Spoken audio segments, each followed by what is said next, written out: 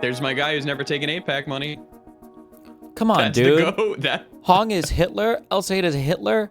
Even DAC didn't run on prison abolition or ending the West. It's me, but yes, I view someone seeking out Hassan to campaign with them, the same as someone who sought out Nick Fuentes to campaign with them. They're equally disturbing to me and a huge red flag on what they really want. Oh, and then here comes Pisco with the intellectualism. He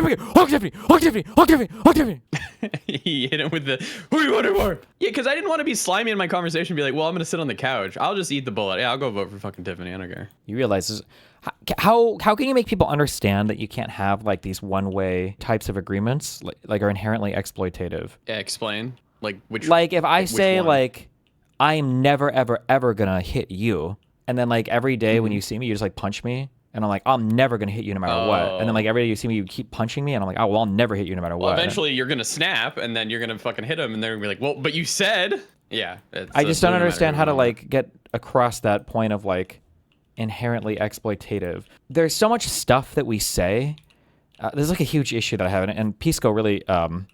I think this comes out with his hypotheticals. There's a lot of stuff we say, there's a lot of values we have, but they presuppose some like underlying thing.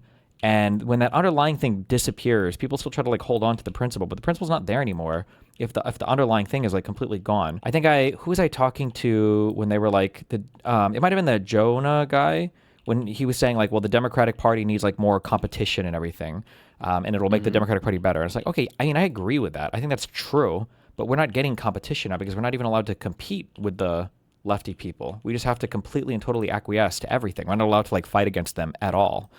And these aren't competition either. These are like people in a. I mean, I guess that they are, but they mask as Democrats, which they're not. Yeah, they're playing in a way to take advantage of us. And I feel like sometimes this is like the hardest thing I think to get across with the whole tit for tat stuff. The idea behind tit for tat is not so that we're fighting all the time. It's so that we don't fight at all, or at least you dramatically limit the fighting. Like if you say like, well, if you hit me, I'm going to hit you back. Nobody says that because they want to fight. They say that because they don't want to get hit at all. And if the other person understands that, then ideally they wouldn't, you know? So I don't know. It's just annoying. I mean, we're going to have to hear the, well, but you said blue no matter who discourse for the next fucking years. But that's honestly, it's on us. Yeah, but we shouldn't. Yeah, no. It was good. But the problem is that they didn't want to do that. So then, okay, then we're not. But they're the ones who didn't want to do the blue no matter who. So they didn't follow the social contract. So why are we expected to? Yeah. Yeah, I don't. And then also, yeah, and even in my subreddit, people were saying this, like, I was like, do you think blue no matter who? Did that mean every single Democrat over any Republican into perpetuity? We're really like that partisan? Is that no? That's not. If anything, that's not me. I mean, nobody would expect me to be that hyper partisan. I would hope eventually we could go back to like Congress working somewhat together, but I don't know if those days will ever come back. Sure. Oh, you're not going through the thread? It's just more like they say brain dead conversation with Pisco and Sorbo. I don't know what is it. It's just gonna be like, you gotta vote for them. We're gonna back up. Like I don't know what else. At least break it down. It's good content. It's boring as fuck. You're an accelerationist of a different sort. It seems like these are all the same brand. I don't know how to factor into these arguments. This is like if he hits me, I really am gonna hit him back. Oh, so you like violence? You love violence? You understand then that you're the same as him? You love violence? It's like, okay.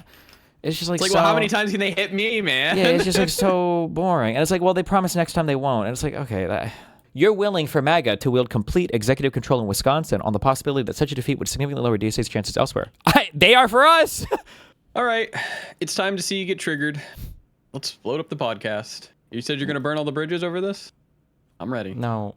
Who is still in good graces? Who's in bad graces? Everyone now? is in good graces. Hutch because I'm friends is with in the everybody. greatest graces.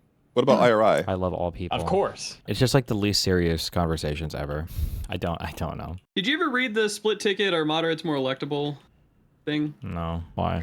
They bring it up here. Well, I'm curious because it's showing in like 2024 that like Blue Dog moderates are way more electable than like Freedom Caucus Democrats, but that's not what happened at all in the presidency. That Blue Dog Democrats are more electable than Freedom Caucus Republicans. Basically, this study is basically saying that more moderate candidates are more electable than more radical candidates, than more progressive, I guess, candidates. Sure. I don't understand the reference to the presidency, though. I'm saying, like, how did people not continue this trend of moderate Democrats beating a radical candidate, aka how did Kamala not beat Trump? Oh, everything is like so weird politically. It's very hard to like just do a conventional analysis to try to understand what's going on. Number one, race or whatever, yeah. But number two, it really depends on what you're talking about. As weird as it is, and I hope I get clipped by all of the fucking politically illiterate dipshit Hassan fans or whatever, but like Trump was in many respects like the moderate candidate. If you're only analyzing on like political positions compared to the neocons on the stage, Trump, it's hard to speak coherently because he's said so many different things, but like at times like Trump was more moderate on things like abortion. Now in later interviews he said he would jail women for abortion. He was a lot more moderate on like foreign policy. He seemed to be more no wars or whatever. Yeah. Well, I don't know if he quite said no wars, but he was anti-Iraq and everything later on. Policy-wise, Trump was actually quite moderate compared to the Republicans on stage. But then, yeah, who the fuck knows what happened with that? I think it's time to do a little research on Joseph McCarthy and become the new McCarthy. The guy wasn't simply a cartoon villain. History often makes him out to be his supporters. Argue he helped expose real communist infiltration during the Cold War and pushback against Soviet influence by the government. I don't know. I have two huge issues with like the growing socialist thing in the U.S. The first is on like just on an intellectual level. Just the commie shit is just so fucking brain dead. But I don't even know if that's my biggest problem. My second problem is like the actual, and this is like crazy shit. I feel like I'm back in my fucking mom's world of her talking about fucking China and the Soviet Union trying to take us over again and shit. The amount of like foreign subversion with these weirdo fucking actors that are colluding with and coordinating with like the enemies of America that constantly dick suck them and everything is really, really, really, really, really fucking weird. And I super don't like that nobody, I guess, is aware of it or can see it. Holy shit. It really bothers me. But the moment Keith went mask off on here, it literally had me spit out my tea. It's because I'm obsessed with lefties, I guess. Nobody knows these accounts online. He is one of the worst accounts. He is one of the worst accounts. He's such a horrible fucking poster. Oh my God. The thing that I hate the most too, I feel like these fuckers all coordinate with each other to mind fuck me, okay? Pisco's like, I'm going to remain the bad guy because that's just my role right now because I'm a debate pervert. I think the most surprising pushback I saw on this last night was Soy Bill actually gives like, I think it could have been a million times stronger, but he does. I'm like, oh, okay, I appreciate it. But then it puts me back in this weird world. It's like, does nobody see this until like do you have to have the guy on here saying the most retarded shit possible right in front of you? But this also furthers my idea. Sorry, I'm not completing my thoughts. It furthers my idea that the big failing that has come from all of this is the lack of good media coverage of anybody. You don't have people who are pushing back against these people or even asking them the right questions to make people aware of all the crazy shit they believe in. It's just not happening anywhere. Nobody knows how wacky and wild these motherfuckers are. It drives me crazy. Wick is a god. Yeah, Wick. And he asked the right question. Did Hassan truck his dog? I put some questions together for just this. Who did you vote for in 2024? Did Hassan truck his dog? Do you think Hassan Piker is a threat to the Democratic Party? Are you for a two-state solution in Israel or / Palestine? Who started the war in Ukraine? I think we can get there with all those. Oh, hold on. Reading. I'm sorry, I couldn't help myself. yeah, he did. Cause I knew it. Cause I seen it before. Yes. I knew it. Yeah, you better believe that. All right. Sorry, it's not Tigger meme. Sorry, I was spamming at. I think I was spamming at Wick and Hutch last night. I was like asking about the dog shogging. People need to see it. It's not when people say it's like this isn't a thing that matters or whatever. You're right. It doesn't matter. It doesn't. The thing itself doesn't matter, okay? Hassan likes to torture animals. He's a sociopath. We know this. What matters is that you're willing to fucking lie about it. That's the incredibly fucking weird part. Senate race. You're conflicted. You're conflicted. I'm a little bit conflicted, yeah. What are you conflicted about, Hutch? Tell us what's in your soul. Inside you, there are two wolves. Explain wolf number one and wolf There's number two. There's a gay wolf and a gayer wolf. Well, listen, I like El Sayed. I like his policies. I hate these DSA motherfuckers so much. On paper, El Sayed I think is a really good candidate. But I don't know if I could ever bring myself to support these fucking DSA or DSA adjacent people. Holy fuck. I will not be voting for El Sayed. This is what I'm hearing, Hutch. I'm hearing spite-driven positions against people who I also hate for not voting for Kamala in 2024. But why should we act like them? It's not spite. He's creating. I need you to understand how mind fucked you have all gotten in today's political climate. This weirdo question is actually the most normal thing in the universe. When somebody's like, why do you want to do what they're doing? It's actually super normal. Treat people the way that they treat you. That's actually the most normal thing in the universe. It's actually super normal that people would reciprocate to another person how they treat you. Leverage. That's the smart thing to do if you're a voter, right? Well, I disagree.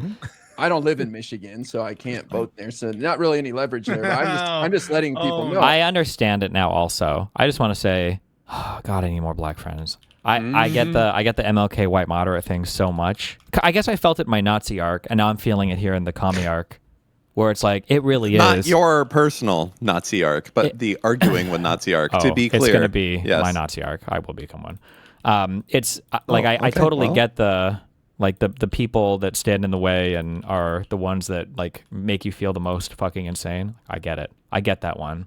Mart. I call him M. I call him M King. Oh, I can't. I will not vote for him, but I hope other people do. That was nice. That was nice. All right. I thought you were doing part of the meta performance. You were being sincere. You were being sincere in a way. Oh, that's true. Guys. Yeah, that's true. I didn't even think about that. It's true. Yeah. I too. If he's in the general election, I'm not going to do it. I'm just not going to do it. Good. Yeah. I are we trolling? This is a troll, right? I think we should do blue no matter who. Listen, you have the best reasoning there ever to do this. You know he will be 100% moderated the second he gets elected. Who? Yes? Syed. Sure. What do you? Yeah. Think about how fucking mad they're all going to be if you were pushing for him right at this point, and then he becomes fucking moderated, and they all abandon him. 100% that will be the case. This is a guy, he's just like Hassan. He wants power and influence, and the only way to have that happen who's is the if guy he like moderates that? himself. Okay, Syed. The issue is not how they govern, because they've gotten smarter in how they do shit. They're not who they're in bed quite with. as retarded. Yeah. The scary thing is the moderated thing, because what these guys do is they're able to hold the door open for wackier and crazier people behind them, basically. And them moderating helps them do that. That's kind of the spooky part. If that happens here, we'll see. That is happening. That's already happened. We're already we at saw that. it with Mamdani and Correct. Endorsing Chevalier and whatnot. Yeah, but and AOC and somebody else, I'm sure. But those are the big ones. Oh, and Bernie. Yeah. Yeah. And it's annoying if they get into bigger positions like the Senate or governor spots, because it means they can hold those positions for quite a bit longer. 6 years. Yeah. This is a troll, right? I think we should do blue no matter who. Including people who supported genociders like Kamala Harris, like Genocide Joe. No, I mean, obviously it's a troll, but we should troll. We should troll. I mean, I think it's morally correct to troll in this fight. Why? You can't. Hutch is so fucking wrong. You can't troll. You can't be mean. You literally cannot do or say anything bad about any of the leftists whatsoever, ever. It is always the wrong time to punch left, and you should never be mean about them ever in any way, size, shape, or form. That's the rule. Come on. Well, I mean, very few often times in life do you get an opportunity to use someone's exact rhetoric and then have them be like furious with you. And there's no way I'm going to resist that. I mean, I'm just, yeah. I'm all for like calling these guys hypocrites and telling them like, hey, you don't even believe in vote blue no matter who, so shut up. You don't get to hold that over our head. Well, we can tell them they don't get to hold it over our head. Oh, we're better than them, and we get to actually say, yeah, it's good when we do it in both cases, that we should vote blue for the person who's going to beat the MAGA person, right?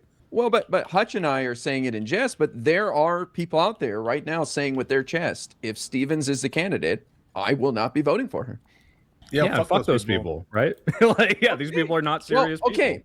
But that saying fuck those people isn't going to accomplish anything, but maybe showing them how infuriating it is to hear that when it's coming from the other side might actually make them go, you know what? I don't like this. Kind of like little kids. A relative posted that you can be a Democrat without having to be a far left extremist. I mean, look at John Fetterman. What are your stances on him? And can you list who you think are good examples besides our boy Ossoff? That question just turned me into a socialist. Thank you. Kids, where you could scold little kids, but if you show them and have them experience that they don't like that, then they may be less inclined to do that. Yeah, sure. The problem is, I think that a lot of people are sincere, and I say this like also pretty annoyed also really fucking having done this conversation now for, I don't know, 4 or 5 days and having some basis to say this, there are people who are saying that the lesser of two evils in the Wisconsin governor's race is Tom Tiffany, the MAGA Republican, Tom Tiffany, who said he would overthrow the 2020 election. I don't know who cares about would overthrow the 2020 election. We're in 2026, bro. We're past that. Okay? That's done. That's done. He would vote not to certify Joe Biden as the victor.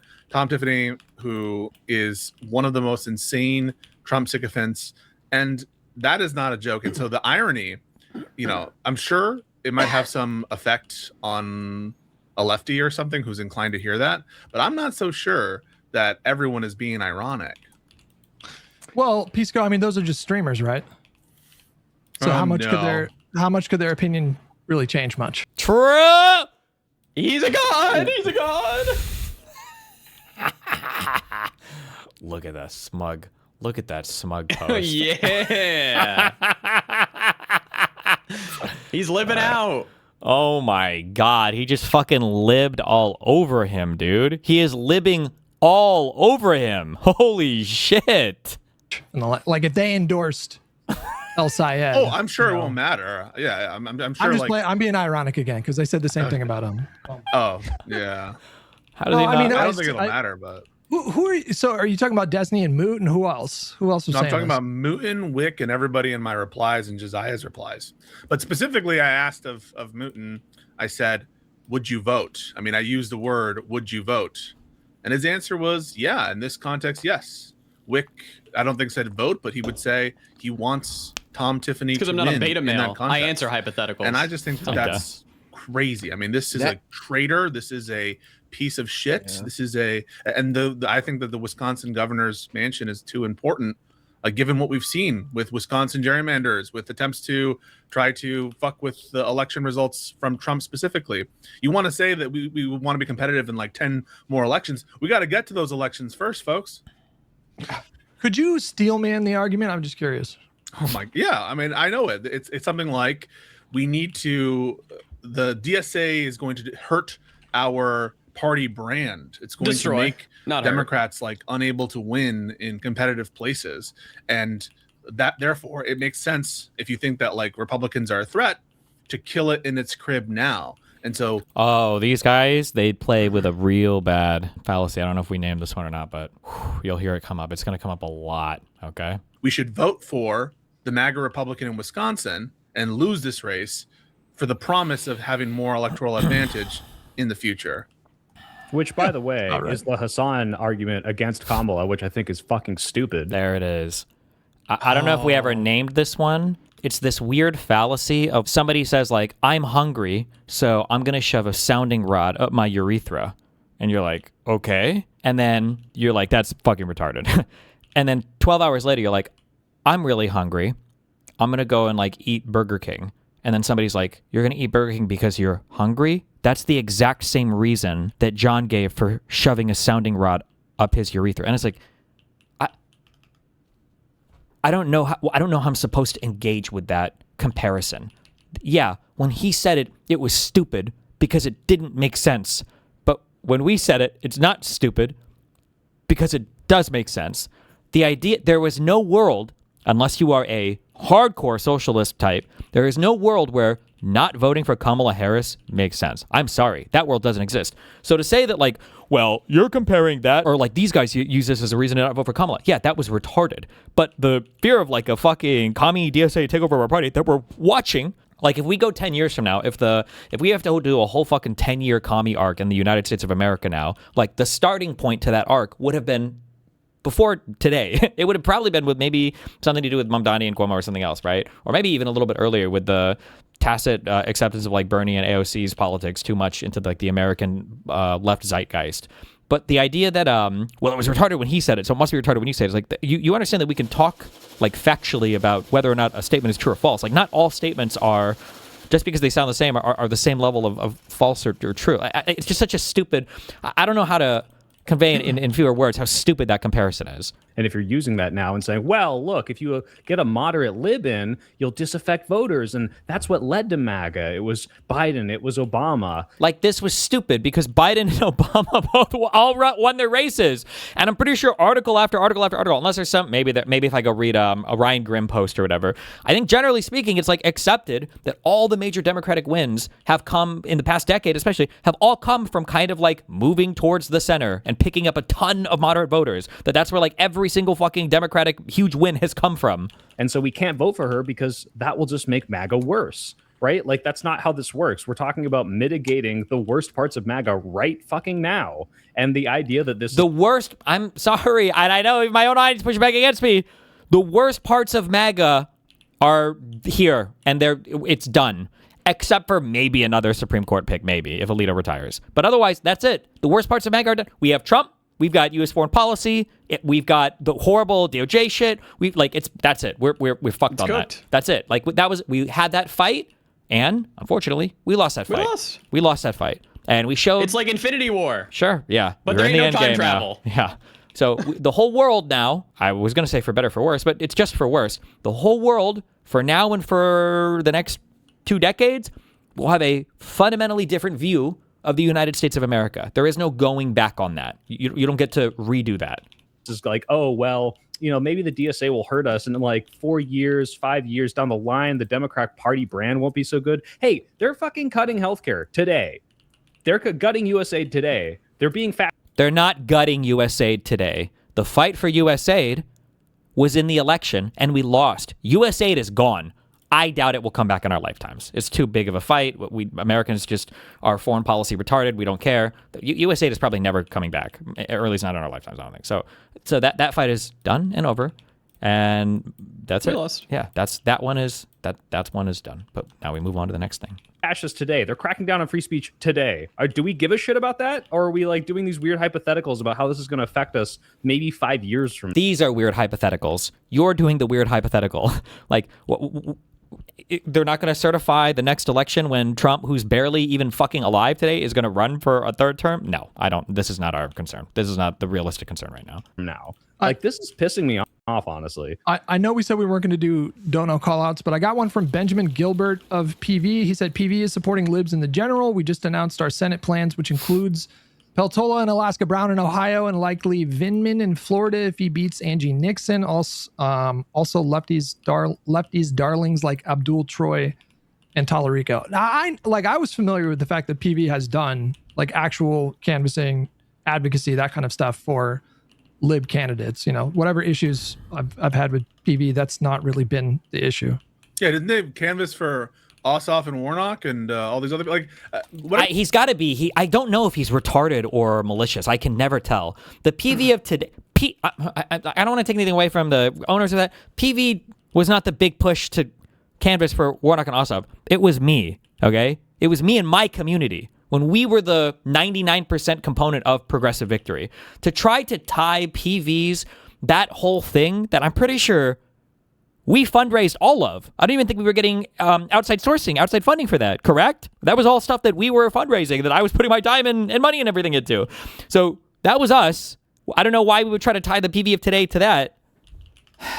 Whatever you want to say, I just think that like people who, and I'm seeing individuals saying like, I'm not doing the Steelman correctly. Go look at my exchange with Wick. Wick says, it's like a game of chess, don't you know? I'm sacrificing my bishop to like protect to win the game. And so tell me why. I mean, there's kind of two strands of it, and it's unclear what someone is invoking at any given time. There's the strand of imminent illiberal takeover of the party and turn to Stalinism. There's that strand of it. For the big things too, so because Pisco, I think to some extent, I make fun of him a lot. I make fun of Pisco because I see him in me. He's a younger man. He's a younger version. I actually don't know how much younger Pisco is than me. Also, he's far more accomplished career-wise. Well, it's not fair. His legal career to my... He's... Okay, I'm not trying to shit on him in that You are better than him, dear leader. Shut the fuck up. I think that Pisco sees things like very discreetly instead of like broader things, which is how I see things, is like one of my biggest weaknesses, arguably, especially for politics. He has just no I've said this a million times, like no macro understanding for anything going on at all. It's just like a discrete thing. Like that's it. Hear what someone is invoking at any given time. There's the strand of imminent illiberal takeover of the party and turn to Stalinism. Like I don't even know if he would be opposed to that. I'm not sure mentally, like if he even thinks that's a bad thing. I truly can't tell sometimes with the way that he speaks. But there's that strand of it. And then there's a strand of they're going to make us so fucking unpopular we'll never win another election. And I just think that the both things are just not serious justifiable bases to vote for a traitorous MAGA Republican who tried to steal the 2020 election in one of the most pivotal swing states in anticipation of the 2028 presidential election, which is the election that most matters. It's what you have to be focused on. Yeah, like I'm open. If people were saying like, oh man, like DA is what you have to the 2028 presidential election. You want a hot take? I think that for the first time in my lifetime, and I don't know if this will change in 2032, and the first time in my lifetime, I think there's going to be an election where I can safely say this is not the most important presidential election of my lifetime. I don't think the next one will be anywhere near as important as the last one. As the previous two? I think 2024, 2020 was a big one too, correct. But you know what? There's just this weird world. There's a weird world where things work out in weird ways sometimes. So one thing I've said, this is like a hot take that is based on basically no international political historical understanding. So take it that we're going to solve. But like in some ways, I think that we got really, really lucky that we were so eager to nuke Japan, because I think that we put on the table very quickly the idea that like nuclear weapons are like a very special thing, and everybody around the world kind of has to be kind of afraid of how fucking crazy these things are. And that if we hadn't nuked Japan and that nuke thing was still brewing in the background, that the first exchange between the First and Second World during the Cold War, that might have been unbelievably catastrophic. It might have been 20 nukes flying on each side, and then people would be like, oh shit, okay, hold on. Now we can't do this anymore. I think that if Trump would have won in 2020, it might have been so much better, because he really got to reapproach the board getting that 4-year break, because Trump really didn't understand. Assume everything I say today is deadly serious, okay? Because I say things I don't know, people think I'm exaggerating. He really did not know how government worked. He really did not understand how government worked. Trump really thought that the president of the United States says, I want to go to war here, and I need the DOJ to go arrest that guy. He really thought that that's what the president did, because Trump's understanding of the U.S. government and politics and everything is cooked by social media algorithms, unironically. That's what he thought the government did. And he had 4 years to reapproach the office to really understand, okay, if I really want to do the crazy fuck shit that I need, I don't need strong Republicans, because he had strong Republicans. He needs sycophants. He needs absolutely sycophantic followers. And that's what he did in 2024. So in some ways, him winning in 2020 would have actually been way better for the country, because he wouldn't have had the time to really think about like how fucked he needed everything to be. So I think that 2024 were... I think that was 24 was I think the most important election of my lifetime. I don't think the next presidential election is going to be anywhere near as important. But I mean, it'll still be important. It's a presidential election, but election, which is the election that most matters. It's what you have to be focused on. Yeah, like I'm open. If people were saying like, oh man, like DAC is crazy, I would vote for John Kasich over. Okay, yeah, he's not a MAGA Republican. He's probably more moderate. He doesn't want to destroy liberal democracy with this org that's saying, destroy the Western civilization. If he won in 2020, the COVID recovery never would have happened. It would have, because people around him, because people knew that he was a retarded fucking child, and the people around him were still keeping his ass in line. They were. That's why, even though he didn't know fuck all about the lockdowns, he was kind of sort of, Fauci was giving guidance and states were locking down, and he didn't really know what was going on in Afghanistan. Even though he wanted to pull every fucking soldier out on his way out because he was throwing a temper tantrum, they didn't. Like, the people around him were still roughly holding him accountable. But that is completely gone now, so. But that's not what we're talking about. We're talking about MAGA Republicans. That's like where vote blue no matter who came from. It wasn't vote for the Dem every single time. This is politics. If you don't like the DSA people, primary them. You think the left will ever have that? You think the left will ever be like that? You think the left will ever give you that great? Like, no, they won't. Who the fuck cares? Who cares? Like, no successful political movement in this country is working with a side perpetually backstabbing it. Like, what do you mean, who cares? The Republicans do. That's how they operate. And so do the DSA types. That's how they operate. I don't understand how nobody sees. It's like you're making fun of demanding fealty to your political party. You're making fun of the fact that people are like, hey, if you're going to be part of the group, you got to vote for the candidates. Like, I don't know how these guys have somehow contorted their small minds into thinking this is such an absurdly insane ask. You're going to demand? You think it's reasonable to demand that people have to vote for the candidate? That they have to vote for the candidate? Like, hello? Vote blue no matter who literally came from trying to convince these motherfuckers to vote for Kamala. And none of them endorsed her anyway. So it's like, okay, well, fuck it, I guess. They're deeply unserious and they don't have these like, principles. Yeah. We call that shit out. It's fucking cucked. And I'll say it right now. It was cucked for Kyle Kalinske not to endorse. Like, he keeps saying this too. Like, well, we call it out. No, little bro, you never get the chance to call it out. You're never going to go on their shows to call it out. You literally justified to Mooten and Wick and everybody else why you don't go on their shows and call it out, because you want to go on their shows and do law review or whatever, which is fine. I get it. But I mean, like, what do you mean? When are you going to call it out? Show me the VOD. In every single one of these elections between Trump from 2016 onward, it was cucked for Crystal Ball to not publicly do it. It was fucking cucked for Hassan not to be vocal about it, regardless of whether he actually did. None of their fans are going to see you say that. They do not bring you on to give that perspective intentionally. Vote or not. It was cucked for all of these people, including and especially left-wing commentators. And I'm going to be consistent. If you want to go back on vote blue no matter who, and again, that is just a proxy for have a really, really high bar. I wouldn't vote for Hitler if he were a Democratic nominee. Yes, you're right. There are some lines. This person Hong does not cross the Hitler line for me, okay? And compared to a fascist, it makes me think, honestly, that some of the Republicans were right in one sense, that many of you weren't serious when you were calling. Oh my God. And now the smug sense of fucking superiority. Are you serious? The Republicans are right. Oh, anybody.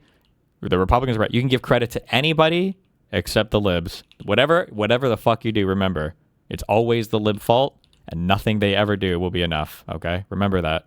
Trump a fascist threat. That's what it makes me think. Wait.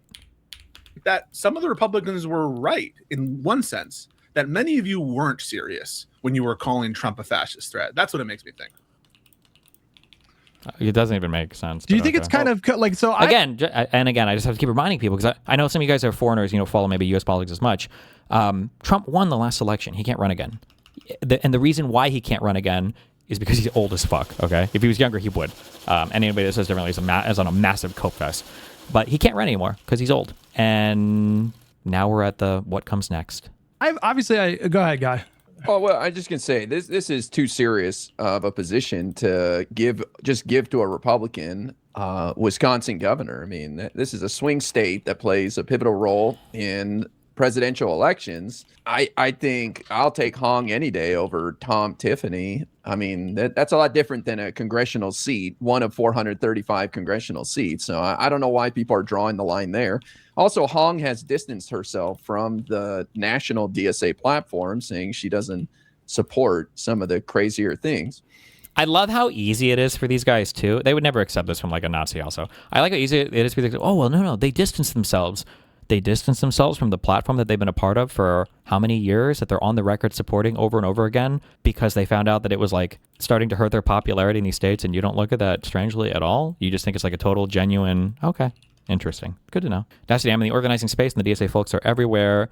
They want to core out the body of the Democratic Party and replace it entirely, and I can see them coordinating. Sure, that's not surprising. I mean, listen, I wish she would just lie more. I don't know. Did you see her Fox News appearance? Yes. It was bad. It was really, really, really bad. Very And robotic. Yeah, she's not a charismatic person. I agree. it's not her charisma that's the problem. I can I love tolerate. Guy. I don't care what happens. Rizless I love politicians. him, That's fine. Me and him, I hope, because I'll be an honorary. I'm trying to get my honorary Israeli citizenship. I hope we're bunking together in the camps. Me and Guy. Hell yeah. Hell yeah. Hell yeah. But it was I don't know. When I watched that, I legitimately asked myself, like, is this woman a plant? Like, is she actually here to like fuck the Democratic Party? Because I don't know how else to explain some of her answers, given that she's running for governor in a state that was ground zero. Is the Republican Party unironically easier for moderates to take over than the Dems are right now? Right now, maybe, but only because the Republican Party just had their fucking loony slopulist arc. Now the Republicans will have their antibodies for a few years, maybe. Yeah, we're like, okay, well, whatever that was, that didn't work. That was fucking horrible. That was crazy. But the dream was, okay, cool. Now that they've gotten their slopulous shit out of the way, now we can go back to doing like real politics in America again. But I guess that's not true because now we get to have our own fucking slopulist arc. For the 2020 riots, which have been used as a cudgel against the Democratic Party, I mean, still to this day, 6 years later. And so that did not inspire confidence in the general. I mean, I agree. Well, do you really think MAGA is over? What makes you think that? Because MAGA is a cult. And I mean that in a sincere, remember, I'm not, no hyperbole. I mean that sincerely. When Trump is gone, nobody has the combination of things that made Trump the success that he is. I don't think anybody has that combination of things. There might be, like, MAGA might carry on in some way in like how MAGA maybe was like a carry on of like QAnon or like the Tea Party or whatever. But in the way that it is now, it's going to be something different. And you're going to be, bro, you think that liberals or Democrats constantly saying, oh, I'm not Trump, you think that's good, or that was a poor strategy to try to win elections? Try doing the whole, I'm not Trump, when people like fucking JD Vance have spent like their entire, the entire last half of Trump's presidency, the entire last 6 months trying to distance himself from the Trump presidency. Like, Vance has been running away from this guy as fast as he fucking can. No shot. The Republicans will 100% have their own insurgency again. Tucker, MTG et al. Are already formalizing something. Well, yeah, because they're also looking for what comes next. It's not good. MAGA is on the way out. Okay. I feel like I've been saying this for a couple of years, where like once the midterms hit or approaching the midterms, it's going to get really weird. Even before Marjorie Taylor Greene dropped out. I don't know if I called her dropping out, but I'm pretty sure I've been saying this, that like when the midterms are here and gone, Trump's not going to have the nominating power anymore. And he's already fucking old as fuck, and people are going to look at something else. That's why you're seeing the Tucker Carlson shit. That's why you're seeing the MTG shit. You just have to be ready for what comes next. I would not be so confident things will change. Vance still hops on Joe Rogan, and these people still believe in radical beliefs. They won't be winning anytime soon, but the MAGA people exist. It's just not going to be MAGA. It's going to be something different. JD Vance is so much smarter than Donald Trump, okay? Like, if JD Vance wanted to do, like, a Trump-fasci agenda, he might be the guy. And I don't know. Like I said, historically, these movements have always failed for one reason or another, and hopefully that's still endemic, or not endemic, intrinsic to the types of people that are drawn to these movements and everything else. But Vance could do so much more than Trump does, and I mean that in the worst way possible. He's so much smarter than Donald Trump. It's almost an insult to call somebody like that MAGA. He's just he's better at everything than Trump is. People do not understand how legitimately average or below average IQ Donald Trump is. He's just not very smart. And people like JD Vance is very clearly like he's a Yale grad, isn't he? Am I right? Jeez. And a real, yeah, okay. Vance is a smart guy. He's smart. and he does have a JD from Yale. Yes. I tried to warn about Vance late 2024, but people just told me Vance doesn't have the showmanship and charisma. I don't think he did. If you look at, dude, Vance is like he was such a fucking loser. I don't know what happened. I feel like he's become so much more endearing. I don't know if it's a sign of the times. I don't know if it was just that particular interview. I don't know if he's grown as a person. Maybe I just have a different perspective of him. I'm not sure. I just think that Joe Rogan interview was just so much better in terms of him just seeing like a more endearing, chill kind of guy. I don't know. But maybe it was the Peter Thiel reprogramming. Yeah, maybe, actually, yeah. Or maybe it's the Trump effect. Like, looking back at Bush, I'm like, I didn't know that we had a fucking Einstein as a president. But maybe it's just because Trump is just so fucking horrible. I don't know. What they underestimate is that the socialists / progressives live and breathe what they believe. They are a force and have been planning this for decades. I don't know about decades. They are. The biggest problem, though, and I think one of the things that mindfucks like Pisco and all these other people too, is that, and then that Jonah guy, and they keep playing these like games on this, is that the average DSA and the average like frontline DSA progressive person like really is just a like progressive. Like, they just want like more regulated capitalism or more affordable housing or free healthcare, whatever. Like, I think these are the average people, but the leadership is very subversive, and that should scare you. But while it's true that the DSA leadership is more radical than the average member, how far do you think the average member would go in terms of just following orders before they realize they aren't that radical? Well, the problem is that the DSA people know that the average member is not as radical as the leadership is. So that's why they're very subversive and intentional with how they communicate a message. It's like the way that they operate is incredibly intentional. So they, like the thing I talked about before about how like Hassan, like I used to make fun of him for this, because I was missing part of this picture. I used to make fun of how he would just like throw in like these random fucking Marxist terms over it. It's like, do you even know what like contradictions of capitalism and tension and blah? I don't even know if you or your audience knows what these words mean.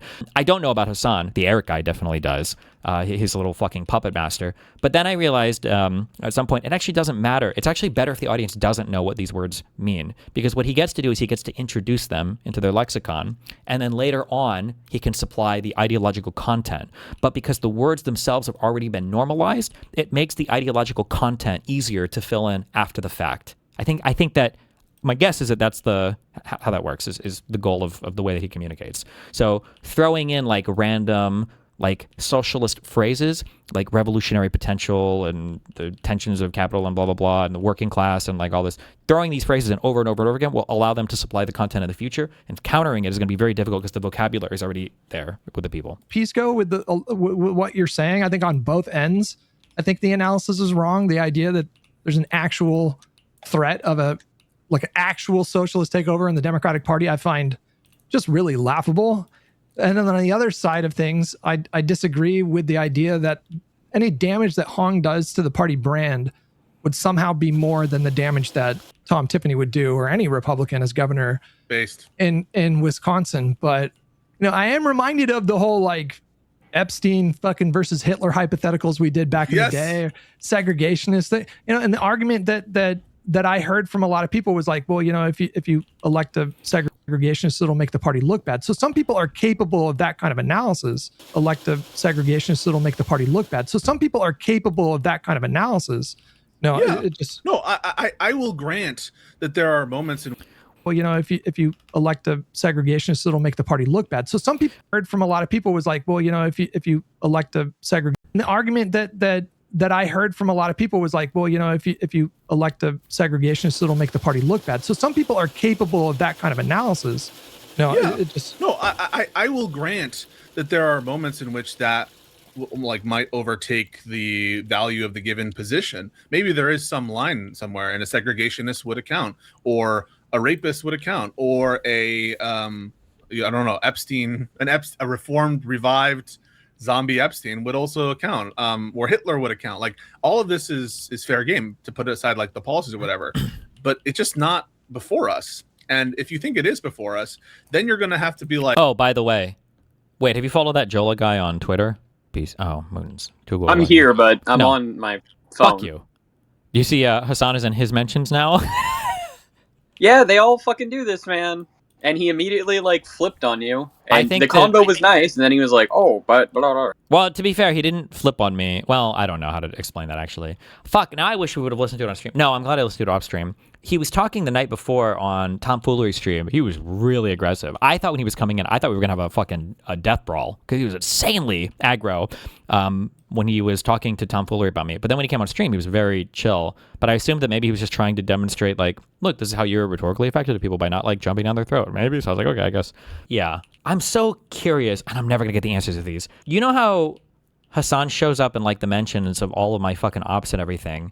I wonder if somebody else runs that Twitter account for him.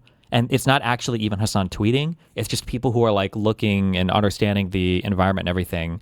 And then they jump into the tweets. I'm not sure. I don't know. It's possible. Well, there's this different line between the governor and the Senate. I would vote for Hong if she were a senator. But as IRI was suggesting, if the Senate... You got people who tweet for you, right? I'm the only one with access directly to my Twitter account. The videos and stuff that get posted on my Instagram or Twitter are from another source. Is it important enough for you to vote for Hong if she were the candidate for senator?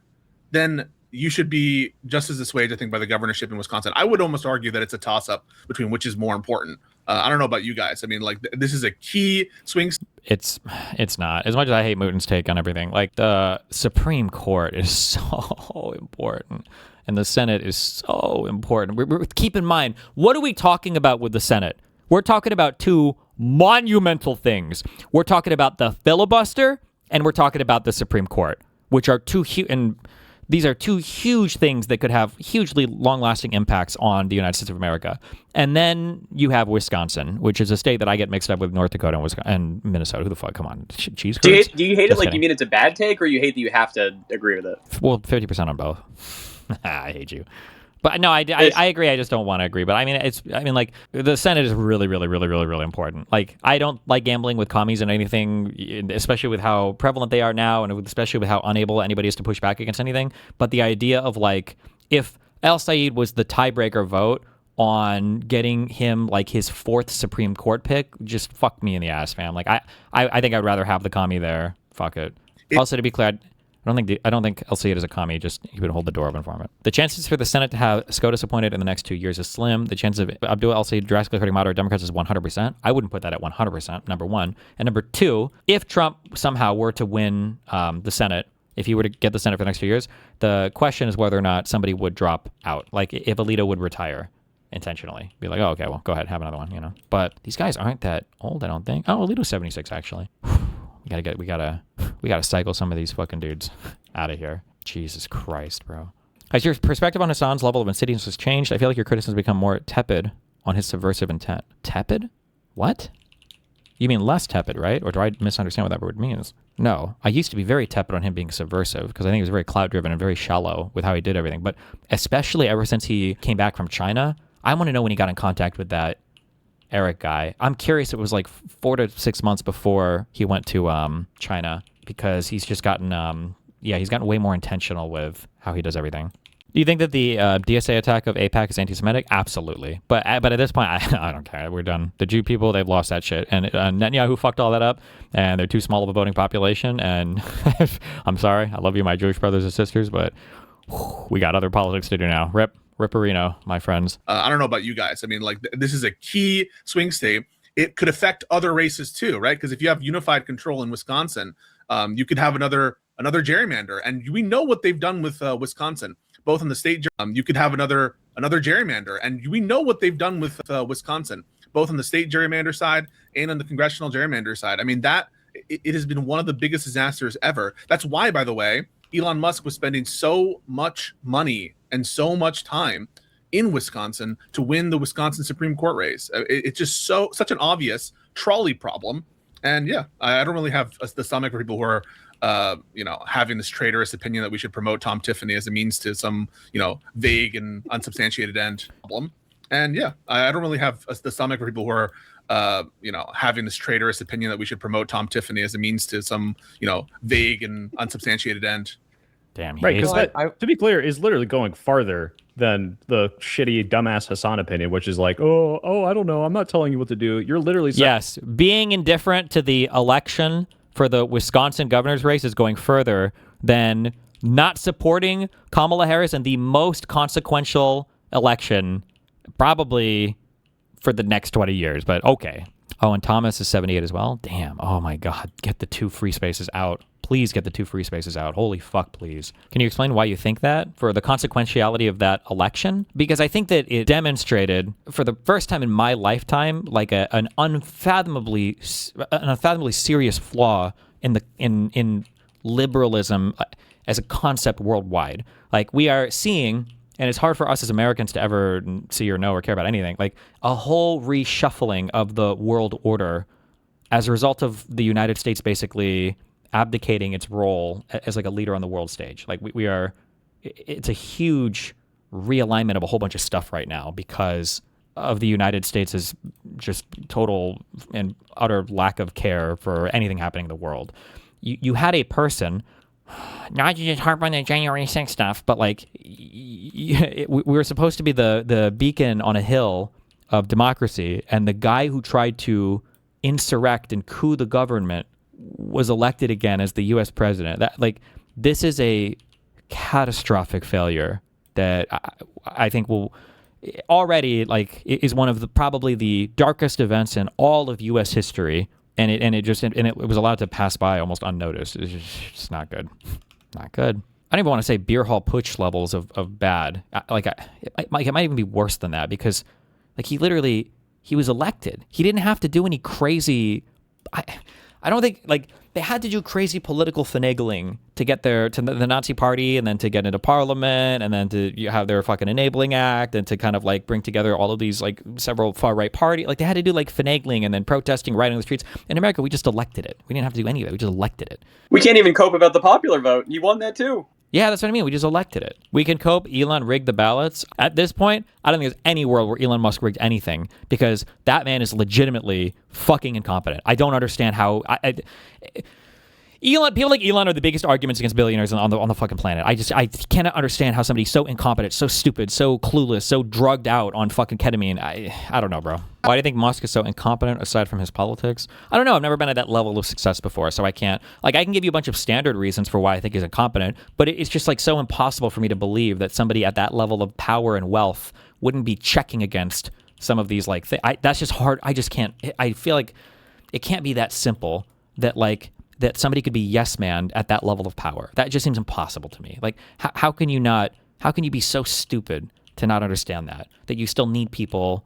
Like, there are stories that I tell about when I played fucking EVE Online about me understanding how important it is to have like a red team, how important it is no matter how gung-ho you are about a particular idea. In EVE, it might have been like a ship fit or a battle doctrine. It's always good to have somebody red teaming you because it keeps you, even if you're not going to change your plan, it keeps the plan more honest, keeps it better. It helps you strengthen. Like, it can't be that simple that Elon's issue is really that he's just surrounded by yes men dick sucks all day because he doesn't like people challenging his. I don't know. But who the fuck knows, bro? We live in fucking clown world right now, so maybe it is. Maybe it is actually that simple and stupid. Saying vote for Republicans, which is like Hassan never did that. Even worse. But Guy, who was the politician that AOC and all the others came out against? She was a Democrat and she was so anti-Semitic that was where Democrats drew the line and said, we're no, absolutely vote against this person. That was a race in Texas, Galinda or something.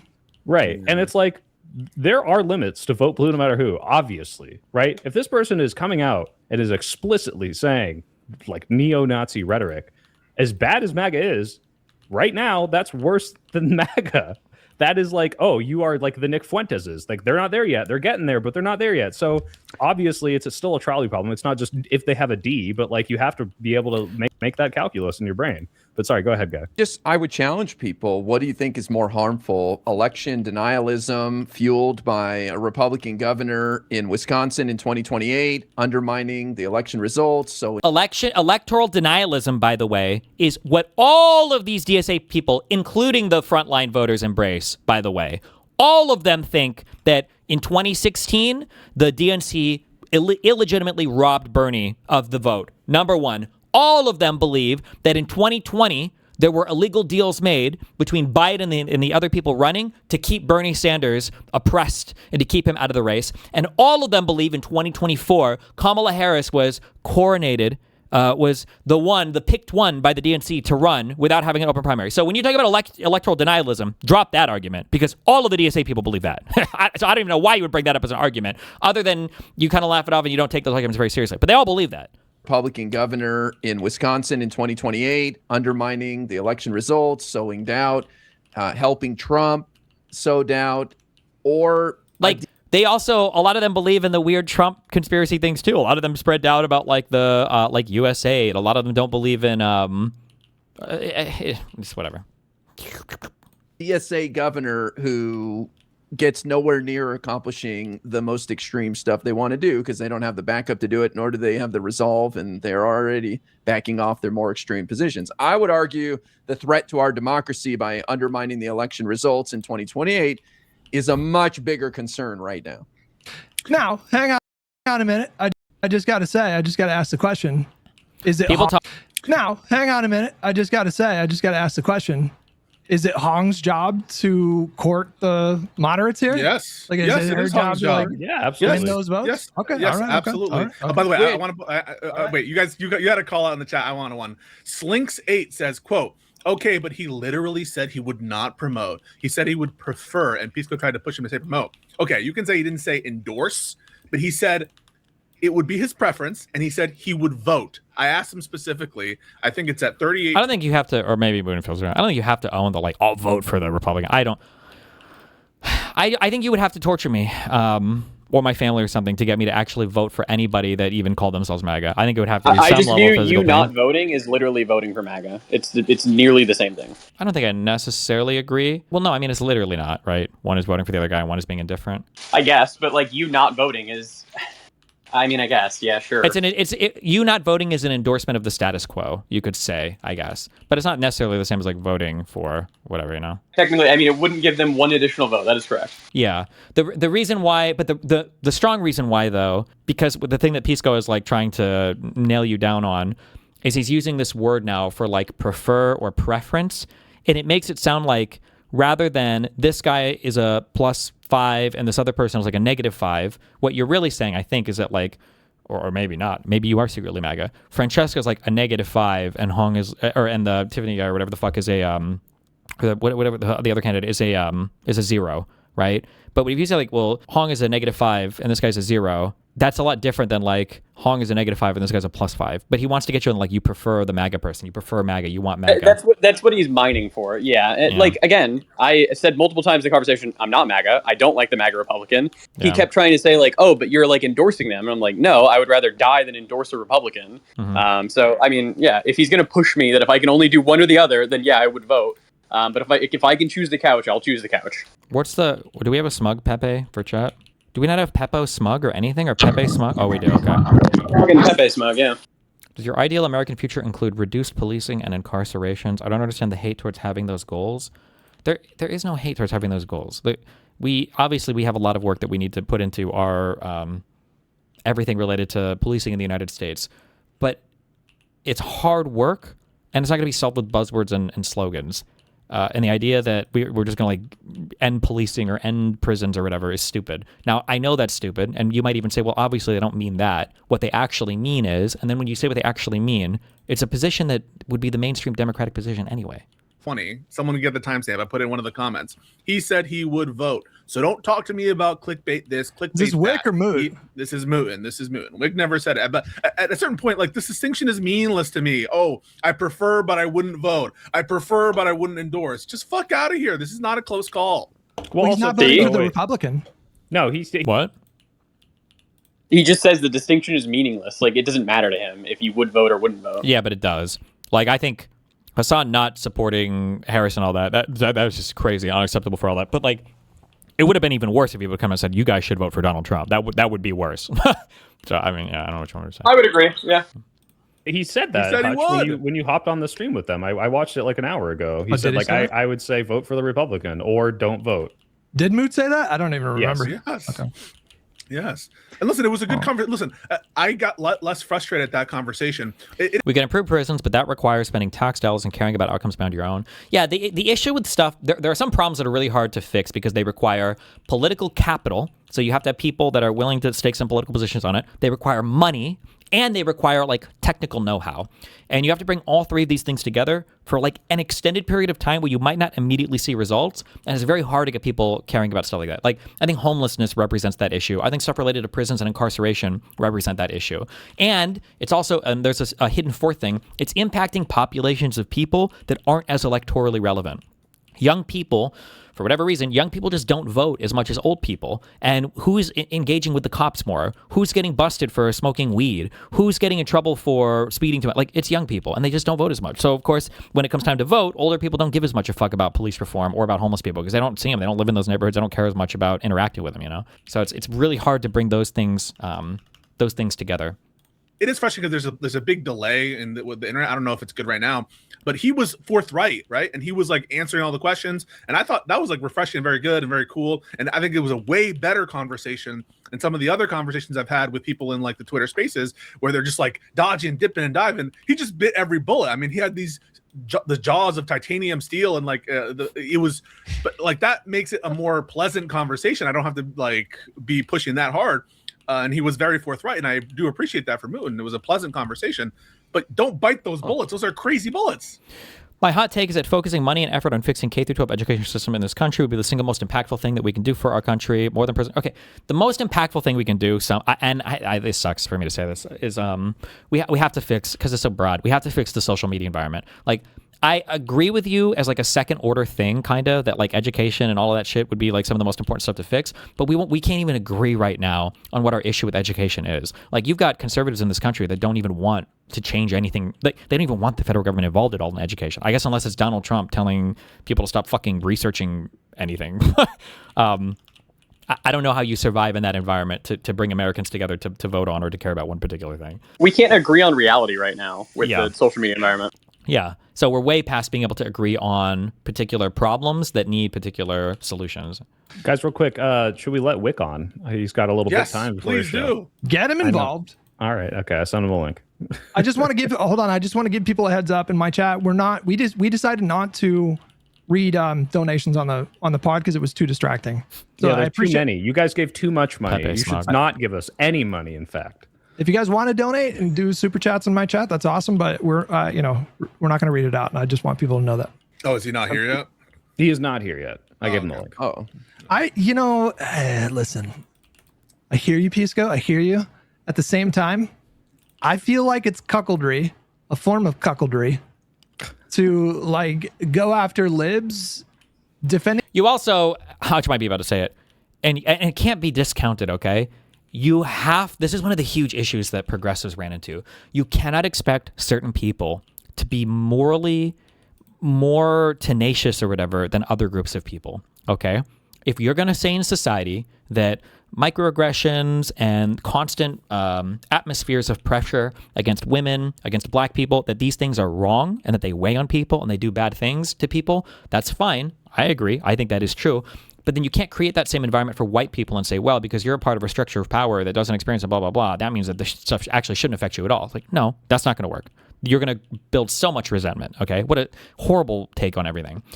If there is no way that you can have a faction of your political party that is openly at war with the rest of the party, and they are. These guys are the DSA types and your Uber, your Marxist people, these guys are openly at war with the rest of the party. It'll never be cohesive and feel good to exist in that environment. I think people who never believed in blue no matter who. Like I'm not going to do that. I just simply defending them. What are you talking about? I simply refuse. What do you mean defending them? Like we're trying to defend the fucking results in given places. That's what we're doing. But you're like, oh, because it inures to the benefit of a left-wing person as opposed to a center-left person, then it's like you're sweeping. And then remember, I'm sorry, I'm stressing more things. Okay, Hobbit's starting to make my positions clear because I'm banning too many people in the subreddit right now. Okay, you have to think about it from your opper's perspective. You cannot create the perfect conditions for them to excel in. Okay, if I were to come in to another environment, what would I want the opposition to do? I would want them to allow me to attack them indefinitely and to dissuade their side from ever attacking me. That's like the ideal, right? You're not usually going to get the ideal. Usually you're going to have to finagle some other thing, but that would be the ideal. But these guys are doing that. They're doing the ideal, is where you constantly hold one part accountable and tell them they can't attack the other part. Well, the other part openly says, we are going to attack you as much as we can. Our goal is literally to destroy you. That is our goal. We're openly saying our goal is to destroy you. We need to replace all of you. We hate all of you. And it's like, okay. Because all that does is it creates the... Progressives used to do this. They called it it's like the little chain stop. They called it like the conservative backslide or something, or the conservative gear slide or something. Does anybody have a picture of this? Anybody know what I'm talking about? But it's this thing that basically you have a mechanism to shift in one direction, but if you try to go back the other way, there's always like a lock that keeps you from ever doing that. And it's, the ratchet effect. Yeah. It's creating this thing in our party that is only allowed to move us in one direction, and you can't push back the other way at all, and it's driving me fucking crazy. As opposed because it inures to the benefit of a left-wing person as opposed to a center-left person, then it's like you're sweeping. Fuck, this is so awesome. We need more of these. God, he's so fucking gross. If I was a Jew, dude, I don't know if I would ever fucking vote Democratic. No, that's not true. I shouldn't say that. It's just crazy, man. I will move my position that I would not vote for Tom Tiffany, but I would not vote for Miss Hong. Wow, hater. I think that's a more defensible position, but yeah. Keeping for Kamala. No, I honestly didn't even see your post, so I don't know the extent of the commentary that you've given on this. But so I didn't have you in mind. I wasn't like throwing shade or anything like that. Oh, there's the Whig class himself, the head honcho. Hello. What's up, man? Jessiah DM'd me or super chatted me and is like, hey, DM Soy Pill to get on Live and Learn. Get Jessiah in here too, man. Jessiah, I know you're watching. Get in here, buddy. Yeah. Come on in. Me and Jessiah had a little back and forth this morning. Pull up a chair. You know you want to. Get in here. He can't resist. Watch. He'll join. Mark my words. Don't worry. As we talk, I'm sure he will want to have a few things to say. Well, before we argue, Wick, do you want to promote your Liberal Action Network? What does that do? I don't know if I want to. Having done canvassing on the phone, I've run into an angry Jew that didn't want to mess with the party anymore. Same goes for one of my good friends, just because they really are worried about the DSA being very anti-Semitic. My Jewish friends I don't think they would ever vote MAGA that I know, but a lot of them were super just like concerned after October 7th, and then also like can't show themselves at all to anybody. Like stopped wearing like I don't know what the Jew jewelry shit that they wear. I don't know any of these symbols, but like they tell me they don't wear this shit anymore post October 7th, and that all of their friend groups, you have to be super careful. You can't post anything about like being Jewish or Israel, because people will start demanding from you, like, where do you stand on Israel Palestine? Like, do you denounce the genocide? Like you have to be very careful, because just outwardly owning these positions is not enough sometimes. Like, oh my god. Oh, I have a friend who had a huge tattoo that they removed. Sorry to butt in, but like even fucking restaurants near us on Facebook pages were having to fight in the comments after after October 7th over like, oh, you guys are Jewish, like you guys are supporting the IDF, blah blah blah blah blah blah blah. So yeah, I mean, people are going crazy. Yeah. Did you see the poor Greek restaurant? Was it in New York City? A Greek restaurant had somebody come by and like tear down all its flags because they were blue. They thought they were fucking Israeli flags. Oh my god. It's just retarded, yeah. Some kosher restaurant in Montreal got firebombed last week. What? Link or ban? Armageddon. Why does Pisco avoid naming you? I think because I'm a banned topic in his Discord and everything, he doesn't want to like start drama that seems one-sided or something, maybe, or doesn't want. I don't know. I'm not sure. I'm trying to be charitable. In Germany, anti-Jewish incidents have risen by 600%. Nobody gives a fuck either, bro. Nobody covers this shit. Nobody really cares that much about this. Did you hear about Mamdani not having Jewish lawyers? Okay, I didn't look into this, but apparently there was some panel of thing that he put together, and they were like, you need to like 14 lawyers or something for it, and not a single one was Jewish, which is a choice in New York City. That's very weird, because that had to have been intentional. But the reason why I haven't brought it up is I haven't looked into it, because like maybe there was a reason for that, but I don't know, man.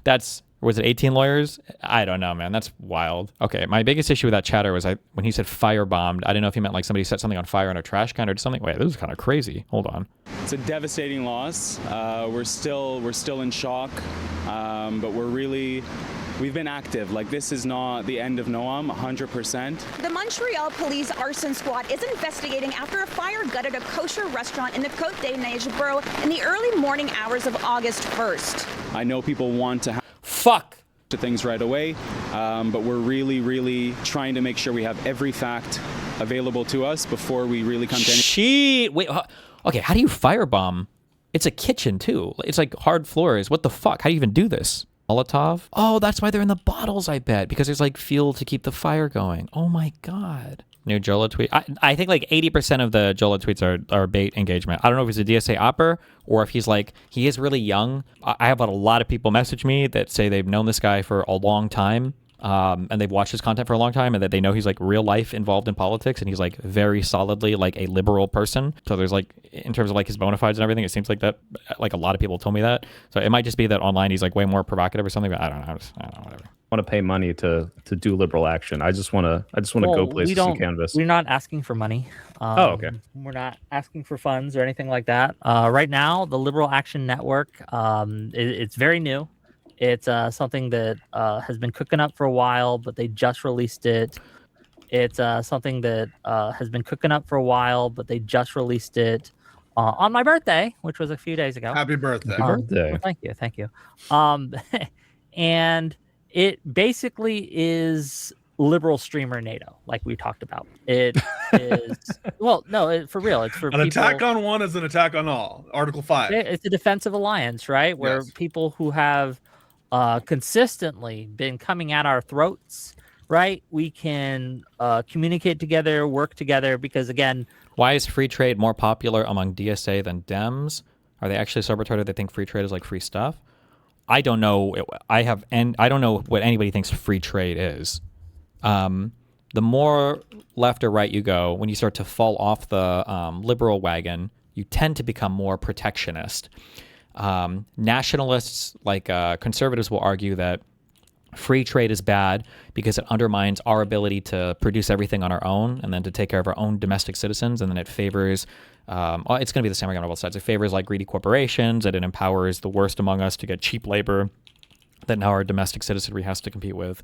And then, the lefty argument will be similar. Generally, populists are opposed to free trade. I think in general, populists tend to be, broadly speaking, anti-globalist. I think it's fair to say. Alone, we get isolated, we get separated, we feel like it's hopeless, like there's no one around that shares our values. But it's a place in a system where we can. Is it even plausible that she hadn't given any thought to the Taiwan issue? No, I think she just I think it was just a flub. That's when I realized it sounds like just a. The DSA enjoyers are free trade warriors, apparently. This is a belief that I think would change very fast. I just think they haven't been signaled enough on it. It wouldn't surprise me, I guess, if most Dems favorable to the DSA are strongly supportive of free trade because they're just like kind of further left, but they haven't fallen, like most people that call themselves like social democrats or democratic socialists or whatever the fuck else, most of those people aren't like super socialists, I think. They're just like people who want the government to provide more services. But the populist, like even Bernie Sanders, I was having to go look up if I'm wrong on this, but I'm pretty sure like even Bernie Sanders didn't like NAFTA. Even Bernie Sanders doesn't like a lot of immigration. That's just a standard populist position. You don't like people competing with your domestic labor force. It's a super, super standard populist position.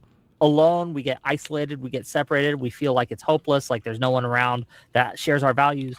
But it's a place in a system where we can just support each other and promote liberalism and brigade lefties and snark on them. Yes. Listen, I'm all for it. Look, you guys go off on your liberal action network, and I think that like that's all cool and base, and we should defend ourselves against bad faith attacks and shit from lefties and stuff like that. And if Josh Shapiro becomes a nominee and there's like this bullshit about the murder shit, I'm going to be adding the Vanguard at some point. I want to have a debate with them because I've been hearing them go a little crazy. See. That's all cool, whatever. What the fuck does it have to do with this conversation? Oh no! People asked me, and I oh my bad. Sorry. Sorry, that's on me. That's on me. I haven't mentioned it. I don't listen to political talks either. To be clear, we're not talking about your fucking book right now. All right. Also, we have to push the Pac-Man conversation. Heads up. Oh yeah, we rescheduled. Pac-Man's a very busy man. Wick, go ahead. So is Wick, are you in the camp that would vote Republican? I'm not trying to put any evil on you. I honestly have no idea why you're up here. No offense. I'm happy to have you up here, but I don't know what position do you have that has brought you to this table? So I think that if I were to be in Wisconsin and Hong were to win the nomination, I think that I would not vote. I would choose the couch. So, but you would prefer the Republican, as you said in the tweet exchange. Hold on. I just hate how Pisco, somehow, dude, he's gotten so bad at arguing the substance on anything. It's always like these fucking cringy, like hypothetical traps. Like anything, he's almost become like a mini like Andrew Wilson, where it's like anything to avoid discussing the substance of the thing, and then just like the trying to trap on the weird, like usually you use you should use a hypothetical to further a discussion, but it feels like Pisco uses hypotheticals to end discussions now. Like instead of discussing the substance or the merit to any belief, it's like, well, would you AirB? That's it? Wow. And then that's it. It's like, okay. If I had my preference, we wouldn't have Hong as a nominee. I know, but given the general, you did say. I think it's just a clip now when IRI is asking you, you don't want to disappoint your like dad, and IRI has this like very fatherly presence about him. He does. And I look up to him. I think everyone should look up to him. And you're hiding your power level. You said in our Twitter reply that your preference is that the MAGA Republican Tom Tiffany in a matchup with they were all super anti TPP. Twitch plays Pokemon. The Trans-Pacific Partnership. I think it's better for the Democratic Party, yes. I think it's better. Why not say it with your chest? Why be like, my preference? Oh, also, people also might be signaling, when they say they like free trade, they could just be signaling that they're opposed to the weird Trump tariff shit as well. That your preference is that the MAGA Republican Tom Tiffany in a matchup with Francesca Hong. I think it's better for the Democratic Party, yes. I think it's better. Why not say it with your chest? Why be like, my preference is this entire thing never happened in the first place? Because when you say it's my preference, you act as it signals that it's my first choice. It's not. We are in a situation. Oh, Wick says this here. He understands. Yeah. That's why I don't like the words, because Pisco's making it sound like you want MAGA to win. It's like, not really. Damn. Quote from Bernie Sanders. As someone who not only voted against NAFTA, damn, but walked on the picket lines against it, damn. There is no question that this unfettered trade deal needs to be fundamentally rewritten. In my view, a renegotiated NAFTA must stop the outsourcing of U.S. jobs, end the destructive race to the bottom, protect the environment, and lower the outrageously high price of prescription drugs. However, where I don't get my first choice, I don't get my preference. And since we are in a situation where Hong has, I think that Hong threatens liberalism in many of the same ways that MAGA does. And I find it more insidious than MAGA because there are people who would never defend MAGA who will defend Hong. And that's why I think she's a greater threat. Now, look, I think that when it comes down to it, Hong's not going to win the general. I think that's what just the evidence a dodge. suggests. That's like just doing a prediction. We're not asking you for your Nate Silver take, bro. We're asking you for your outlook in terms of who you want to win, not what you expect will happen. I think it's better for the Democratic Party if she loses. Yes. You know, I don't think we need to speculate too much. I mean, I don't know if we've ever had a DSA governor, but we've had DSA mayors, I think, right? And we've had, you know, people. They've had some prominence in like local politics. They've done decently well at the state level in some cases. And you know, what was the worst that happened? They did some stupid policies that they ended up rolling back a couple years later. So when you say like, why is Pisco so aggressive against Wick while slobbing on that company? I don't know. That's I don't know how to explain that. I'm not sure. He has a lot of energy for like lib related people, and I never see that much energy for like the Vanguard people or whatever. I don't know. Like Hong represents just as much of a threat to liberal democracy as MAGA. That seems kind of crazy to me, Wick, a little bit, because MAGA, you know, as a political movement, a majority of them think that, you know, 2020 was stolen, and they straight up literally tried to steal an election. El Said's been playing with, and El Said isn't. I really don't like. It sucks how close we are related to kind of all the political shit now, because people can always accuse us, and I've heard these guys do it too. People accuse us of like just being personal and spite based, which is also so fucking annoying because it's like I can walk from bottom to top all my political positions. If anybody wants to debate, like that's not a real belief. There are no political positions that I hold out of spite.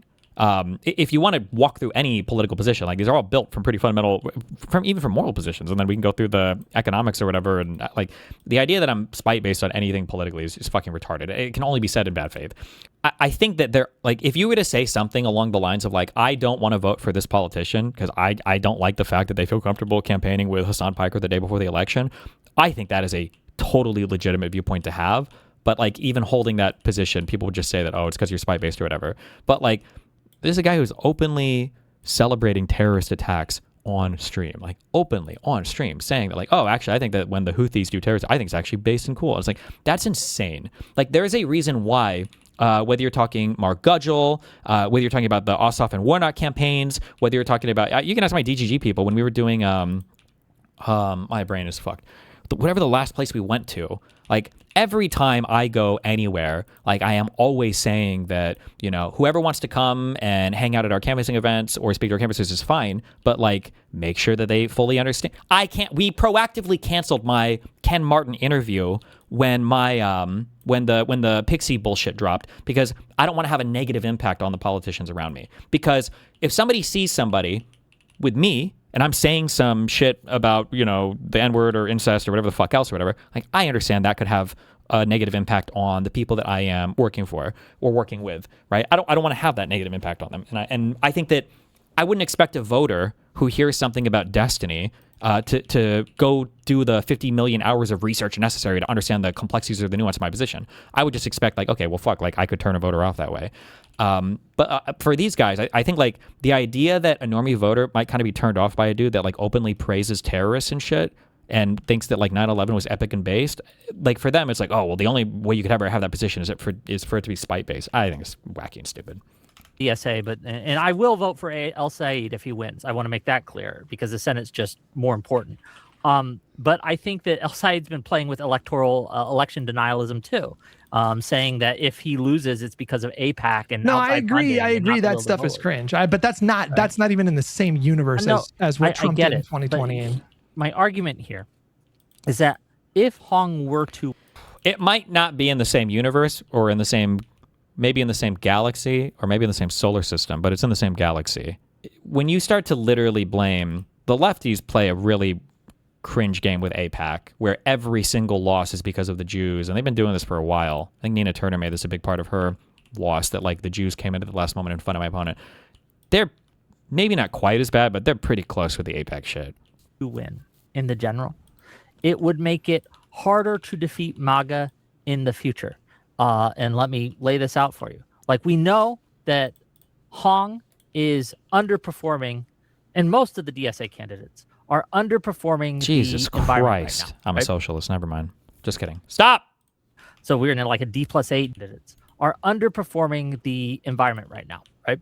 So we're in like a D+8, D+7 environment.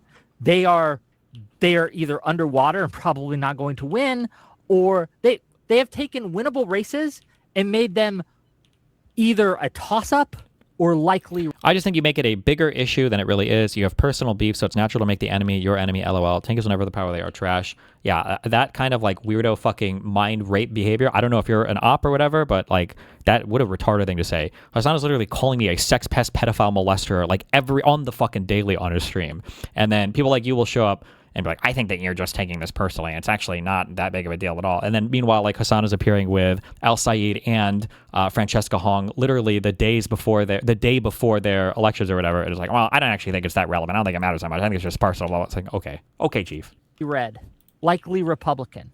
If she wins, what's going to happen in the primary is people are going to want to go towards or more have. The reason why it comes across as spite-based because all you do is fight against people, whether it is MAGA, DSA, Israel, Palestine. You never push an affirmative vision. The other day, someone asked you about policy and you said no one cares about that shit. That's just not true. Even Mamdani is very much so built his campaign around policy positions. No, that's bullshit, because most of the things that people are championing him for are shit that it's not even his shit. Like Eric Adams started that tree initiative or whatever, and he's like kind of taking credit for it. And then you're like the pothole thing, and then the free bus thing I don't think is happening. There have been, I don't know.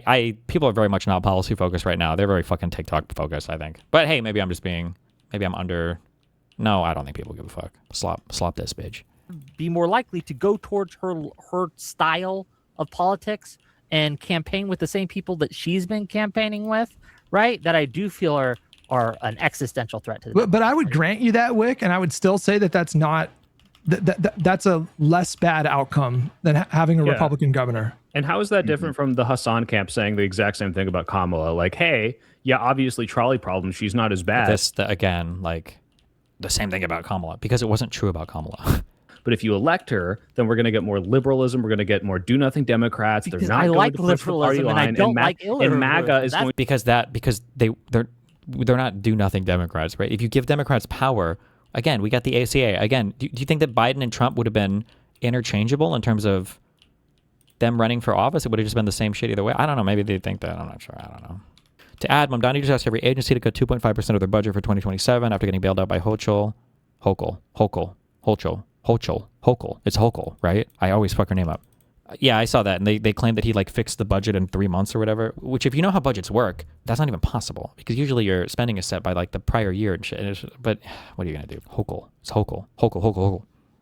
Going to take over because it's going to disaffect voters, and people will say, well, they're not delivering. Like, this is the exact same argument that I said is total bullshit from him, and that's how, like, part of the reason we get millions of people dead from U.S. aid cuts. That's how we get all our institutions covered. The difference is they're being shown a pizza and saying, oh, I can't eat pizza, it's poisonous, okay? And then I'm being shown a plate of cyanide and saying, I can't eat that, it's You're doing poisonous. the Nina Turner thing. We're making the same argument, but the facts of the matter are not the same. Yes. Oh, You're good doing job. the Nina Turner shit. I'm correct. Good job. They are Nope, you got it. Good job, Wick. So that's At your only the end of argument the is day- I'm right and they're wrong? Like, you don't... That can be an argument, by the way. And again, I don't know how. There's a thing where people will say obvious like statements, and you want to fight against them because they're on the other side of the argument, and then they'll start saying things that are true, and you would be like, well, no, and it's like, no, that is true.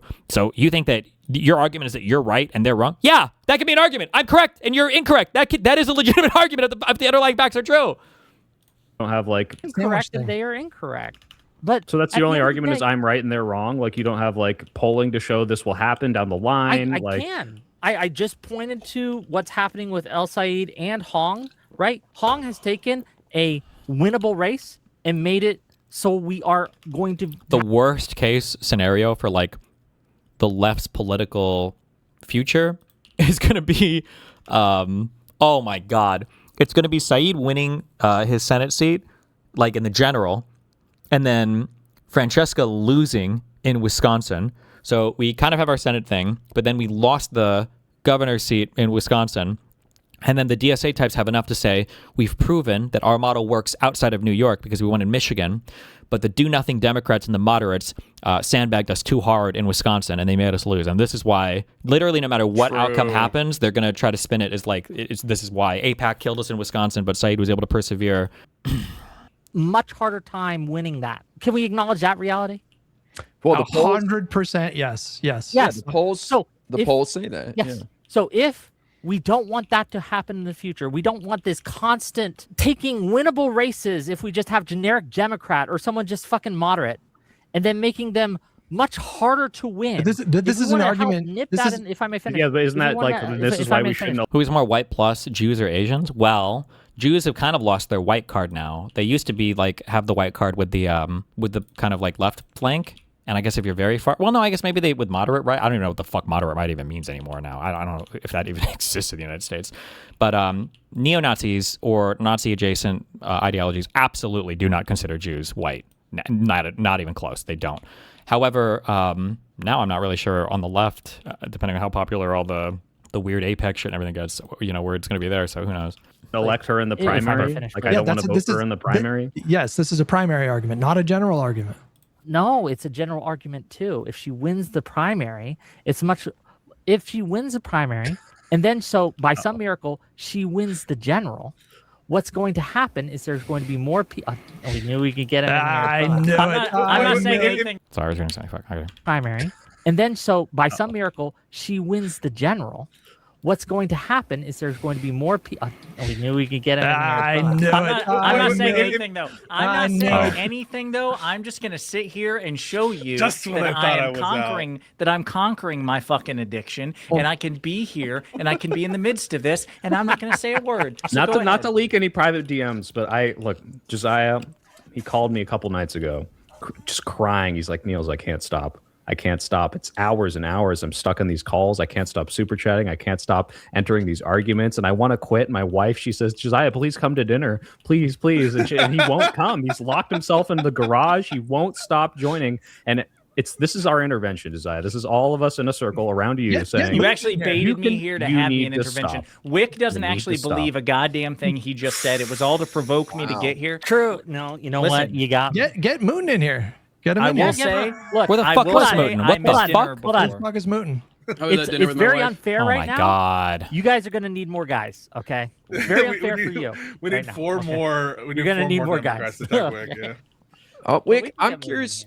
What is your reaction to the argument I made a few minutes ago about the governor of Wisconsin will play a role in the certification of the 2020 election results and could undermine public trust in our democracy? Isn't that worse than any damage DSA could do to our party through Hong as governor? Yeah, specifically, a candidate had said, "I want to subvert the election and certify Trump," knowing that he did not win. Basically, that obviously is a risk, argument, and it's something worth keeping in mind when everyone has to make this choice for their own. I don't mean to downplay that. Well, you're saying it's not as important. Yes, because I think the other threat is much more dire than that. Stealing the election is worse than someone not even committing to doing the craziest thing on their platform. I don't think it'll work. We don't think prison abolition will work. So you're the Ben Shapiro. The guardrails will hold, so we're good. We can just keep electing these people who are going to try to subvert the entire democratic process. We don't. This problem, MAGA is waning right now. Their influence is waning. They are being beaten on. Yeah, wait. I was confused. I don't know why I said I didn't make sense when I said that. Jews are viewed as white to lefties when they want to shit on them. And then they're viewed as like victims of white supremacy when they want to protect them. And then on the right, I don't know, Jews are viewed as like part of us when they want to protect them, and then they're viewed as not white. I guess when they don't want to. You gotta get a Red Bull, man. Them. It's the opposite, yeah. You're booming. I'm not booming. I just clarified. Fuck you. Every front. What? In polls, in special elections, we see us flipping seats from red to blue consistently. So stop keeping the pressure up on him and vote for them even? Is that what the argument is? I can't finish the argument. I also want to say we would be having a totally different conversation right now if these DSA people were running at least half their races and winning in like purple districts. It would, at the very least, I would still have an issue with like the commie socialist shit, but it would force a lot of people to kind of go back to the drawing board. It's like, okay, well, we need to really heavily consider kind of like the socialist here rhetoric or something else, because I mean, obviously this is having an impact and we can win races with it, rather than like, this is what I said before. Who was I arguing with? I might have even been Pisco that was able to just bite the bullet on this, where I was like, if you were to delete all of the DSA people from the United States, you know, what would the impact be on Democratic seats? It would be nothing. We would have the exact same seats. It's not like they're not winning seats that, you know, we thought were unwinnable. They're just eating us in our super blue districts. That's it. Right? You're triggering me. This is ridiculous. Oh, I'm sorry. I thought the MAGA was a fucking existential fascist threat, and they're like, they're on their way out. They were an existential fascist threat, and now our existence has been irrevocably harmed. But they're 4 years behind. Yeah, that's it. Like, they don't see the DSA. They're living in the past, man. Yeah. The guys talking about running for a third. What? They gotta wake up. Oh, yeah. Potential fascist threat, and they're like, they're on their way out. The guys talking about running for a third fucking term. Hold on. Donald Trump is not gonna run for a third fucking term. The guy's almost dead. Donald Trump's not running for a third term. Oh my God. What is Trump's approval rating right now? It's really bad. He just crossed like 30. I think it's the 5th lowest ever. Yeah, but Wick, who cares? Who cares if he doesn't fucking win the election if he tries to fucking steal it? Do you really think it's irrevocable, or just in the sense that we can't return to the previous status quo? Well, yeah, we can't go back to something has to change completely for world affairs. Like the U.S. has just fucked the world order so hard, and not just the U.S. You can't speak of the U.S. as an entity. You have to view it's a democracy. So the people have spoken. We can't just blame a dictator. We can't blame Trump. Like, the people voted for this. We voted to say fuck you to the entire planet. Like that's what the average U.S. citizen did. So is a problem and a threat. Well, we did it once in a way that was really disappointing, but we did it a second time in a way that is globally unforgivable. I don't think somebody who voted for Trump the first time is like, my God, bro, come on, how fucking really? If you voted for Trump the second time, though, you've either demonstrated some malevolent spirit inside of you or a lack of understanding that runs so fucking deep. I can't even believe you would dare to voice an opinion on domestic or foreign affairs in the United States. So is half the country lost then? Well, I think most of them are just fucking stupid, not malicious, evil people. But I mean, the problem is that, like, when we're talking about Kafka's here, when we're talking about like criminal liability stuff, you have like intentional, and then you have like reckless, and then you have like negligent.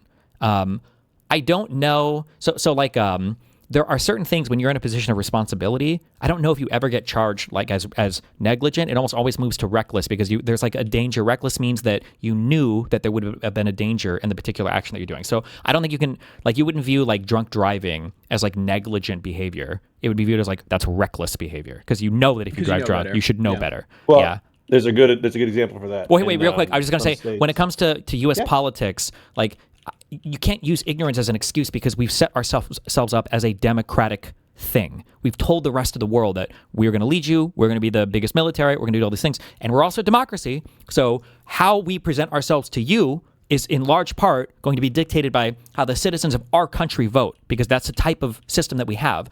And so if you're a citizen in that country, you can't really just say, like, oh, I don't know. Yeah. So like, I think most MAGA people are just dumb, unfortunately, or are ill-informed. But that's like, you have a responsibility to some extent to be informed about what's going on because we're representing ourselves to the rest of the world. Or at the very least, just don't fucking vote. But okay, sorry. But you would say then our legislation members and like Republicans, whoever voted for Trump, are reckless then, right? No, they're evil. Fuck them. They're all making. You go further. All of those people are making deals with the devil. They all knew what they were doing. And if you want to know what they thought about Trump, go and view the things that they were saying immediately after 2020 J6, or view the things they were saying when they were running against it beforehand. Look at all the Lindsey Graham statements and the Ted Cruz and the Rubio statements that these things were Trump didn't represent the Republican Party and this is evil and scary and blah blah blah. But they all sold out afterwards to maintain their political power. True. Destiny, that you fought against calling MAGA Nazis shit is a snarker talking point that I think even yesterday your favorite Twitter snarker Eli or Ellie repeated in a back and forth tweet with Black Cat. Oh, maybe. But I mean, I still stand by it because my biggest complaint now is that calling people fascist has been like made cringe. Same thing now with calling the DSA people Marxist. Like I'd always push against like Jordan Peterson and all these fucking weirdos for calling them like socialist, Marxist, whatever. Because like now when I say it, I just sound like one of the weirdo conservative people. Do you call them Marxists now? The DSA types? Yeah, the leadership, absolutely. And their media people, their crystal balls and stuff, absolutely. if you know what to listen for, like they're basically saying it. Like even Crystal Ball, I heard her saying that Adam Smith interview things like, oh yeah, like for instance, the big key on this, and it's funny because I've talked about this, that Hassan like played both sides for a long time on this, although now they've basically all swapped, is how they deal with woke stuff. They hate woke shit. They hate identity politics, and they will be the very first people to decry it whenever it's brought up. Crystal Ball was doing that quite a bit, or I heard her do it a few times in the Adam Smith interview. It's really bad. You just crossed like. I think it's probably the 5th lowest ever, right? Yeah, but Wick, who cares? Who cares if he doesn't fucking win the election if he tries to fucking steal it? I don't believe this is, well, I guess he could for other Republicans maybe, but this almost feels like a, fuck, what did you call these? This is like a fear-mongering talking point that's not legitimately believed right now. Like it feels like a bait. I don't know. I do think that there is fear about it, but it wouldn't be to keep himself in power. Because I really think Trump is gone. He's too old. He's just old. I don't even think he wouldn't try to run again or whatever for any kind of moral reasons or legal reasons. I just think he's too old. But I mean, theoretically, like he could try to rig it for these midterms. I don't think that they would try to rig it for the presidential election, though, because I think Trump is too narcissistic and doesn't give a fuck about anybody but himself. So he won't give a fuck about trying to do anything, unless the person can really sell him on the idea that like you need me to win this election so that they don't fucking arrest you or whatever. Then maybe he would try. That is a problem and a threat, but that's a risk I'm gonna take. A little one that I'm willing to take. Just make sure. They always laugh too. The risk assessment, the magnitude is a big thing. How they talk about things. They always laugh like, "Oh, that's a you're gonna risk that," but they never even factor in risk on their side because I don't actually think that. I don't think anybody thinks that like the socialism shit is even that bad. It's like, oh, you know, so they like. I think maybe besides Wick and Hutch. I think all 4 of these other guys think that like, well, if we were like a fully socialist country, I think that would be like, you know, it'd be kind of weird, but we would get used to it. It's not like that bad, I think. Hong doesn't win? Hong, look, so say they try, and correct me if I'm wrong here, but say they try another false slate of electors scheme, right? Where they have and they get the swing states that go blue, inshallah, in 2028, right? They put out a false slate of electors, say it was stolen, and they send it to the Congress. And J.D. Vance is a spineless cuck and will just do whatever Trump says. You don't have to Mike say Pence, because they've all said they would do this, by the way. J.D. Vance said, I would have certified. When J.D. Vance says he would have stolen the election, you have to take him very seriously. He will absolutely try to do that. By the way, I believe he would. But when the DSA people outwardly state what they want to do, we don't take that seriously, and we assume that they'll all moderate and never do anything. Yeah. Yes. For Trump. So, yes, okay. Yes. And then when he does say, okay, we're going to accept these false slate of electors, what happens? It goes to the House, doesn't it? Is that what happens? Anybody knows. You're asking the procedural? No, I'm pretty sure that's what happens. It will go to, because I watched Dev's video on this. There are many different stages to it. So if you're trying to interfere through Congress, then yes, the House can vote as House delegation, as a state delegation. Yeah, so and then it's out of 50. But it's not just that. Hang on. So there's layers to this. The first was just to have Mike Pence declare Trump the victor. The second was to have the state actors actually send the official slates to be the Trump slate. So to obviate the need for congressional support and just have the governor send over slates of electors. And that's why he went after those state electors first. Remember that? That's why he had these people on the phone. Raffensperger, he brought in the Michigan guys. Like, this is why the state actors matter. Wait. Because there's multiple levels. Wick was about to say something here, and he's about to walk into a trap, but go ahead, Wick. Or walk into a trap. Yeah, go ahead.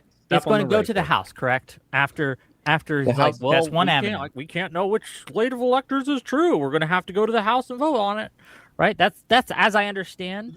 That's one. No, wait. No, Pisco, don't let him finish. Let him finish. Is that correct? Am I correct in this? You're kind of correct. Kind of correct. How am I wrong? Well, wait. Finish your thought. Wait, finish your thought. Don't let's let him do the punchline. I think I know where you're going. Yeah. Okay. If we are going to want in 2028 to maximize our chance of stopping that, the thing we need to do is ensure we win the House. Would that be logical? Correct? Yes, but here's the problem. Winning the House is not enough. Do you know why? Who was Speaker of the House on January 6th? In general. No. Who was Speaker of the House on January 6th, 2021? The Speaker of the House in 2021, I don't remember. Was Nancy Pelosi. Nancy Pelosi. Fair enough. Simply having a majority in the House doesn't protect you because it's about the state delegations. And guess which party has more state delegations than the other party? The Republicans. State delegations, that would be Republicans, correct? Correct. So if it were to go to the House and the House were the ultimate arbiter of who would win at the election, it would be Republicans, even with a Democratic majority. Hold on. How would that work, though? It's 50. So it's 50. Wait, I could be wrong. Isn't a state delegation just determined by if you have more Republican or Democratic representatives? Or am I wrong on that? This is like a really weird thing. For they're talking about for the Electoral Count Act. If the people can't decide who wins, it's just So do they think that the governor is the one who determines? The governor can determine to send a full slate of electors if they want, but I don't think the state elected people have anything to do with the what you would call the state delegation. Unless I'm misunderstanding this. So if it were to go to the House and the House were the ultimate arbiter of who would win at the election, it would be Republicans, even with a Democratic majority. Because more Republicans have at least 50% of the representatives coming from Republican states versus the Democrats, I believe. Hold on. How would that work, though? It's 50. So it's 50 states, and every member votes within their delegation, and the majority is the vote for the states. That's the fucked up system we have. So I mean, even if it wasn't, by the way, like, this is where I thought you were going, Jesiah. Like, the governor is going to affect any kind of gerrymander that's going to occur. Wait, two people in chat just said the state legislatures. I thought it was like the representatives that the state sent to Congress. The governor could literally have an effect on the House of Representatives just based on, like, the thing about it with Newsom. Wait, I don't know how. I'm not sure if I think he just said the opposite of what he said before. I don't know how the governor could have. I don't even know if this is like a real thing outside of the Electoral Count Act. The delegations that are called out here. Electoral Count Act process. Okay, I'm going to ask a question. God damn it. If theoretically, so for a question like this, if theoretically I was to ask an AI, what's the best one to ask for research like this? Then won't give me fucking retarded answers. Claude. Who makes Claude? Am I going to feel bad if I pay for that one? Gemini? Oh, okay. Never mind. My guess is that they're probably all pretty equivalent right now, given that I feel like I'm literally seeing a fucking Lebanon tier split. Do you think it gets a little redundant having to prove yourself to all the schizo people who follow Hassan? At what point does it become pointless? No, it's better to keep fighting. Sometimes when you keep fighting, it feels worse because you get more pushback against you, but the reason why there's more pushback is they're trying to make their point stick. So it works. There's a state delegation called out by the Electoral Count Act that says that if they can't reach an agreement about counting the electors' slates or the votes or whatever, that they can that the House delegation then will vote on who the next president will be.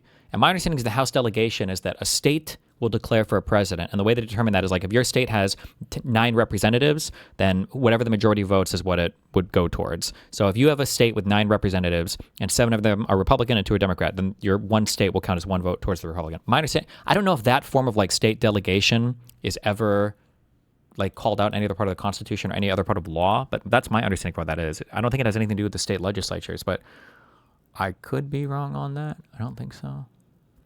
Oh, a contingent election is used to elect the president. Presidential contingent election decided by special vote. Okay, special vote of the United States. During a contingent election in the House, each state delegation votes en bloc to choose the president instead of representatives voting individually. Okay, yes. Okay, gotcha. The contingent election process is specified in Article 2, Section 1, Clause 3 of the U.S. Constitution, and then it was modified by the 12th Amendment in 1804. Okay, sorry. Jesus, what a fucking rabbit hole. No, not for 2020. Even if it wasn't, by the way, like, this is where I thought you were going, Jesiah. Like, the governor is going to affect any kind of gerrymander that's going to occur. The governor could literally have an effect on the House of Representatives just based on, like, the thing about it with Newsom. No, not. See, like, I don't know if Pisco was correct there. I feel like he was going. I don't even know if they were trying to trap Wick on a point that they wouldn't have been right on, or if I'm misunderstanding or what. But okay. For 2028, sir, because who? Time. Again, who's currently governor in Wisconsin? Right now, it's Evers. Evers, right?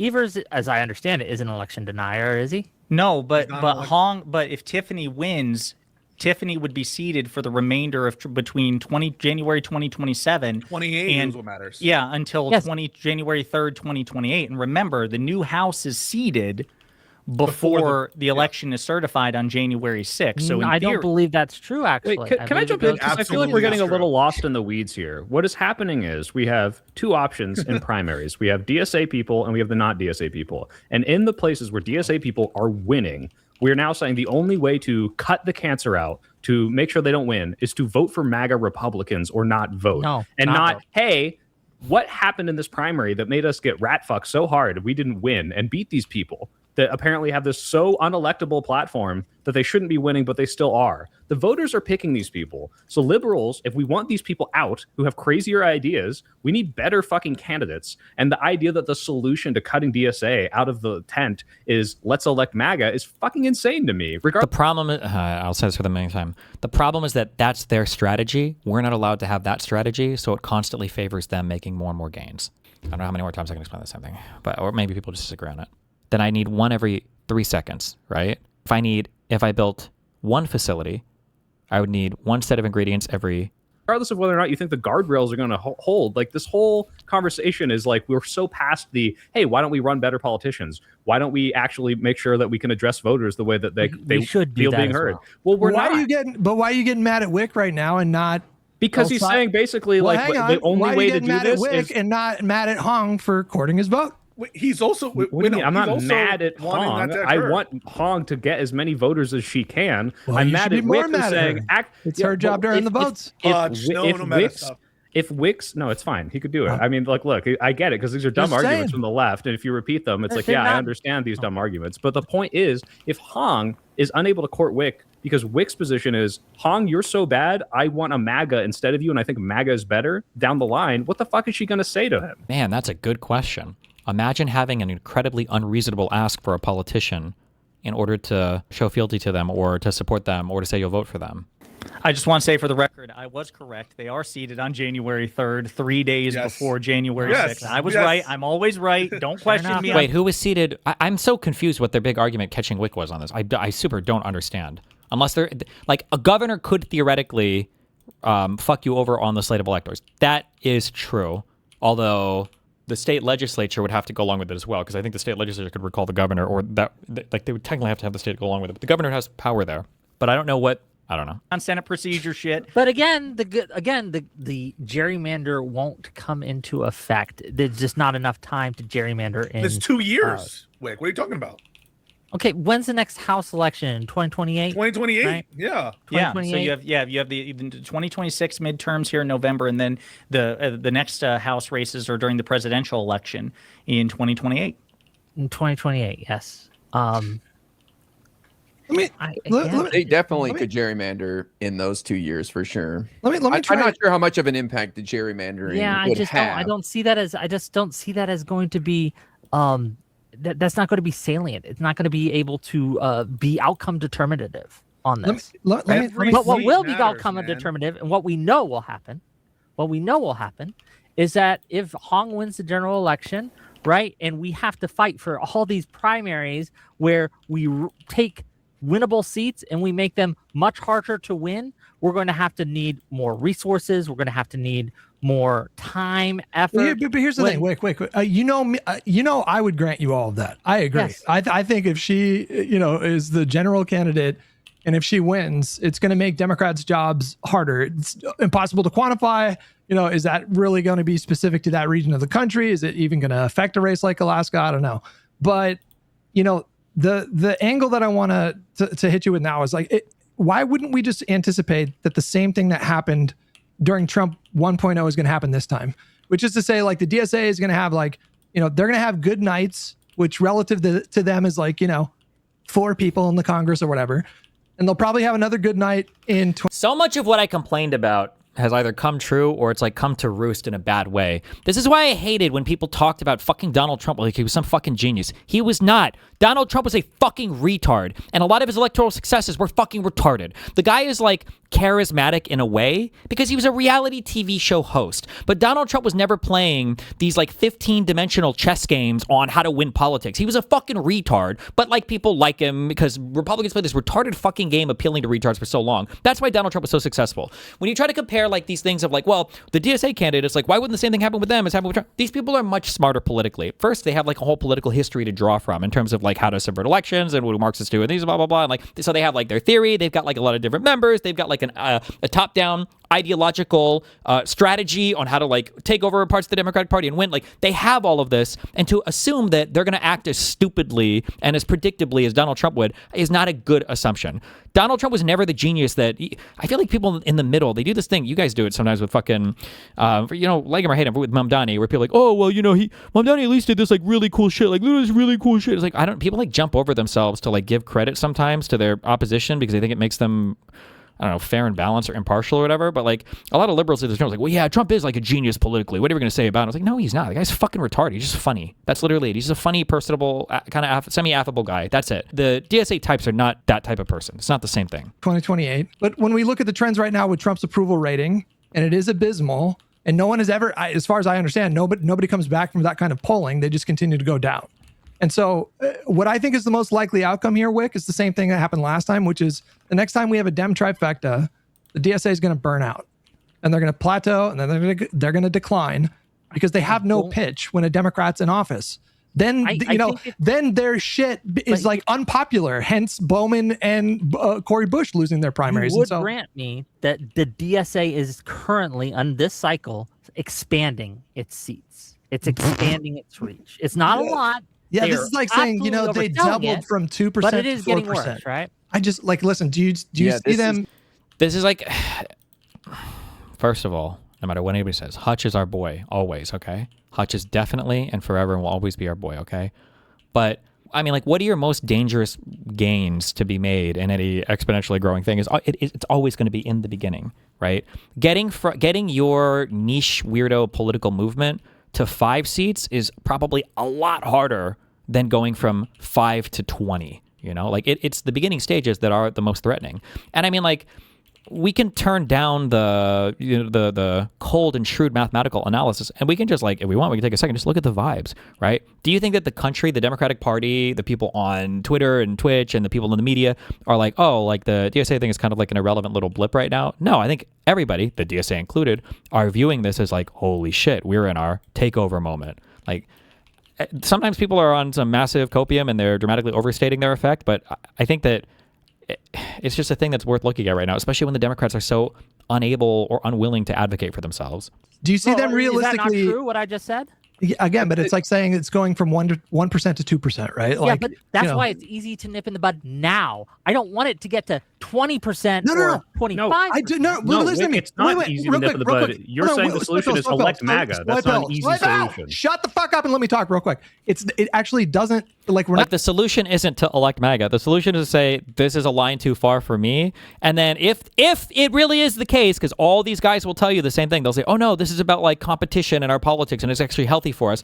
Okay, then they should want to compete. If you say shit like this is a line too far, then ideally they moderate on some positions. If going to the center is truly the way to win votes, or I'm sorry, if we say that that's right, or they'll just ignore us completely and then they'll run further to the left and become all socialists, in which case they were never going to appeal to us anyway. Like, should it not be, I know Hutch brought it up as like a joke, but should it not be that they have to earn our vote? Like, they kept screeching about Kamala over and over again. Or was that just like a meme the entire time, and now we're supposed to acknowledge that was a meme the entire time? And not nipping anything in the bud. You understand that when Republicans are in office, the DSA does better, right? Well, that's why they try to get Republicans elected. Yeah. Demonstrably the case. They elect more DSA people. They're more successful when Republicans are in office at the state level and the federal level. So, if you acknowledge that, I don't understand how you could abide a Republican governor. One seat, one governorship.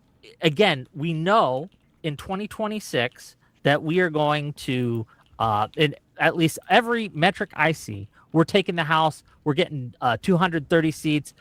We might even take the Senate. That's up in the air, and it's going to be harder. But those things are destined to happen, right? What's going to happen if Hong wins? Huh? I mean, destined to happen. The betting markets right now have a 15% chance of Dems losing the House. Now, you can say it's likely, and we would agree. It's likely. Sure. Okay. But most likely. Don't count your very chickens likely. Before they hatch. And this beast likely. is not done yet. And we don't want to hand them a crucial swing state governorship. What we don't want to do is hand DSA this kind of victory that they... See, the reason why he's never going to win them on this argument is because none of these guys, except for maybe Hutch, and maybe IRI, none of these guys really think the DSA is that big of a deal. Like, they wouldn't care if, as long as we were beating MAGA, whatever the fuck that means, and however long MAGA is going to be our boogeyman, as long as we're beating MAGA, it's okay if like half the party was DSA. I really do think that's the view here. They can use to galvanize and get worse. And so it's not just during the Republican years where they get stronger, but it becomes something that happens in other years as well. They will burn this is out. I think you guys are. Out. I think you guys are really underselling the threat here of these people, right? They are illiberal. They are going to make it harder to beat MAGA. They're going to make it harder to elect liberal Democrats. This is something that they say they will do, right? You got Mike from PA, you got Kyle Kulinski, you got Emmett Vigeland, all saying that they are enemies to the Democratic Party, right? That they are, I believe Mike PA said he was going to depress Democratic turnout until we bent the knee to the left or whatever. But that's what you're saying now. We hate those people for saying that, and you're saying, yeah, and maybe we should vote for MAGA. No, the best way to beat MAGA is to elect MAGA, you fool. I have advocated. Like, the problem with all these guys is they view, and it's so good, how do we get mind fucked into this position? In their minds, we are the only thing that can change or adapt or move, right? It goes back to the tit for tat thing I said, right? When I say tit for tat, all people hear is, oh, so I guess we're going to fight forever. And it's like, no. The point is that the other side stops fighting, and then we all get along. That's the whole point of reciprocated systems, is that we all have like a mutual agreement so we get along. And it's like, you want us to say that we're not going to support them over the conservatives? Well, then I guess our whole system is fucked then. I guess everything is fucked. If we don't agree to elect them, we're all fucked. It's all over. It's completely, it's like, why can't we assume that they would respond and moderate their positions? Or maybe not be like openly hostile towards the Democratic Party. Can they really not move at all? It has to be. We're the only side that still represent the vast majority of the voters in the Democratic Party, by the way. We're the side that has to move. Like, whatever. Might as well die, you know? Yeah. Advocated to sit out and not support. So you disagree with Mooten when Mooten says vote?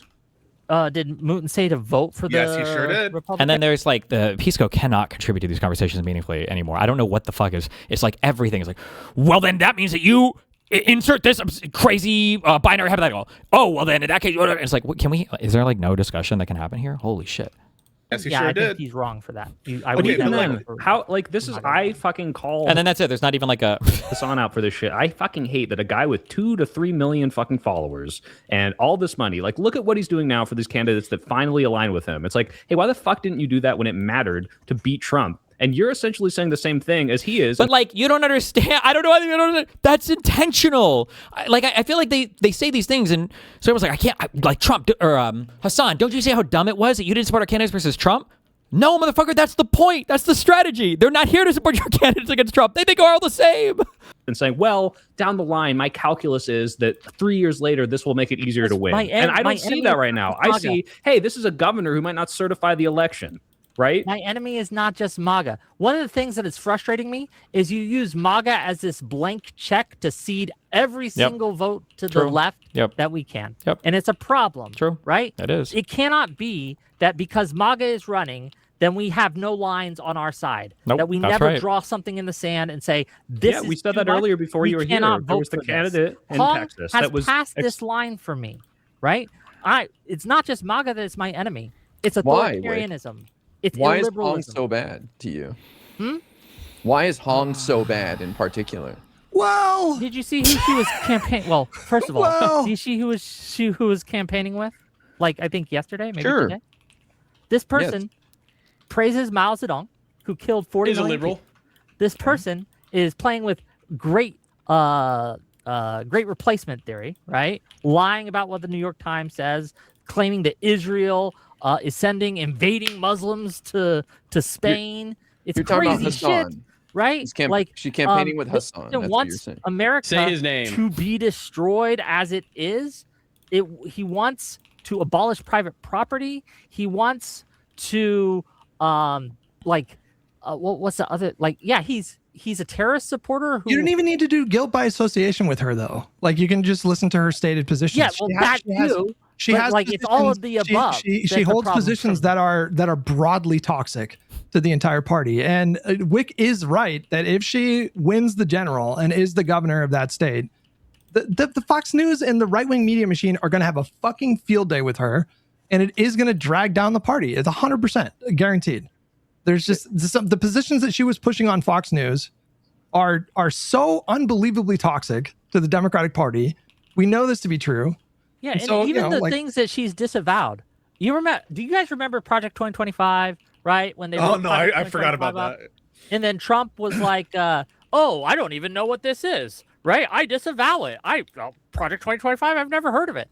And then when they got elected, they just started implementing 2025.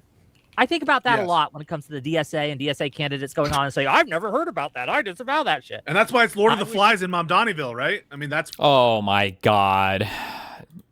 This is why you can't can't let them... He said this is why it's Lord of the Flies in Mamdanieville. He's Pisco is every single time any of these people open their mouth, they immediately demonstrate my fear, right? And that what is Mamdani? What are these DSA types that are governing? What do they represent? They're holding the door open, right? They create the structure of, oh well, look, New York is going so well, so why wouldn't we put a socialist in every single fucking office across the entire country and assume everything will go exactly like this is exactly what's happening, right? And he falls into the mind mush like so quickly and immediately here with it. Oh well, isn't New York City like going amazingly right now? It's like it's New York City, bro. What do you think Mamdani's going to fucking tank the whole city in a year? Like what do you expect to happen? That's why we have no or even tank it at all. Like he could literally just govern, I guess, as a moderate, right? And property in Mamdanieville. Mamdani is a mayor. His power is limited, and he's letting in people like governor, the DAC. Yeah, and the governor can't abolish the police like that once prisons, they get enough power. I don't know. I wish you would. Like, why would I ever vote someone who's like, hey, Wick, I'm going to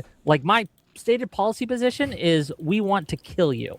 We're going to murder you. But don't worry, don't worry. You hate it. Why you can't do it now. It's kind of silly to because they don't think that any of it is that serious or real. We don't have enough power to murder you. We don't have the strength or that they're going to murder you. Well, they want to like kill the party. They want to take over the party. True, but I assume he's going to make a. Talking about, right? Well, I think he's just using it as a hypothetical because these guys, their whole argument is just like we just like are going to pretend that they're lying or we're not taking them seriously. I guess on anything is Pisco's argument. I guess or anything like that. So don't worry about it. That's our stated policy position to murder you. Is that her stated policy position? She wants to murder you. I'm illustrating a point. I don't think they're actually trying to murder me, right? But I'm saying if someone is saying that we want to abolish the Senate, we want to. And if someone is saying that they want to steal the 2020 election, they can't travel back in time and do it. Yes, that's bad. That's why I'm not voting for them either. Yeah, but which one's worse? Yeah, but sitting out an election, you risk the worst one, Tiffany, winning. I don't know if that's if your worse. tacit approval. Well, wait, okay, no, take a stance right now. You don't know which is worse. One's worse. They're not equally bad. Do you think MAGA is worse? They are Hitler worse or Mussolini? in ways, and it depends. True. No, do you feel one is worse? One's gonna be worse. You have to decide for yourself right now. Is MAGA worse? Are they lesser of two evil voters now? What? Are they lesser of two evil voters today? Well, they always are, but the other side never has to be. Duh. Shot. Depends where you get shot. Yeah, if you make a metaphor that's completely disanalogous, you can just completely deflect from the question. But I'm upset with you right now. You can't just sit out like a little bitch. I've had this fucking energy for the left for 2024, and now you're like, I don't know. I don't know what I'm going to do. Fucking pick. I disagree. One is going to be worse. Do you premise. think Hong is worse? Do you think MAGA's worse? I disagree with your premise. I think that they're equally bad. They're just both equally as bad as it could possibly be. I think that they are worse in different ways. One is worse when it comes to Democratic electability and long-term survival of the party and long-term ability to beat back the Republicans. One is worse short-term, right? Wick, so it depends. Is short-term worse or is long-term worse? But Wick, and I don't know the answer to that, so it's hard to rank. But Wick, we don't know what's going to happen in the long term. A lot of things can change between now and that end result that you're talking about, right? Like a lot of twists and turns. But we do know that 2 years from now, Tom Tiffany is going to be like, this election was rigged. My swing state ain't certifying this shit. And here's a whole bucket of problems. I think that is just as predictable as us having a big problem winning 2028, 2030, 2032. I think that these are equally equally big problems. Okay, well, Wick, then just say this. Say MAGA's worse, but I think that electing Hong might make it easier for MAGA to win in 2028. Like, at least then you can say... Like, MAGA in 2028. Okay, maybe Hong wouldn't be as bad as MAGA, right? Because again, that's not the only reason she's bad. That is the reason I'm pitching to you. But you would have to, if you are a Wisconsin voter, like, and you have influence, you tell your people that live in Wisconsin are going to vote. Sit home. What are you going to tell them? Just don't vote? Yes, I will tell them, hey, look, vote your conscience, but for me, I'm sitting out. That's what fucking Hassan did in 2024, and I will never stop giving him shit for that. This pisses me off. What the hell? Remember, these guys will never be able to give him shit for that because you will never share a platform with him to do that ever. And when you are, you're not going to be giving him shit for it because he's not going to bring you there to do it. For example, how much shit did, I guess, was, maybe I'm forgetting, when PV did that big stream where they brought all those people, wasn't the Soy Pill on that stream? Did he give people there big shit about their lack of participation in 2024? I wasn't on the same fucking panel as them. But on the panels, I think he was on at least one, wasn't he? But was he giving them big shit about not supporting Kamala in 2024? Like, it's just never. That's just never going to happen. Kamala, who was a strong but genocide. I can't tell people in good faith to do it. It was a genocide. Right? I can't tell you. Vote your conscience. I won't tell you what to do. Correct. That's the difference here. There's different facts. Oh, okay. I'm just right and he's wrong. No, you're both retarded. Yes, I'm sorry. This is so stupid. Kamala is just better than Hong in the DSA in every No, but I think it might make the Democrats harder to win in 2028 because Kamala will be feckless, and then MAGA will win even harder in 2028. So look, it's just a calculus. I just have to vote for MAGA or sit out. I can't tell you to do that. Sorry. Okay. Like, does he not think there's like a truth value to either of these claims? Like, all claims are equal because all claims have equal. Like, he does it so much. I don't know. Hey, you're just wrong here, though. I'm fucking not actually holding this position. You are I think wrong. It's retarded. You were trying to compare them saying the sky is red and me saying, no, it's actually blue. And you're like, I don't know. Both sides have a point here. No, you look out the fucking window and you see if the sky is red or sky is blue. Wait, can I ask, who do you hope wins? Even though you can't win, let's say you sit it out. Who would you hope wins? Man, I hope. I think I think it'd be better if Hong lost. I think it would be better if Hong lost. So you would prefer MAGA win?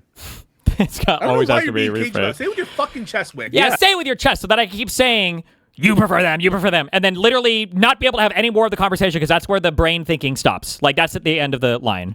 Like once Mr. Witten bit the bullet on these, was like, oh well, okay, oh I guess we're not talking. Yeah, that's where the convo ended. Like, it feels like he's doing like a deposition for a case, and that's okay. Well, I got that admission. All right, I'm done. Like, okay, cool. They just want the clip. I'm telling you. Seriously, that's what it feels like. No, that's it. They just want the clip. Yeah. Saying it, I'm not going to I'm not going to parrot your lines. I'm going to say it how I want. Yeah, because you're scared. It's better than Wait, Wick. Peer pressure if it's better that Hong loses, Wick, why don't you just endorse MAGA right now and say, well, I want Hong to lose? Oh my God! It's not the same thing to endorse. Why not? Yeah. You want Hong to lose, right? That's the better option. I think it would be better for Hong to lose. Okay, well, there's one way for that to happen, and that's for MAGA to win, right? Sit out. Don't. No. And let MAGA Hong win. will lose if MAGA wins. This is a one or the other. Can I ask, clarifying though, Wick, are you hoping that taking this position now, 90 days before the November election, would get Hong to move and change her position, or is there nothing there? Yeah, look, there's no redemption if Hong repents and Hong says, you know what, I disavow the DSA, Hassan Piker, you're a fucking psycho. That's leverage. We call that leverage. That's right. I switched my position That's immediately. What they said. Boom. We call back that on the Hong train, baby. But you're going to hold out until the vote. Hell yeah, if she doesn't do it, you won't endorse. Gettable voter. That's a gettable voter. I don't think she's going to do that. Okay, that's not your goal then. In doing they need this. to appeal to him. You're convinced she will not change, and you're not trying to pressure her to change in any way. My goal here, my advocacy is for people to have some lines and some standards. Because MAGA isn't and I really want to stress this. MAGA isn't the only threat to our liberal democracy. The DSA and the left is also a threat. The far left I'm talking about. I'm not talking Soy Pill or Pisco or any of the people here. I'm talking the far left. Which is worse right now, Wick? They are a fundamental threat. And I think what about right now, though? Downplaying this all the time. Wick, which is worse right now? To get it through your head. Which is worse right now, Wick?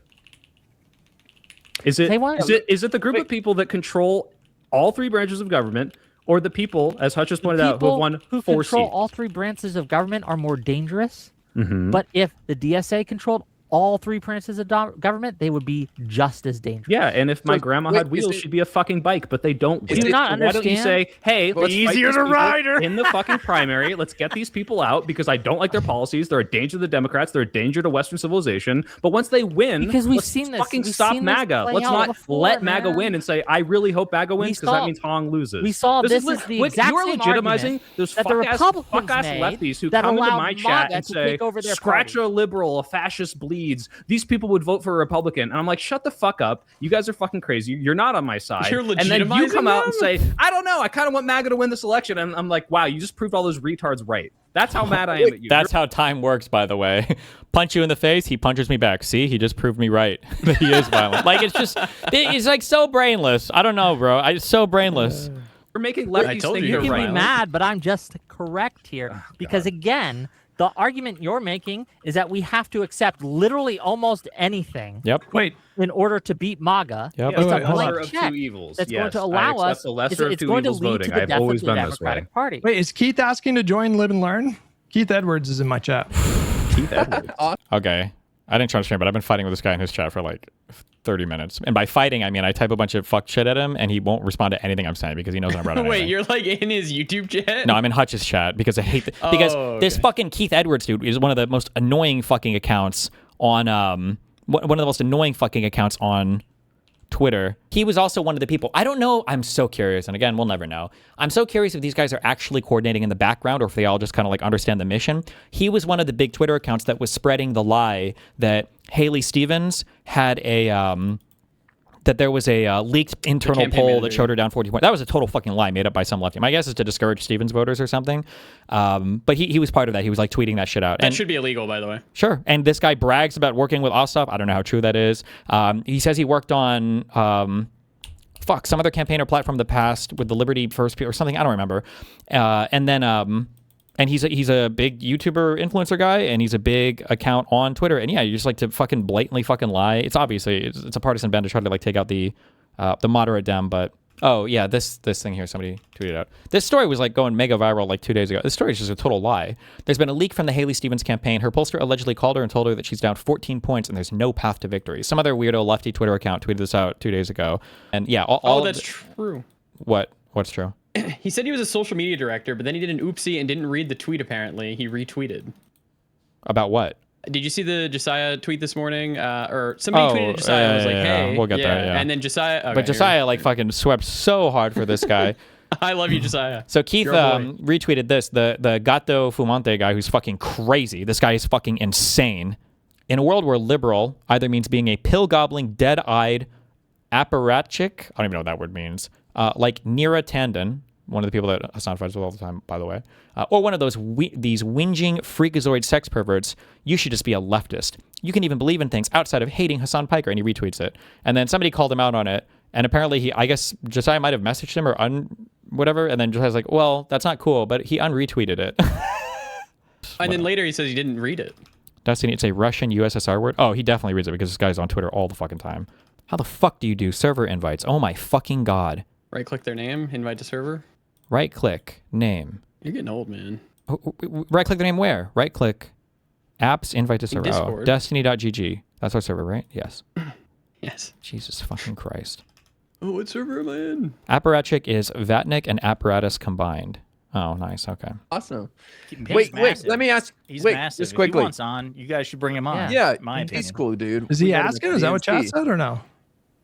He might be Keith, trolling me here. Keith, come on. message, or let Soy Pill or Hutch know if you want on. And I will they can let you fight on. all of you. Okay. No, we gotta be. There's a dog pile going on here. I feel like reflexively, I want to take the opposite position. Pile him. But wait, Whoa. so just Go ahead. straight up, who's worse right now, DSA or MAGA? I think MAGA is worse because they control the government, but the DSA is Because they won. They got elected. But the MAGA, they won partly because the DSA people all fucking hated the establishment down and spent the whole election cycle campaigning against them. worse because they're so insidious. And there's a difference. But the immediate threat then is MAGA. But it can, again, yes. But if we want to, because it's not just the immediate threat. Say she has to earn your vote. MAGA's not going to go away, right? In But 2 here's the years. thing, we all Wick, understand that, correct? We won't have those fights in the future if we don't get through 2028. You know what I'm saying? Like, there is nothing to worry about in the future about DSA when we taking talk about over. 2028, defeating DSA. Like, what is this, right? We're saying that all of democracy is going to end, and that's like a realistic outcome, but the DSA having an incredibly deleterious effect on our party and our party's politics in the long term, that's like unreasonable. That's like hypothetical. Like, come on. Say now will make it easier to defeat MAGA in 2028. Okay, but what can be done? Hong is headed towards victory. Again, we could say let's sit out and how we get Blender out to MAGA, I guess. I don't know if this is another sneaky position. Pisco does this a lot and it's very effective. Pisco will say things like, well, we have to support this person's the candidate now. But I think in every controversial situation where this has happened, Pisco has actually already come out and endorsed them ahead of the primary. Like, I believe he did the same with Plattner. Has he done the same yet with Francesca? He's done the same with El Sayed. So he'll be like an impartial observer saying, well, we have to support the candidate. But he's not impartial. He's also like pre-endorsed these people before the actual primary vote as well. So it's like, what? He doesn't really have to. So yeah, also Keith Edwards, and Jessiah will never call him out of this, but I don't care. It's whatever. I'm used to it at this point. This Keith Edwards guy, he retweets that crazy account all the fucking time. He also engages with and interacts with Hassan all the fucking time, even though he's going to pretend that he doesn't know anything. And he's one of these fucking white guys who is constantly interjecting into the Texas like Twitter scene. And he's one of the reasons why Crockett and the black electorate in Texas is so stirred the fuck up, is because you get these retarded white guys that come in and tell black people that they're fucking retarded for ever considering their identity or anything with regards to that race too. He is one of the outside instigators that has set off like so much of Crockett's audience that Tallarico now has to fucking deal with when he does his, I don't know if you call these town halls or whatever. Give him a role directly that allows it. Okay, hold on. Obama. Shut the fuck up, Moody. What can be done? Hong is headed towards victory. Again, we could say let's sit out and hope she loses to MAGA. I guess that's the solution. So what if she wins? What's the strategy then? If she wins, then we have a much harder time. Do we need a really moderate candidate for Republican so that the moderate Republican can beat her in 2030, whatever? Like, this is so crazy. Wait, why don't you stop being a pussy and just say you want MAGA to win instead of like, I'll sit it out. You're doing the same exact shit. It's not being a pussy. I'm being honest. All right. I'm being straightforward. You prefer she loses, which means MAGA wins. So you prefer MAGA wins. Just say hold on. You won't say it because you don't want to interrogate. I want to interrogate the claim that you said that we're understating the threat of DSA. I'm just curious. Yes. Do you think that, for example, do you think that the threat of DSA is literally that in 10 years' time, 40% of the country are going to think that we shouldn't have any immigration enforcement? Are you afraid of their specific ideology and policy platform actually being broadly popular with the electorate? Well, no, but they don't need to be popular with the electorate because they're not popular with the electorate now, to get into positions of influence and power within the party, to make the party have bad positions that cause us to never win an election again. Did that happen? Did that happen with Biden, for example? I mean, he didn't adopt any of the crazy positions. He made concessions to the left, but he didn't make concessions to DSA. He wasn't super extreme, right? I want to be like China. Biden was a great president, and he made some concessions to the progressives. I mean, I agree with you that the threat of DSA is that they can fuck the party and help Republicans win future elections. But I just when I look at their past performances and just the trend lines that have occurred throughout this entire era of Trump, it is just so obvious that they will never be broadly popular enough to. So their illiberalism to me is I think it's bad. Arguments about MAGA. No, when in 2012, 2011, 2013, when the Tea Party was getting ready and MAGA was just kind of like a baby in the crib. I heard those same arguments from many of my Republican friends. But DSA's policy platform is considerably less popular than MAGA's. By orders of magnitude. I don't even know what the fuck MAGA's policy platform was, to be honest. I'm not even sure.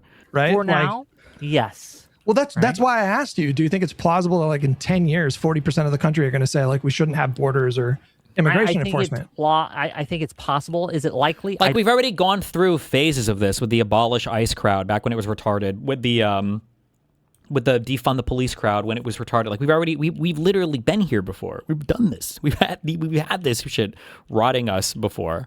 I don't know how likely. I can't. I don't think that's going to happen. I really. Wait. I'm triggered by chat. Everyone's saying I don't have this fucking energy for lefties. Doesn't know who the fuck I am and how I've been yelling at them for the past 2 years about how they threw away. Yelling at them on my own stream when none of them are ever around, but when I'm near them, I actually really don't say much at all. And their fucking power and votes. Shut the fuck up. You to be clear, hey, assholes. I just want to make it clear too. Soy Pill's my buddy. Everyone Wick is my boy. We like. Yeah, I do like each Wick a other. lot. We're I know you can take it. We're fighting. I wouldn't be yelling at Wick this okay. hard if I didn't love him. Okay. Exactly. Look, I don't call people. If I didn't respect you, I wouldn't be fighting you. I'd be like, okay, whatever, and just go. Wait, Jesiah had a question. I want to hear it. Yeah. So Wick. So I'll take what Hutch said there at face value. I don't know what the relative polling popularity is between DSA's positions versus MAGA's or the Tea Parties, but Hutch, knows what he's talking about. So let's just take that at face value. So there's so many differences between the Democratic Party and the Republican Party, DSA and MAGA and the Tea Party. One thing that frustrates me when I see this in my mentions, all of my fucking mentions about, well, look what happened to Republicans, look what happened to Republicans. And when we go through all the many reasons that the differences, the major differences between the two parties, it seems like it just goes right over people. It just washes off. The fact that something happened to the Republican Party does not mean that it will happen to the Democratic Party. Not because necessarily. They're correct. Sure, but then you need to be able to demonstrate why that is the case, though. Like, what makes them different in this regard? So do you think we're like immune to it? I think that it is much less likely. I'm not going to sit here and say that in no timeline in the multiverse could some sort of MAGA style takeover of the Democratic Party occur, but you, in my opinion, should be justifying your fear, because the other thing is this. You have the fact that the Republican Party is much more demographically and ideologically homogenous compared to the Democratic Party. You mean like the El Sayed rallies are?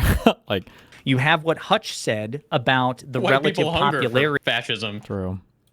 Of the positions that the fringe elements took before they eventually conquered the Republican Party. And you have the fact that constitutionally speaking, the Democratic Party is infinitely more likely to fight amongst themselves and to eject not only members, but leaders. This is true, but the parts that we're worried about taking over don't. The parts that we're worried about that are trying to dominate the party do not fight amongst themselves. They do everything they can to excise disagreement. This is how authoritarian types operate. We've already seen it in terms of how they operate and the way that they try to get rid of moderate Dems. And even you guys are playing into that right now about how we can't criticize them because it would go against fighting the right or whatever. Leaders. We effectively kicked out the sitting president of the United States, the most powerful person in the world, because we thought he was an electoral liability. Yep. The Republican Party is just not capable of that. And then the other thing is this.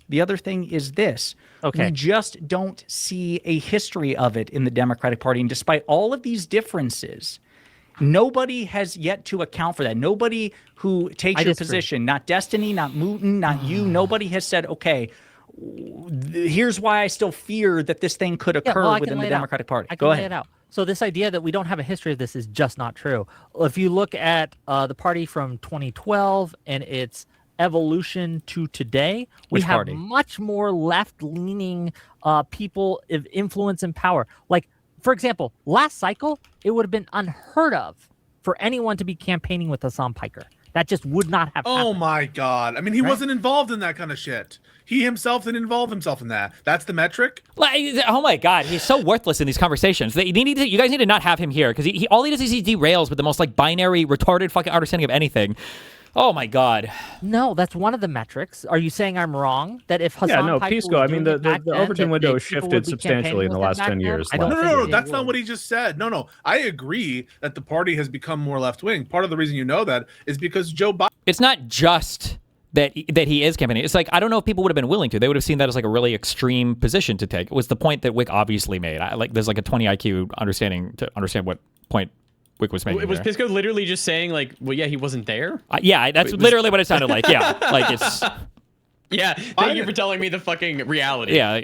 Was the most progressive president of our lifetime. And Joe Biden was influenced heavily by people like Bernie Sanders and other, very left-wing members of the Democratic Party. I'm not denying that, but the question is, if the metric is Hassan Piker wouldn't have done that, back in the day, or Hassan Minker didn't do that. No, that candidates wouldn't choose to and would embrace people who are that extremist. Okay, but isn't it the whole complaint that he didn't used to do this kind of like intervention for Democrats? Oh my God, he's just on such a retarded debate trajectory on this. Like, I thought you guys were mad that Hassan wasn't participating. It's like, no, I think we were mad that he didn't support the fucking Democratic Party. But okay. Because he was at the DNC and he was telling people that he wouldn't tell them to vote for Kamala, but hang on. Supporting anti-Semite. Whether he campaigns with this or not. Keith said he joined, by the way. I just texted him. Keith said he'll join. That feels a bit disingenuous, Pisco. Because like, what's disingenuous? Because you're saying like, well, wasn't the complaint that he wasn't out there like supporting Democrats? It's like, well, that's not really what we're talking about, right? No. He's only out there right now supporting. I'm saying something different. What I'm saying is, if he was not like even involving himself in that time period, then there's nothing to compare X versus Y, right? Does that like? When was Hassan not involving himself politically at all? I don't understand what they're even talking about. Like, he tried to be doing a lot of events in 2024. I don't know in 2022 as much, but I don't know where this even.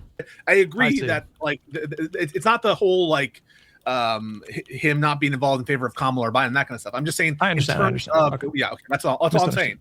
Yep. Did you send him the link, Josiah? I'm sending it right now via Twitter DM. Okay, great, and he can get in. What side is Keith I can fight on 1, here? 2, 3, 4, 5, 6 of you. But here's the thing, and this Pisco, this is a problem I have with you. Like, I'm trying to paint a picture of a wall, and every time I paint a brick, you're like, we gotta stop at the brick and we gotta litigate this brick right now. Let me get through it, and then you can take me brick by brick if you like. Overall that the party has shifted to the left? If it's that, I'll grant it. Yes, it's true. Okay, well, that just shifting to the left isn't sufficient for this, right? And I think we both agree on that. It wouldn't be sufficient to make my case. Agreed. It does kind of show that the party can change over time, right? Like, Jessiah, you're pointing to a snapshot of right now. You don't think, and not, to be clear, I agree with you. Like, this instant, tomorrow we're not going to have DSA just take over in a night of the broken glass, like light of the long knives. That's not going to happen. But my fear is this is going to start a ball rolling that's going to be harder and harder and harder to stop as it gets bigger and bigger. Right, but what's the way to stop that, Wick? Better policies, better politicians, winning primaries, not electing MAGA. So that true, but also part of this, these guys just don't ever talk about the media side of it, which is so weird because that's where we all work. We're media, alternative media people, pundits or whatever. Part of the way to stop it too is to make it clear that you are not these people, that you're different from them. You differentiate yourself from the people that you call extremists. I don't understand why this is so hard for these guys to understand. That they don't have the position for a few years. Like, you need to be able to like nip this in the bud. If we talked about how Republicans should have stopped MAGA, how was Biden's policies? We should have elect more Democrats. Like, that's not what they'd be saying. They say we need to run better MAGA anti-MAGA politicians. Good overall? What? Yeah. Biden's policies. Of course. Was that sufficient to win? No. You need better rhetoric. No, better saying. Part of your rhetoric comes from your media arm, from your media figures. By better policies, it's kind of silly. Okay, right? How are you stopping the DSA wave other than maybe hoping MAGA wins? What's your other prescription? The other prescription, better messaging is number one. Okay. Acknowledging the threat that DSA, like one of the reasons DSA gets away with what it gets away with. We're gonna do more primaries. People are like, well, they're just like us. They're just, they're democratic socialists in the way that maybe Pisco is, or the way that maybe I'm not a democratic socialist. I'm a social democrat. They're like they're left leaning, they're progressive. They call themselves progressives, and they change what they call themselves in different venues, by the way, right? But they get away by masking on and people just kind of letting them in, right? So by identifying the threat, by kind of unmasking them, by kind of forcing people to really reckon with what they actually stand for and what they're actually trying to do, I think a lot of people will like, whoa, they really want to abolish prisons? That's fucking crazy. And I think that goes a long way. But I think that one of the reasons they get away with it is, like I said, no one takes them serious. And it's insidious. And that's why it's very, very dangerous. Right. But, we all recognize the threat of MAGA. All of them. As political commentators, we can all look at these shitty positions and say, these are shitty positions, right? I don't think anyone here is disagreeing with this. Abolish prisons is fucking ridiculous, right? But if you're asking what does the Democratic Party do when you say we need to cut them out of the tent, we need to get rid of this cancer, we need to stop the stone from rolling. Pisco is so good, dude. He's got to be a CIA programmed op. Pisco is so good at like creating the dialogue to just destroy any like actual conversations. This weird talking point of like, well, what do we do? What do we do? Tell me exactly what the prescription. It's like, oh well, I don't think that we give them favorable coverage anymore. I think we call them. No, I need exactly. Tell me exactly the script of the video. You got to tell me exactly what the plan is. What is exactly the thing that we need to write of it? It's like, holy shit! It's like it's so good at disrupting and diverting any like actual conversation. It's so crazy. Rolling down the hill. Okay. Stop so we campaigning message against better, right? He means I like agree with that. he means like publicly disavowing them, distancing yourself from their policies. Like, like Biden did that, to be honest with you. Right. When Biden said, I am the party, when people were trying to tie him to like Bernie's policies. And so like, I guess, Wick, I'm just saying like, I think the better outcome would be Hong wins. And then we have like sensible Democrats that are in positions of leadership that have platforms and influence to do exactly that, to just say like, listen, Look, she's the governor. The voters make their decision in Wisconsin, but obviously the Democratic Party is never going to support, getting rid of borders. Yeah, I just am I really throwing hope in I'm Keith, wrong. guys? He's here. Yeah, okay, bring him on. All right, seven people. Can you explain that to one Steve? How are they going to moderate the governor of fucking Wisconsin? Well, they're not, but they are just saying that it's better to have a DSA governor there right now than it would be to have a MAGA governor, and then they'll work on moderating the party in the future, moderating DSA people in the future, I guess. I don't know. Never had. Yo, what up, Keith? Hi. How are you? Good, buddy. You doing well, man? Good. Double check you're using the right mic. Go to settings at the bottom, and then make sure it's the right mic there. Certified little Brady bunch here. True. Is that? I'm gonna put Wick in the center though. There we go. Hold on. Do another mic check. Keith, Test. do another Hello? mic check for us. Hi. Yeah, There you go. There you better. go. All right, there we go. Hi. How's it going? Welcome What's your to take Living on Life. this? Nice to meet you. This is a lot of men. It's the manliest podcast there is. Oh my god. Hell yeah. So Keith, The what? state of the modern far left right now. 7 white men based. Hell yeah. Yes, here we are, boys. Wait, Hell yeah. What is this? Is this a Republican podcast or a far left podcast? They're way Which more. one? Republicans are way more diverse than the fucking DSA types. Okay. Yeah, you said you could only be here for 20 minutes, so weigh in on this. We're curious. What is the topic at hand? All right. Let's get our great normie Democrat, definitely not politically operated person, Keith Edwards. Good luck. Come on, Keith. Chat Hutch. I'm grateful DSA, to be. a bigger threat than MAGA right now. That's the Is topic. DSA a bigger threat than MAGA? Yeah. Well, I think it's broader discourse about the concept of blue no matter who, and Wick is taking the Where position. should our lines be? Yeah, Where should our lines be? Is it blue no matter here's who? the thing. Here's what I don't like is I think like there's a lot of personalities on Twitter who do. Wait. Here's what I don't like is Who am I Yes, hearing? is the answer. Wait, yeah, wait. You're Who am I? Nick Shirley. No. Oh, soda poppin'. No? Holy shit. What? 100%. Close your eyes. This All right, might be I'm him. listening. Go ahead. Be? Yeah, Where should our lines be? Is it blue no matter here's who? the thing. Here's what I don't like is I think like there's a lot. Absolutely. Okay, I mean, I'll give it to you a bit. Sure. Absolutely. A lot of personalities on Twitter who are doing this, One second. and I really try not to do it. I think attacking the factions within the left does not help anyone. And I think one of the things that MAGA has done for better or for worse is they're kind of, I mean, we're seeing it splinter now, but they're pretty cohesive. And I think like when it comes to most things, I think everyone on this live stream probably agrees on most of the big things, right? And so it's like that small 5%, it just doesn't feel like we're all on the same team. Maybe that sounds like really like naive or something, but I think like we're all trying to like work towards in the same direction. Well, let me push back. I don't think the DSA has the same. Like, the way that you can tell that this is a lie when these people talk is if we were all trying to work in the same direction, you wouldn't hear the DSA types constantly clamor for a replacement of the entire fucking political party. Every time these guys talk, though, they talk about the need to replace all Democrats. Like, the whole party has to change and be replaced. How is that directionally the same if that's true? It doesn't make any sense.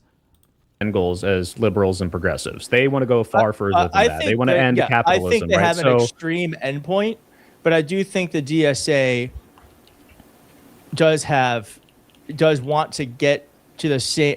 We are all going in the same direction. I think they have a more extreme end than, say, like liberalism. But see, it's just liberalism, but a little bit farther. They are. And remember, when they say we're going directionally the same, but they have a more extreme end, in these people's minds, even if they do believe what they're saying, it's always like left is good and more left is gooder. So if these guys are more left than us, well, we're where we are because that's the political reality. But they're even gooder than us because more left would be ideal, and that would be even the goodest of all we could do. Like, that's totally different.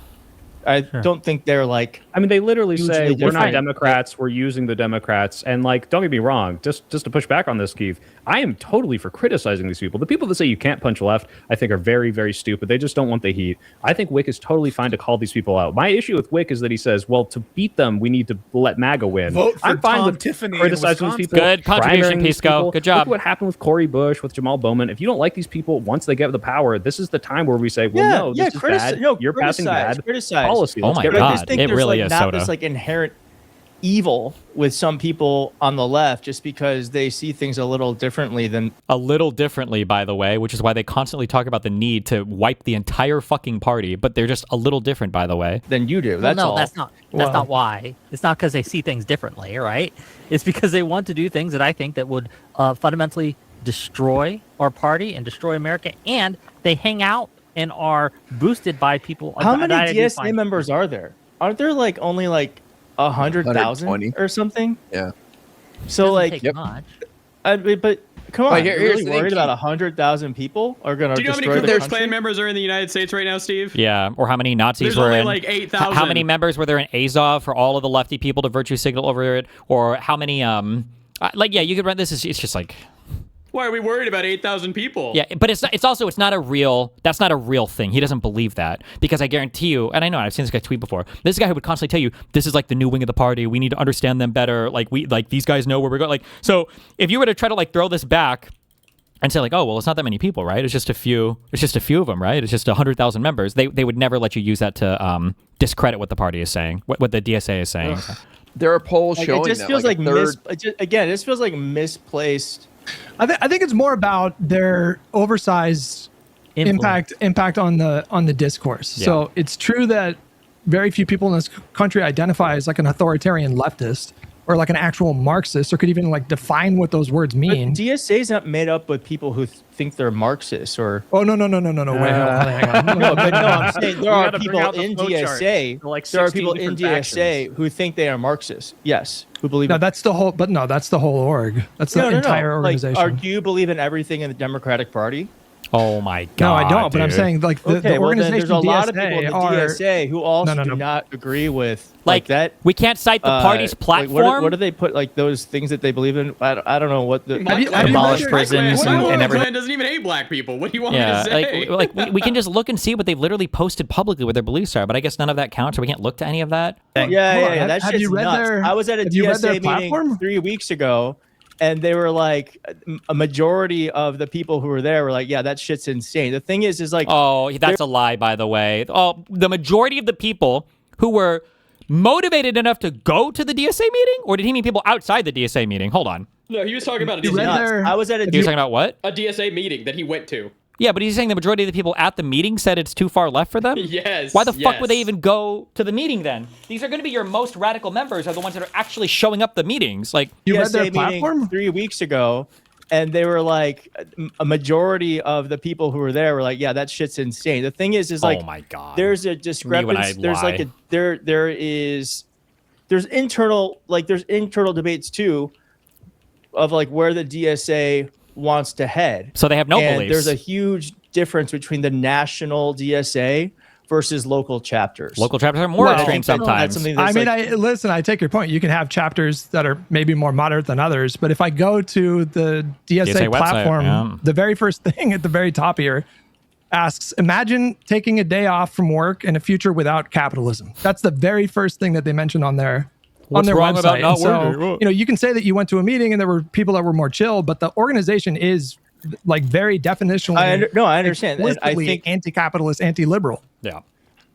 Yes, I think the people at the top of the DSA, but I think there's also like this fight within the DSA to decide in what direction. No one hates DSA more than the internal members. All they do is fight. But first of all, guys, if anyone called me a sweeper before, I think keep in mind too that you can't use this same bullshit argument of like, oh, it's just the leaders, blah, blah, because the DSA is a dues-paying organization. I believe every individual chapter has dues, or maybe only some of them, maybe some don't. My understanding is all of them are dues-paying. So it's not like you're just like, you randomly, join and forget some whatever organization. Like this is, you pay money to be here. So the idea that all these people disagree with like 95% of the platform, but they're willing to pay their membership fees anyway is retarded. It's stupid.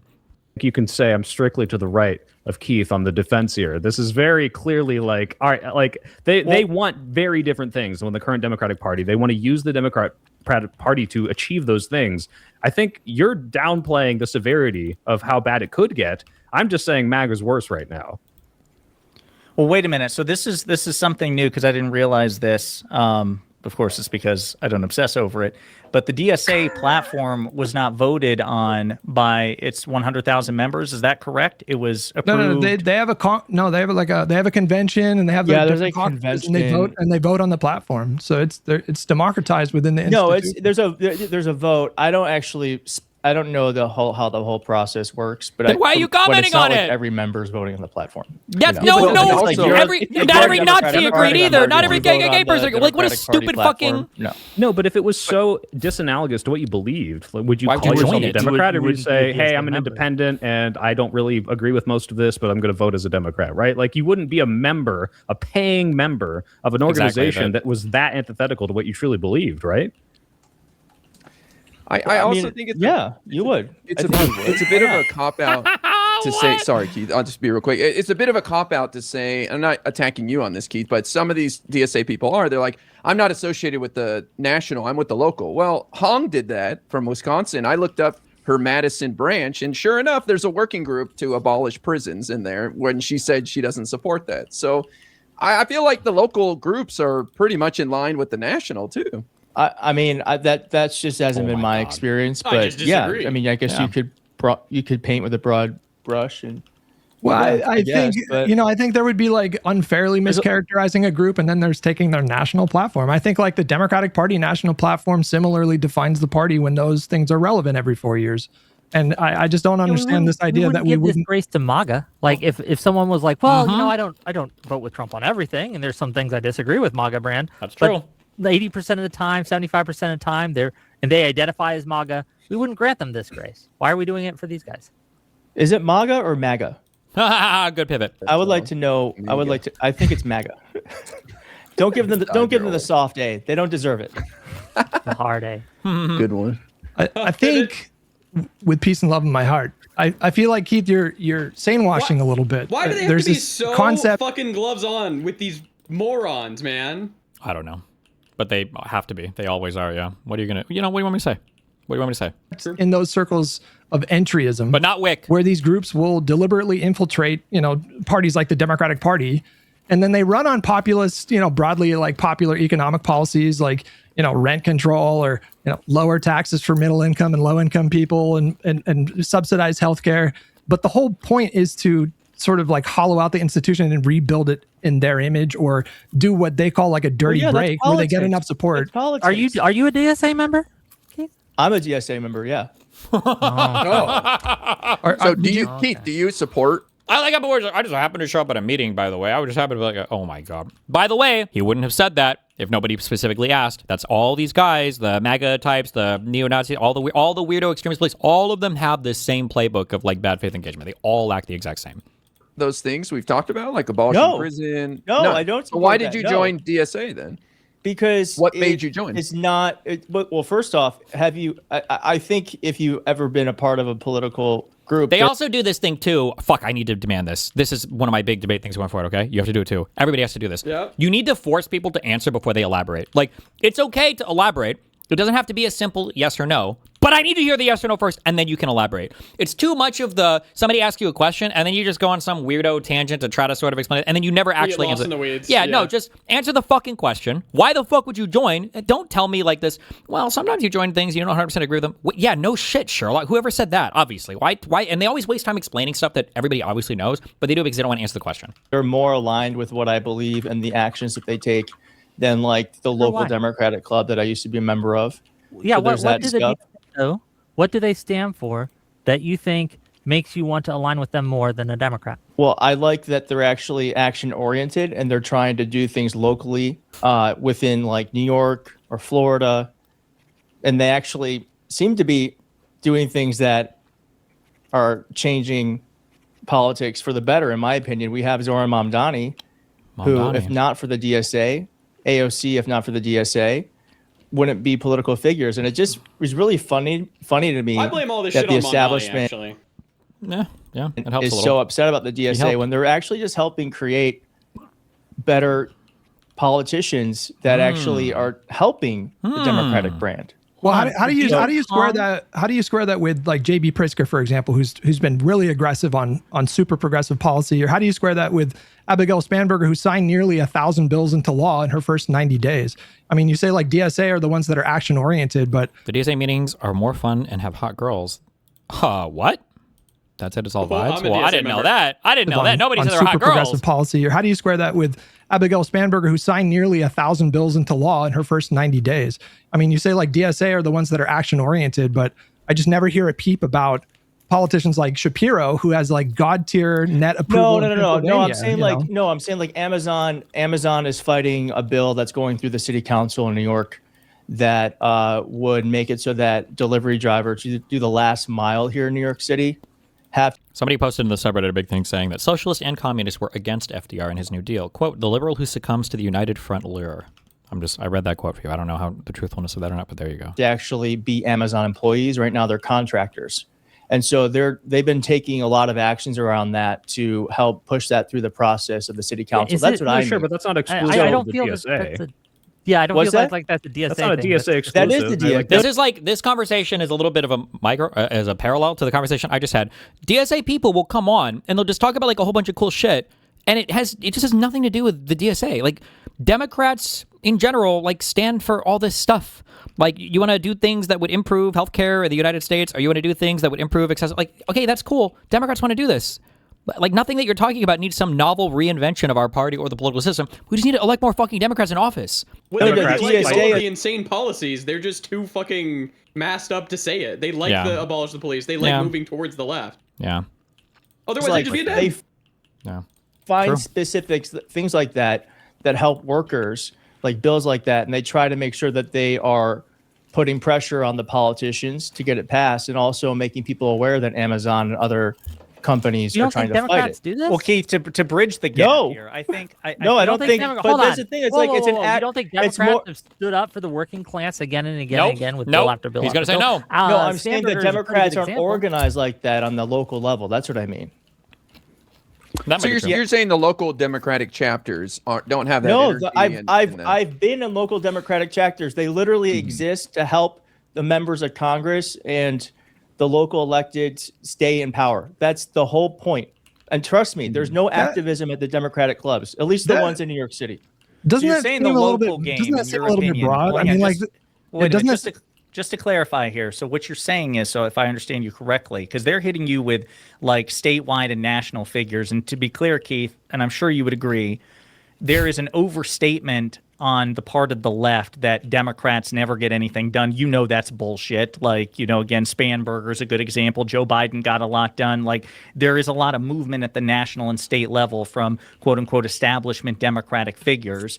But you're saying at the local level, in your experience, the DSA there was more game in town for the local chapter of the DSA, and that's what, because you're in New York, if I remember correctly. Yeah. So you signed up with the New York DSA because for local issues you preferred them as opposed to the Democratic Party. Yes. No, that's not all he said. What he said was that the local DNC infrastructure that did exist was just sycophantically obsessed with supporting the Democratic Party. And that's why he said earlier it was just to get, it seemed like they were just there to get the national level Democrats reelected. That's what he said. Now, Jessiah has cleaned up this statement and changed a bit of its meaning and now made it a little bit more palatable. And now that's the statement that we're going to work on. So, okay, we've got the sweep is in. All right. And as I'm saying, I mean, I know you all want to be like DSA is a little. I'm not a Marxist. I consider myself to be like a social democrat.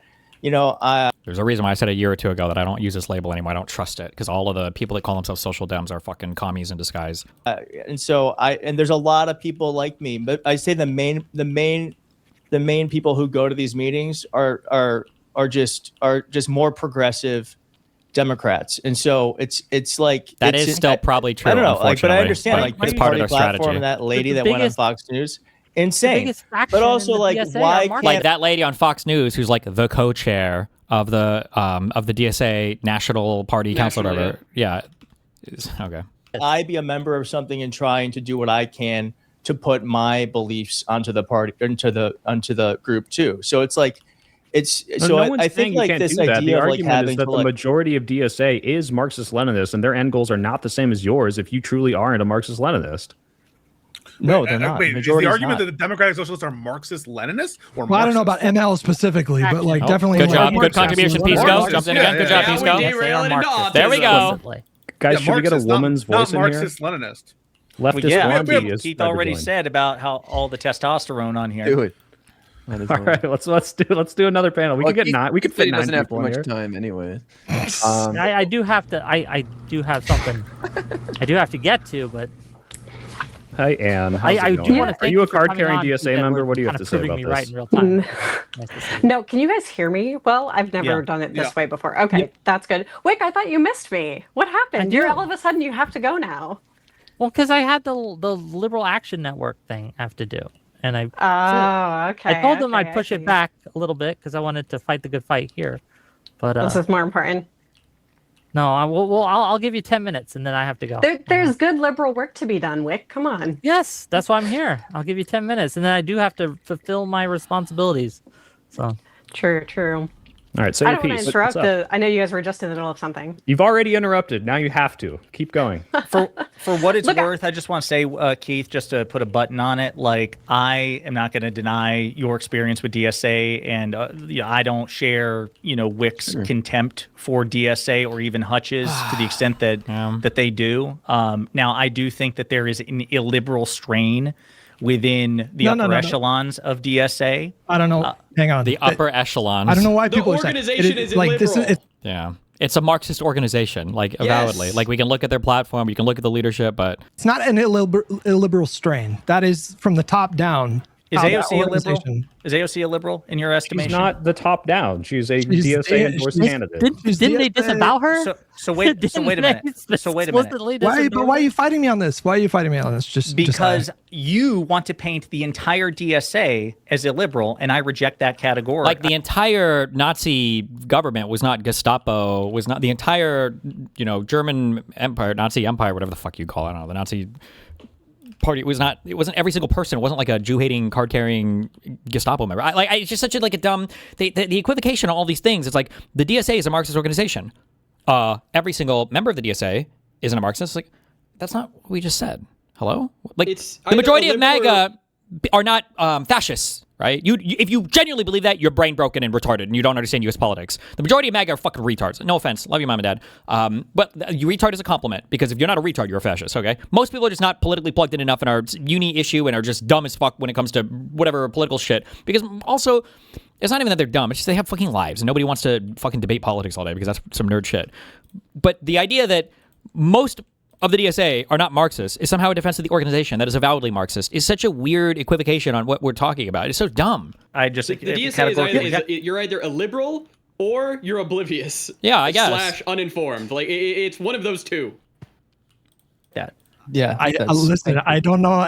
Have you read their platform? I've read their platform, but this is where I think Keith has a fair point, which is this idea that literally every single candidate or every single member of the DSA must co-sign the illiberal extreme. Like, that's not true of nobody would even say that. When you should stop a thing when somebody does this fallacy. Somebody does this thing where you mention an organization and then somebody's like, are you saying that every single person in that organization is that thing? Well, of course not. It's so fucking retarded. Of the national platform. No. But the national platform, reject it. That is the party identity, though.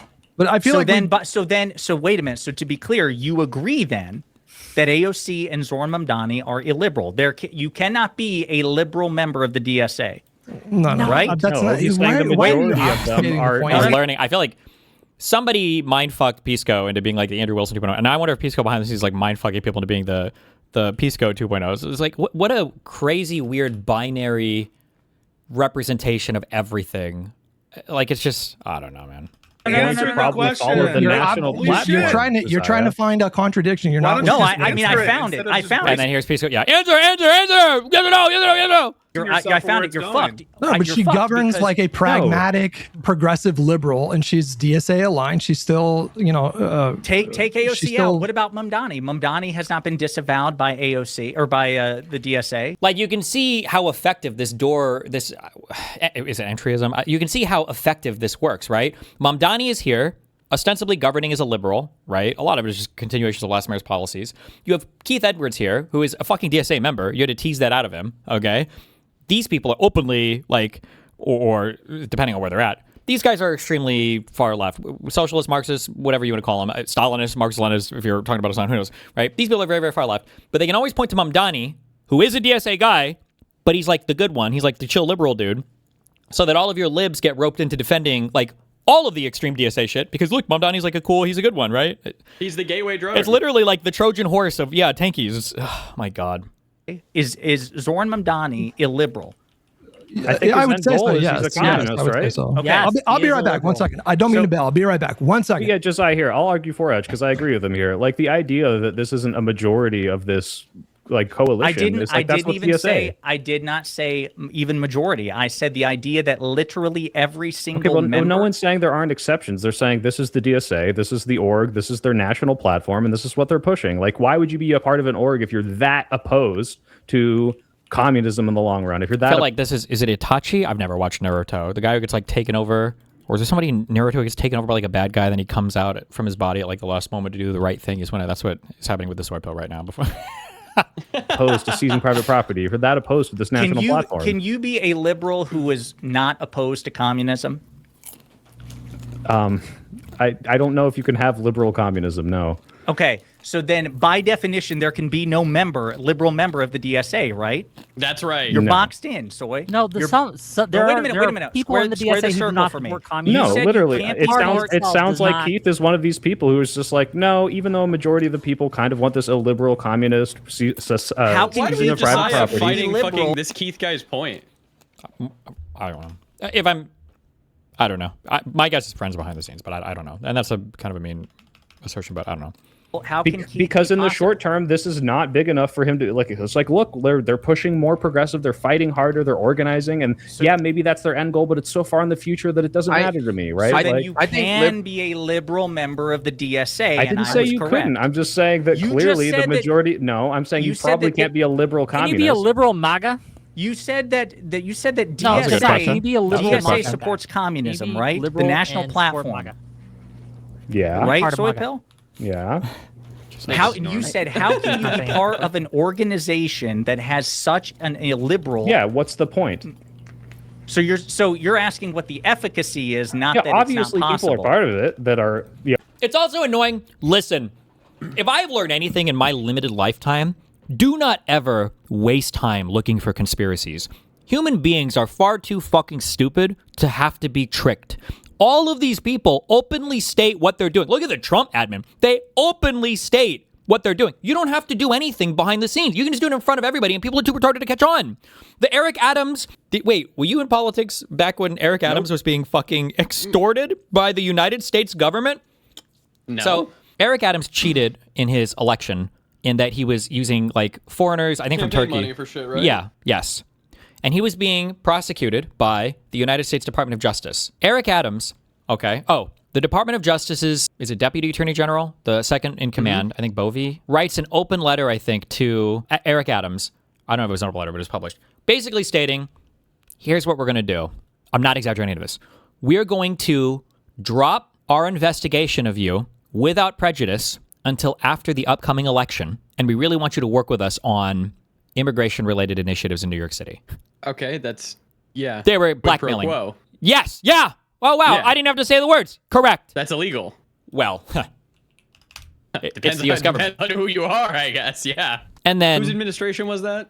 after they make that deal, saying, we're going to go ahead and drop your investigation until after your election, okay? Right after they make that deal, Eric Adams starts appearing on Fox News. This was one of the earliest things that set me off. Now I don't give a fuck because fuck, the whole government is fuck. This is crazy. It is like so many people resigned over this in the Southern District of New York and in other places, and they were fiery. There was at least one. I think the guy who wrote his resignation letter and published it publicly. It starts with something along the lines of, it's like, I heard a rumor that you were considering like firing me. I just want to let you know I'm resigning. And here are the reasons why. It's like a travesty to justice. It was a really good resignation. I think it was like 1.5 pages. But like, many times. It's just insane. You have the guy being openly extorted. Everybody in the country sees what's going on. And now he's here, being buddy-buddy with Trump's. I don't think he was the border czar at this point. He was doing something else, I think, in immigration. And it's just like, it's insane. And this guy had his own like $10,000 bribery scandal, whatever, that was also dismissed by the DOJ. This is unbelievable.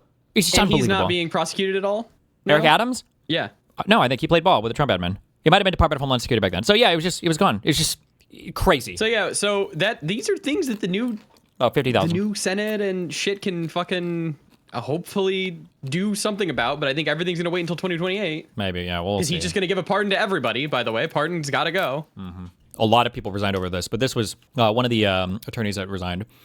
Mr. Bovee, I have received correspondence indicating that I refused your order to move to dismiss the indictment against Eric Adams without prejudice. Oh, there are so many crazy stories that Bovee pulled like every fucking attorney into a room and was like, you guys have 30 minutes to figure out who's going to dismiss this. When I come back, if you don't have a decision, I'm firing all of you. Like, it was just insane how crazy this whole this situation was. 95% of Americans don't even know anything about this. Even though all of this is out in the open, you don't have to conspiratorialize. You don't have to dig for unnamed sources. There's no like anonymous leaks. It's just all out in the open. Why isn't the media nonstop talking about because nobody this knows how still any to part this of our day? government works. So nobody gives a fuck on anything. So it's all okay. It's over. But anyway, Mr. Bovee, I received correspondence indicating that I refused your order to move to dismiss the indictment against Eric Adams without prejudice, subject to certain conditions, including the express possibility of reinstatement of the indictment.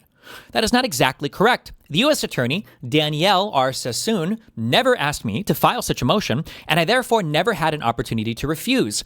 But I am entirely in agreement with her decision not to do so, for the reasons stated in her February 12, 2025 letter to the Attorney General. In short, the first justification for the motion, that Damian Williams' role in the case somehow tainted a valid indictment supported by ample evidence and pursued under 4 different U.S. attorneys, is so weak as to be transparently pretextual. The second justification is worse. No system of ordered liberty can allow the government to use the carrot of dismissing charges or the stick of threatening to bring them again to induce an elected official to support its policy objectives. There is a tradition in public service of resigning in a last-ditch effort to head off a serious mistake. Some will view the mistake you are committing here in the light of their generally negative views of the new administration. I do not share those views. I can even understand how a chief executive whose background is in business and politics might see the contemplated dismissal with leverage as a good, if distasteful, deal. But any assistant U.S. attorney would know that our laws and traditions do not allow using the prosecutorial power to influence other citizens, much less elected officials, in this way. If no lawyer within earshot of the president is willing to give him that advice, then I expect you will eventually find someone who is enough of a fool or enough of a coward to file your motion, but it was never going to be me. Please consider this my resignation. It's been an honor to serve as a prosecutor in the Southern District of New York. King. But all of this was so fucking crazy. Yeah, so all of it was so wacky. Asking what the efficacy is, not yeah, that obviously it's not possible. people are part of it that are, I don't think okay, the well then AOCs, we're good. We're good. Then okay, yeah, 100%. we didn't disagree. Okay. I'm just, Right, but the fear was not can you be an exception in this? The fear is, hey, these people do not have the same goals, the same end goals as you. Some people in it do, some people don't. Most probably don't if they are Marxist-Leninists or Marxists. I'm assuming. Keith, then we agree that Keith is a liberal member of DSA, and it's possible to be liberal members of the DSA. I don't know if he's telling the truth. Yeah, sure. Okay. I just don't know why you're fighting so much on this one particular thing, Josiah. Like instead of just acknowledging. KKK member. yeah, it's possible. Not to be meany, but like that sometime, or I don't want to say that was frequently the case, but like the KKK was like, exist, yes. it was like the thing in small towns that kind of everybody joined and was like, it was part of the fucking community or whatever. So like you would join it. You might not necessarily be like, I want to fucking go lynch black people, but especially in the like, I don't know how long the KKK went to, but especially my KKK chapter didn't do anything. Yeah, sure. Well, I mean the majority. Don't make me defend the KKK. No, I know what you're saying. What is the year onwards? It was a surprising number, but it was like there were like a dozen lynchings by the KKK, like after the was it like after the civil rights or no, way before that. It was like after the 1920s or 30s. I'd have to go back and check, but I'm not defending the KKK. I'm just saying that fuck it, I don't care. Never mind. Maybe they're anti-Jew and anti. You love the KKK. Is what you're telling me. This is an organization. Why is that, Josiah? They're gonna mine you. Like they're gonna be look at Destiny defending the KKK. It is fundamentally Marxist. It is a Hutch, what? I didn't say anything. Oh. You're fighting so much on this one particular thing, Josiah. Like instead of just acknowledging that this is an organization. Why is that, Josiah? It is fundamentally nice one, Pisco. Another derail to protect the far left. I think Pisco is much further left than he actually lets on. I really do think he is. I think Marxist. I asked him if he's a DSA member, and he told me no. So wait, what? I asked Pisco if he's a DSA member or if he's a Democrat, and he said he's a Democrat. Sure, but I think he is. That's my feeling, and I'm sticking with it. Sure, I'm gonna ask you, Hutch, I'm gonna ask so you. defensive. Wait, hang on. Just listen to me. Can you be a liberal member What do you think of DSA's goals are? What do you think DSA's goals are? I think that their goals are to abolish prisons, as they say. No. I'm not. Listen, I'm not talking about specific policies per se, but I'm saying like their broad vision. What do you think they're trying to accomplish? Politically, to locally or nationally? I mean both. I think their goal is to fundamentally alter, like the end state is to fundamentally alter the current state of America and make it a more socialist enterprise. Okay, then why are you fighting us on this, man? What are you fighting us on? Why are you fighting me when I say it is possible to no be one's saying a liberal we didn't member fight you of on the that. DSA? Well, wait a minute. Because possible, just like it's possible to be someone who is liberal and supports MAGA. It's possible. Wick is liberal and supports MAGA. Come on. Actually, I don't know. I don't know if that's the case. I have to think about that. I don't. Oh my god, that's brain broken. I'm so sorry. Fuck. He should just make videos about Trump. Your opinion on anything related to extremist politics is immediately disqualified. You really think that 52% or whatever of the American voting public is openly and avowedly fascist? I don't even think 80% of Americans could even give a coherent definition of fascism. That's crazy, especially as opposed to a micro-organization compared to the whole U.S. political landscape of 100,000 members that are dues-paying members. You think the MAGA people are more committed to the most translucent, unidentifiable political ideology of all time because it changes on a fucking whim, as opposed to the DSA people who pay dues to the organization to be part of it? Bruh, that's crazy. That's got to be like I've debated myself into this position and now I'm locked here forever. I don't know. It's not liberal likely. Supports MAGA. Come on. Actually, I don't know. I don't know if that's the case. I have to think about that. I don't know if it's possible to be a liberal It's MAGA possible in the supporter. same way it's possible to be liberal and support the DSA. I want to ask Keith. I do have to go soon. Just FYI. Keith, I assume you're a liberal. I'm not trying to. And is that correct? Do you identify as a liberal? Are you a socialist? Like how do you? Yeah, liberal. Yeah. Liberal. How do you identify, Keith? Yeah. Are you afraid that as a liberal joining DSA that you could open the door for some of the more extremist stuff by legitimizing them? No, he wants to. No. I mean, I don't. What do you mean? So you've heard some of their national legitimized? No. But I think the concern is that we're kind of sane washing some of the more extreme stuff while you're not. You see his background. Yep. What is his YouTube channel? Is it like 700,000 plus, or is it even more than that? It's 1.3 million. 1.3 million. Okay. He's being coy, not stupid here. I know that a lot of people were calling him Keith Shirley or whatever. This isn't a game. I've explained these dynamics before. When people get caught doing bad things, I think the best example was when Sam Pepper was getting grilled on his crypto scheme on a kick or keep. But like, let's say that like I went out last night, and let's say I'm married to a vegan, and I went out last night. And I ate the biggest fucking cheeseburger I could find, okay? And then it's like, you get home the next day, and then your partner's like, you went out. I heard that you broke your vegan stuff or whatever, right? Now, instead of engaging, okay, well, here's what I did and blah, blah, blah. It's like, no, I didn't. What do you mean by that? And I was like, I heard that you were eating like a cheese. I heard that you were eating stuff for dinner that was like meat products. I was like, oh, well, I don't know. What do you mean? Or for dinner? I mean, like, I don't think I had anything past like 7:30. Which dinner? Or I didn't eat anything past 7:30. It's like, okay, fine. For lunch or whatever. It's like, well, And it's like, I don't know. What time did you eat? It's like, okay, I ate at 6 o'clock. It's like, okay, at 6 o'clock. You ate, I heard that you ate like a bacon cheeseburger, whatever. It's like, no, I haven't had any bacon in 6 months. It's like, it's just, I don't know how to describe it. It's this fucking game of endlessly asking questions and teasing, and you know what they're getting at, but you stay on like the outer perimeter of being truthful. It's like truthiness. You're out here. And this is the game that he's playing. When he's saying like, well, I don't like. I think the concern is that we're kind of sane washing some of the more extreme stuff while you're not hearing that from the people on the ground at the meetings you're going to.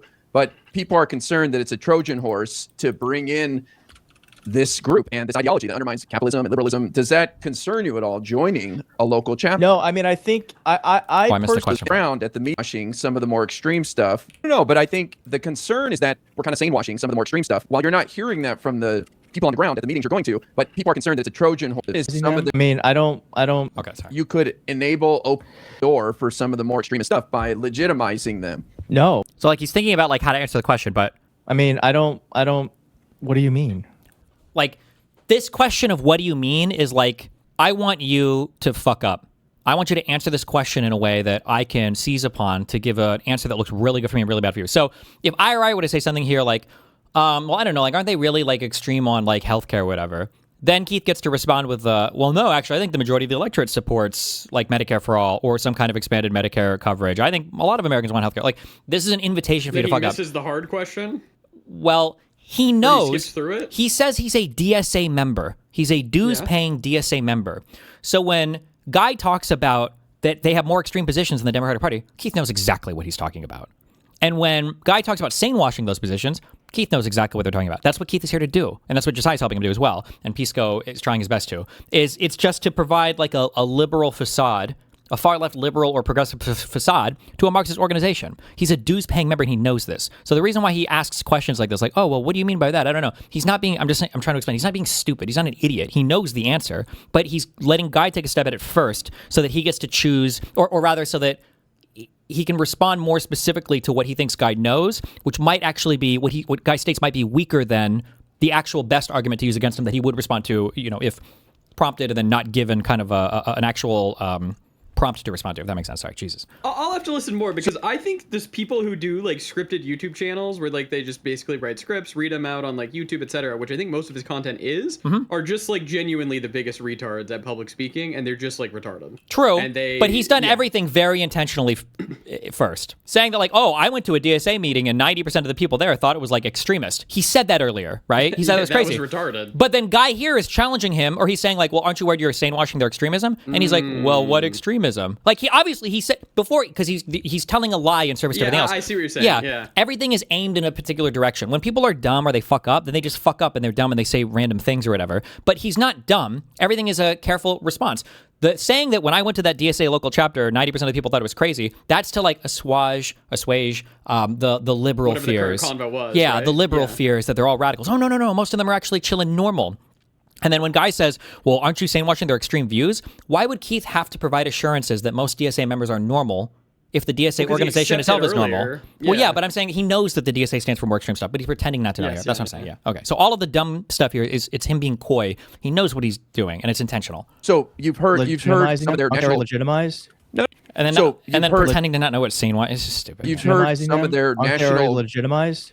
No, but I think the concern is that we're kind of sane washing some of the more extreme stuff while you're not hearing that from the people on the ground at the meetings you're going to, but people are concerned that it's a Trojan horse to bring in this group and this ideology that undermines capitalism and liberalism. Does that concern you at all, joining a local chapter? No, I mean, I think I personally think capitalism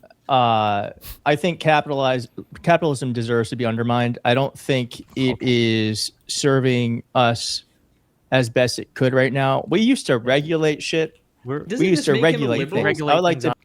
Yeah, but I mean, this when they present their most moderate view things or whatever, then they always come off as being like a liberal. They'll downplay as much as possible in order to make it as palatable as possible to the liberal audience. This is a mask-on thing. It's like the guy that I was talking to earlier. It's like, well, it was cool when the state was helping with like energy costs and like we should lift the number of doctors. And it's like, wait, nothing about this needs like communism. Like, what the fuck?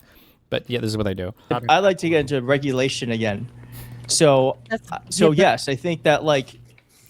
What is WhickTV is very dramatic. Keith, are you masking on right now? Like, yes. Can you just tell us what your real I'll just position I right now. Did Hassan Piker shock his dog? What? Did Hassan Piker shock his dog? He says he didn't. No. He says he didn't. What are we doing here? Anyway, I just need. That's all I needed.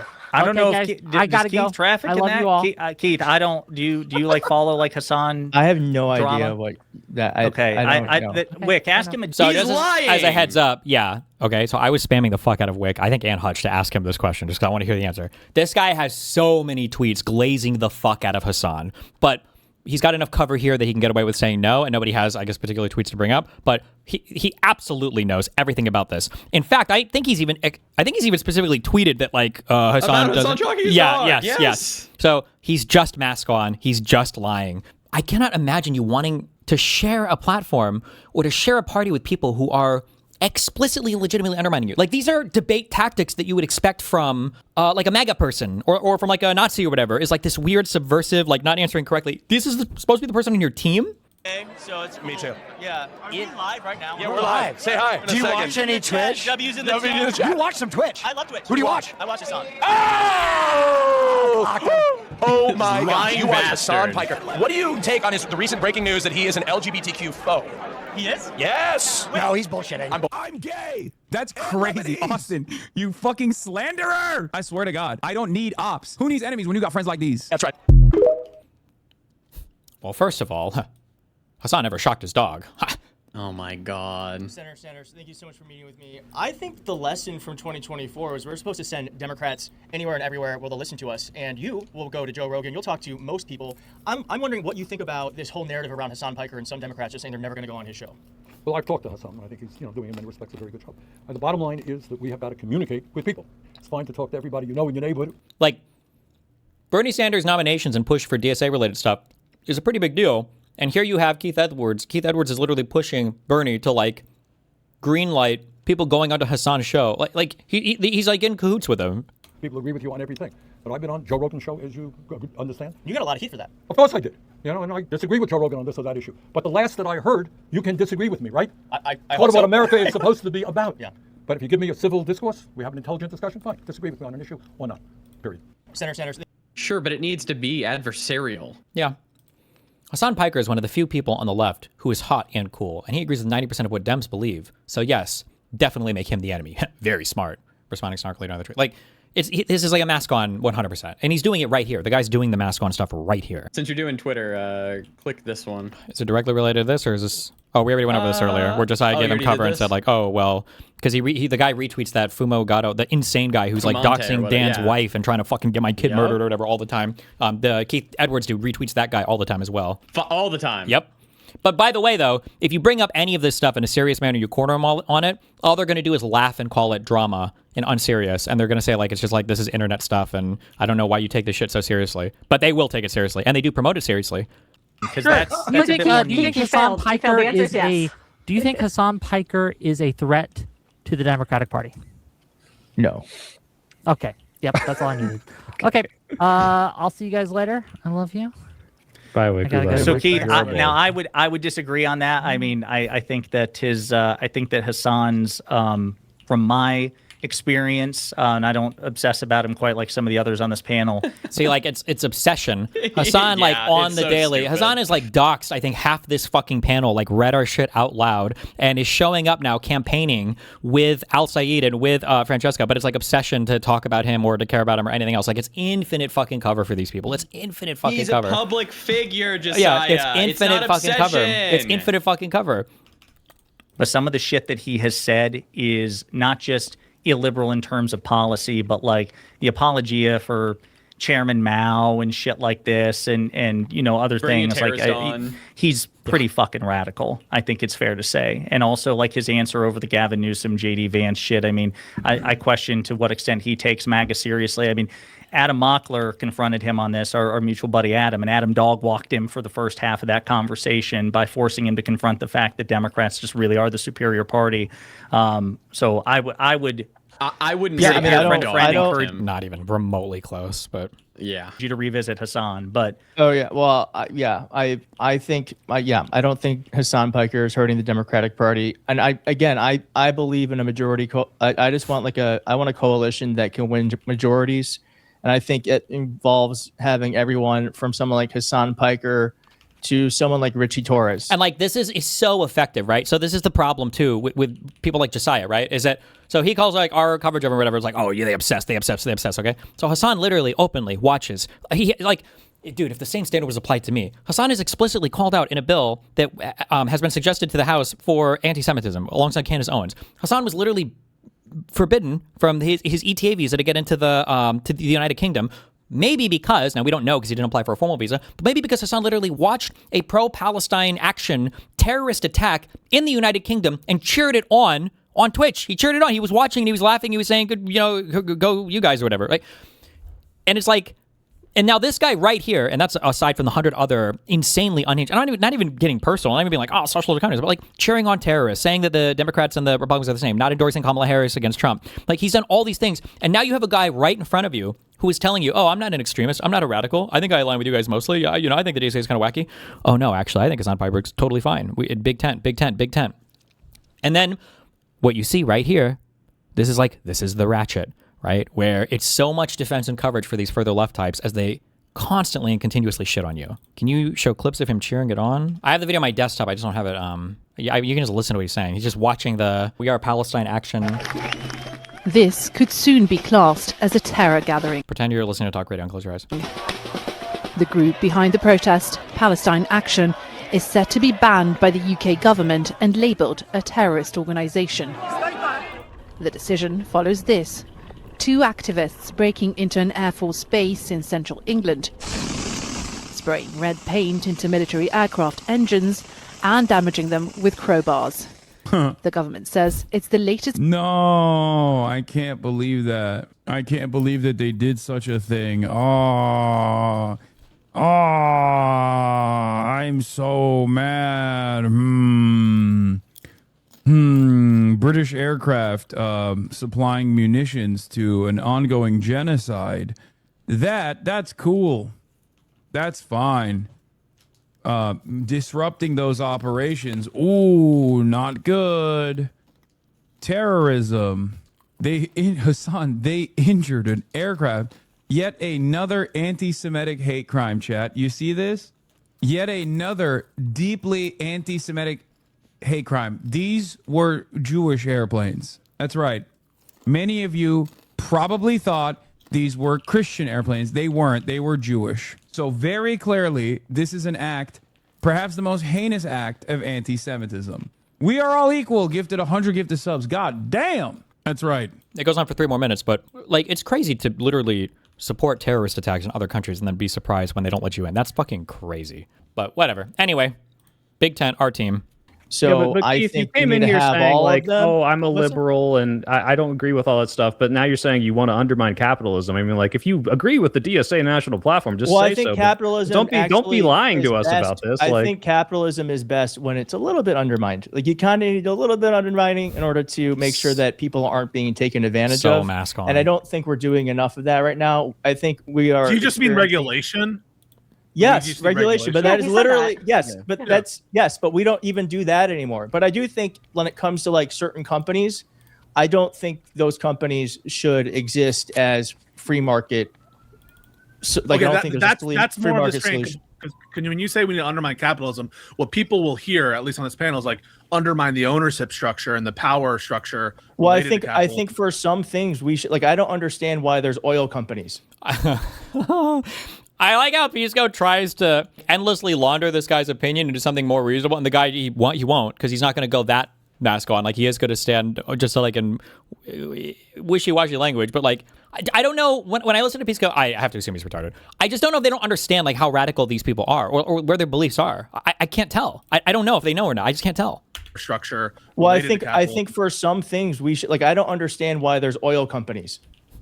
Why? Are you asking me? No, I just don't. I don't like. I think for some goods, for some like products, and maybe I'm like a little juvenile, but I just don't understand like oil. Kind of, I feel like it's the Earth's. It belongs to everyone, you know. And so I don't understand why there's things that belong to companies, Earth should not be companies. Like, I think there's some. Yeah, I think there's some. Yeah, I think some products. It doesn't make sense to me that. I like how when Wick says, I think the DSA are like a threat to the party, Pisco's like, and this guy's like, I think oil in the earth, it belongs to everyone. And Pisco's like, well, it belongs to everyone? And then he like lets the guy sit there and explain it out. And it's like, what? Products, it doesn't make sense to me that they are for profit when everyone. Because of some like economic theory or because of like their relationship to the ground. And to like Mother Nature. Come on. Yeah, because of I'm just asking the question. No, because they're like, because but like I do feel like I'm sorry, but that was fucking retarded. And keep in mind, he's a huge content creator, so he should be able to have a conversation about this, okay? But keep in mind, this guy here is he has described himself. He's described himself as like super moderate compared to the average DSA person, I think, or he's said that the average DSA person is more moderate and they think the DSA stuff is wacky and they don't align with that according to the meeting that he was at. This is the moderate DSA member, thinks that things that belong to the earth should be owned by government. Like if they could, we would somehow be charged for air. Like that's how he's saying that's what it. He's saying it's a public good, like it's all of ours. Good. But Keith, I would argue it takes money and time to get to. Yeah, that's why governments should. But again, that's where I probably am a little bit more on the left than some of you. So. A little bit more on the left, and this is how it always works. And then all these guys carry forward into the conversation. All of them carry forward into the conversation. Like, yeah, you know, I think directionally we're the same. They're like a little bit more extreme than us. They just want like a little bit. It's like, really? Wait, I'm curious though. It seems like Keith is doing the thing that like we're trying to disprove exists. And keep in mind, this girl is like, I don't know if Anne identifies as socialist. I think she might, but I'm pretty sure she identifies as socialist or like a Dem Soc. And even she realized, like, wait a second, is he doing the thing? Is he doing the thing that everybody's accusing these guys of doing exactly? He's being the like reasonable DSA member right now. So I've been probably much more sick of this than you have been, Keith, of like seeing for the last 5 or 6 weeks, just every single lib panel ever is all about the DSA, all about the scary like commies and tankies taking over. Like it's I'm so sorry. We're just reliving McCarthyism and it's so annoying, just frankly. I think. Hold on. Is Mooten here? Yep. Are you familiar with the story of the boy who cried wolf? Yes. Do you know how that story ends? The boy gets eaten. By an actual wolf, right? By a wolf. The reason why it's the boy who cried wolf is not because there are no wolves. It's because when the one actually shows up, you're nobody's gonna believe you when it's there. This idea of like, I'm so tired of all the fear mongering over the commies and socialists. Yeah, me too, brother. Okay. Dude, I feel like I've been called a fucking commie and a socialist by so many fucking people. Yeah, it's annoying. But the reason why it's annoying isn't just because they're wrong. It's because, same thing with the term fascist, when you try to identify it now when it's actually here, nobody is capable of engaging seriously with the issue. One of the problems is like people on the left, the politicians will moderate when they get elected. You saw this with AOC. You see this with people like Bernie, Mamdani.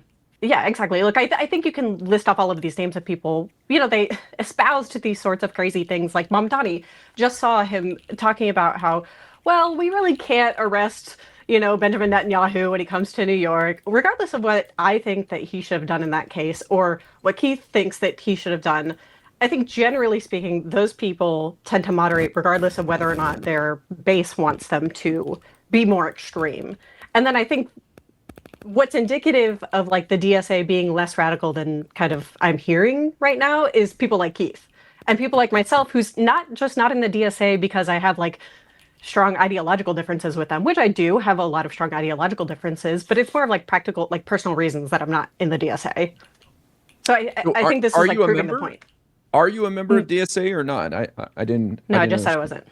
Okay. Yeah. So, sorry, I don't know. Is my mic okay? I just want to make sure that's. No, you sound okay. great. It's not. You're good. Okay. It keeps doing some I weird would fuzzy shit, but co-sign that's this okay. too. Unfortunately, I'm an addict, but yes, it drives me up the fucking wall that this is as much of the discourse, because one thing, I mean, we may disagree on certain particulars, but one thing... Like, again, I'll say this for the 50 trillionth time. The reason why this is the discourse is because as soon as the guy said that oil belongs to Mother Earth and all of us should have a share in it, and also I'm actually like a normal person and I'm almost the same politics as you, the fact that everybody didn't laugh him the fuck out of this show and say, what a retarded fuck position, and also you are lying about your relationships with other incredibly radical people. Like, it should be very easy for you to say, yeah, Hassan Piker is a radical. That guy is an extremist, 100%. He has extremist beliefs. If you can't even say that, then we have a huge problem. If it was that everybody could accurately identify what this guy was, especially because, like, this is like easy mode. This is very obvious. And we're in the early stages of this. It's very, very, very obvious to see what he's doing and what's going on. And if you can't even spot it here, well, then, yeah, it is going to be a part of the discourse, because clearly we are not inoculated against this type of extremism. We have no idea how to spot it or deal with it. Thing that I know Keith and I are aligned on. I'm not familiar with you, Ann, but it sounds like you're the same way, which is that you got to keep the focus on Trump and MAGA and fascism. And so to that end, you know, anti-fascism, I think, makes strange bedfellows. So, you know, I'm not crazy about Hassan Piker, but again, I don't... That's such an... I'm not... And then I don't even know if we share, like, American values at this point. Like, I'm not crazy about a guy who's literally cheering on terrorists.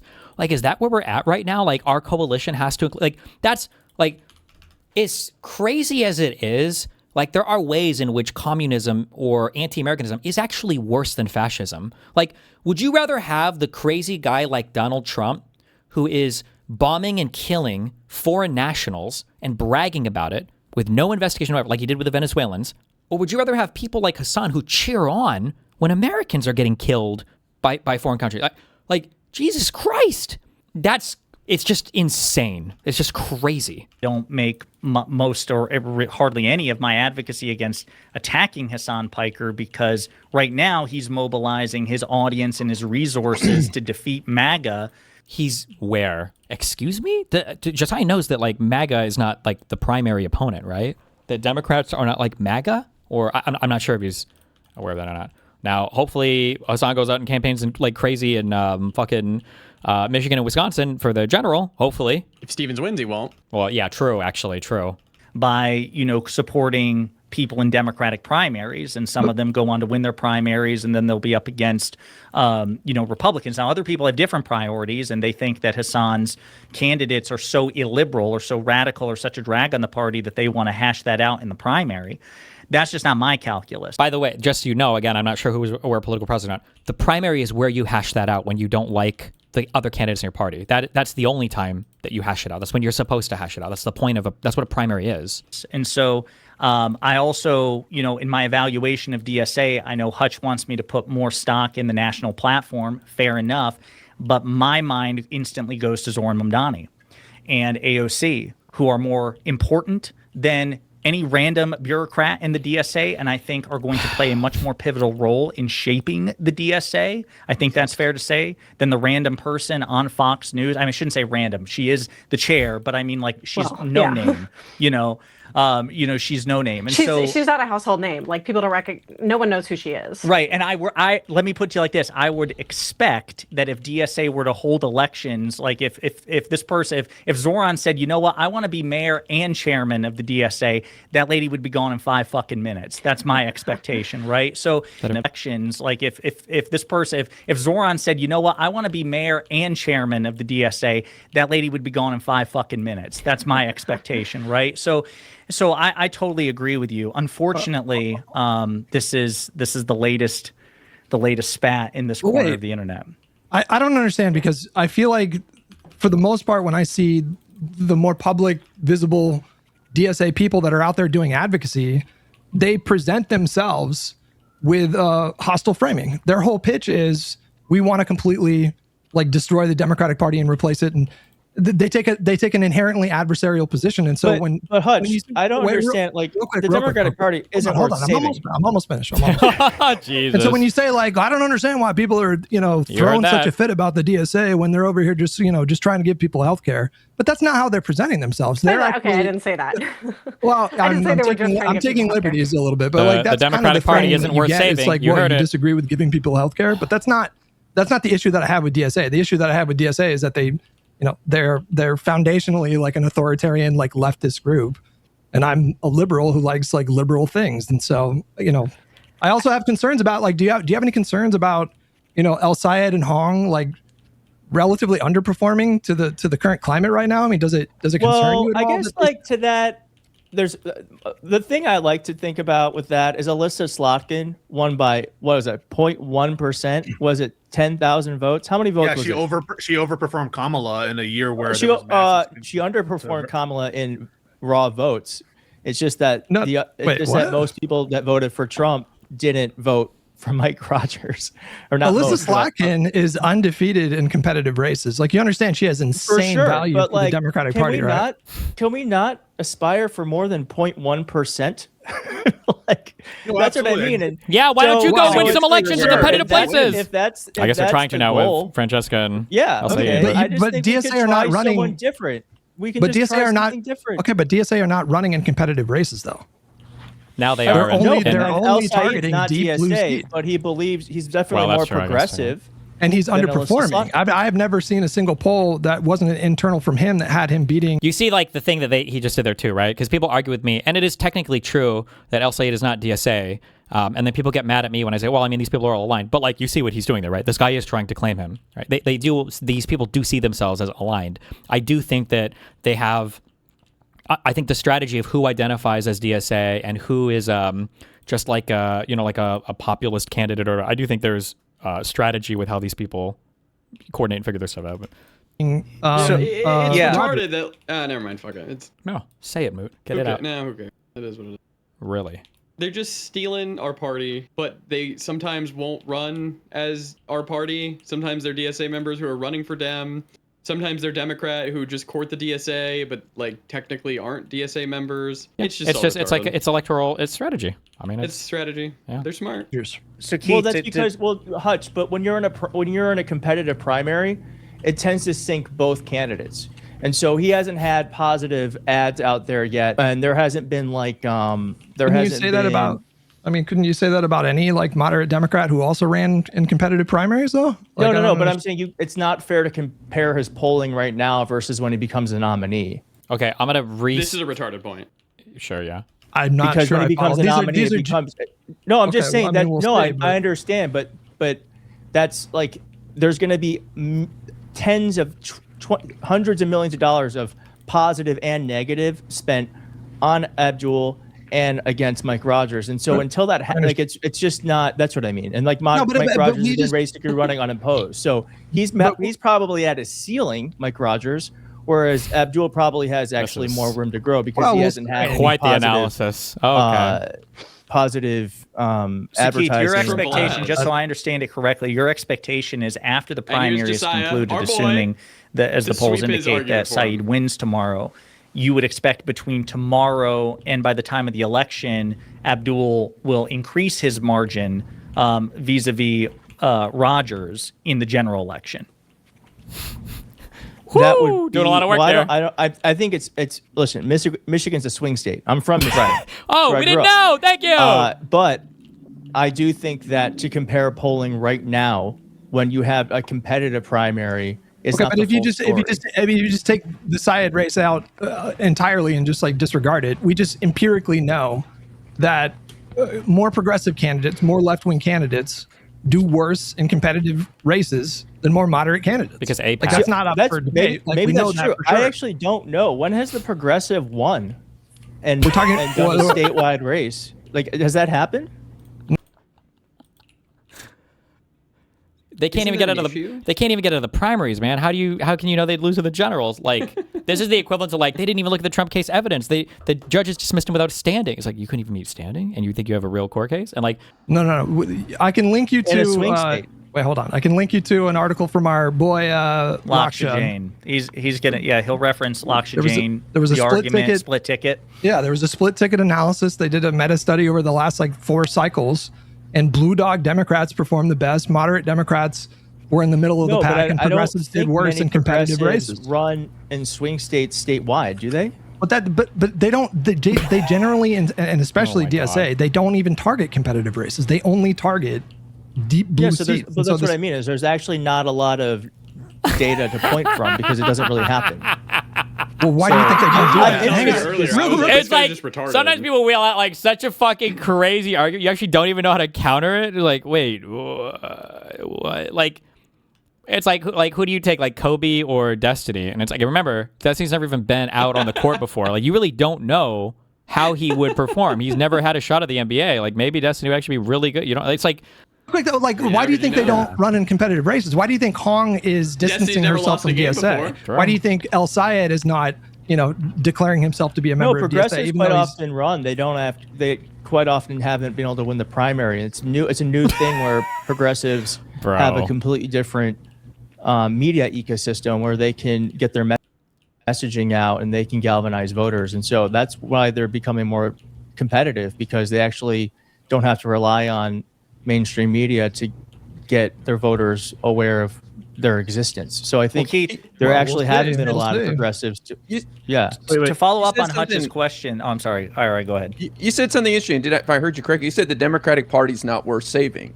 Did you say I heard that too? Oh, yeah. Oh, hey, oh, we did. Oh. I did, yeah. I think we need to fundamentally remake the Democratic Party's leaders. Why? Remember, this guy presents himself as a moderate, huge voice on Twitter, huge YouTube channel, presented himself as a super moderate person. But see, I think this drags down the Democratic Party because we have people from the right hitting us, calling us communists and godless heathens, and then we have people on the left attacking us as well and going after Chuck Schumer and Hakeem Jeffries. This is the party that brought enhanced ACA subsidies to give people affordable health insurance for 12 It is not a person.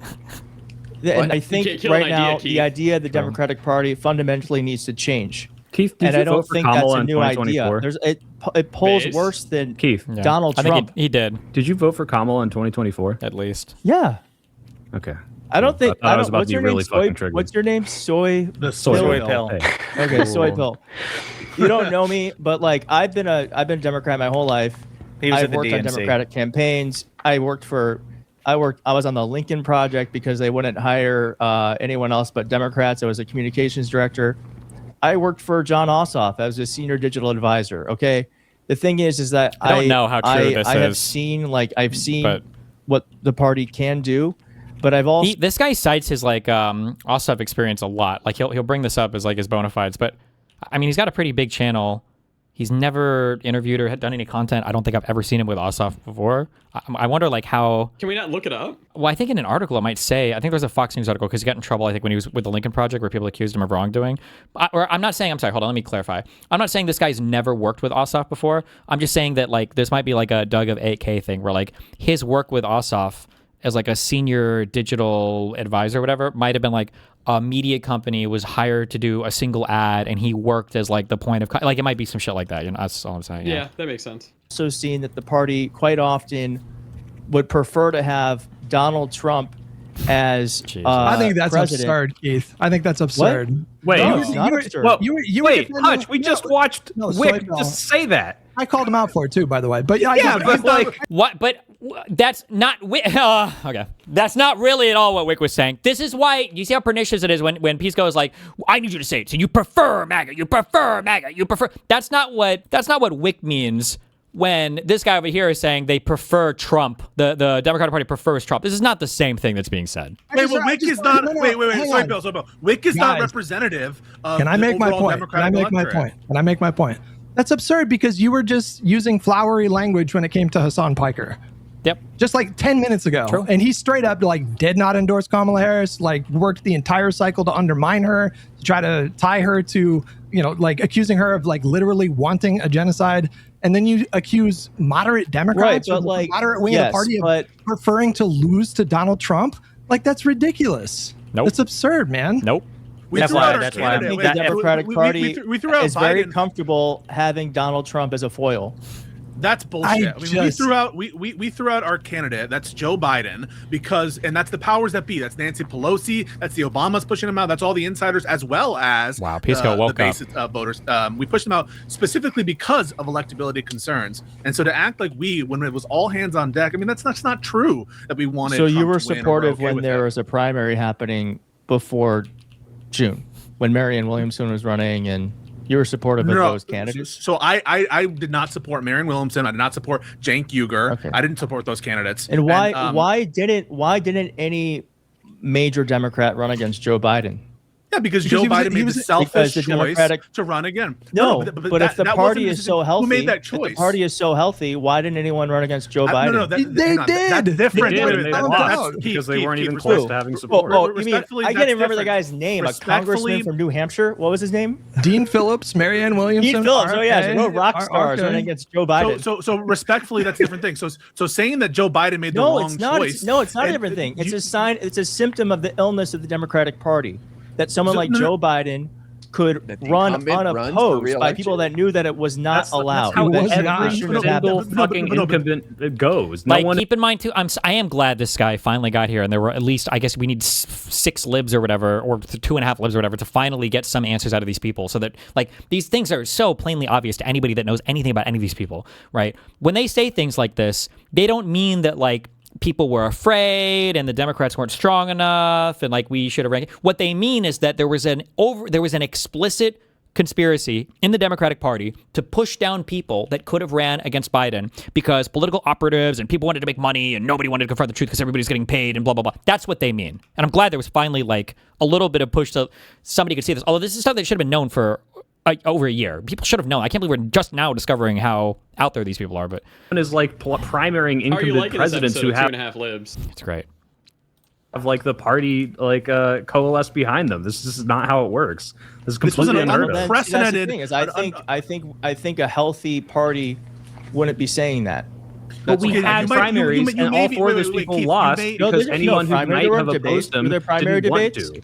Were there primary debates? No, there were not. This was not a competitive primary, and that was a problem. And you're right about that. But what you said was different. What you said is the Democrats wanted Trump to win. That's a different thing. It's a symptom. It's a symptom of the rot of the Democratic Party. The incumbent advantage, the general incumbent advantage, is a symptom of the rot of the Democratic Party. No, the fact AOC also didn't run. I mean, she couldn't have run, but the progressive lane also wasn't occupied by some serious, progressive candidate in Congress. Well, actually, we know that it's a failure of moderates. It's a failure of progressives too. Yeah, I was going to say it's a failure of the Democratic Party. Yeah, I mean the progressissive caucus, they were actually President Biden's longest lasting holdouts. AOC, Bernie said stay in. AOC and Bernie. I mean.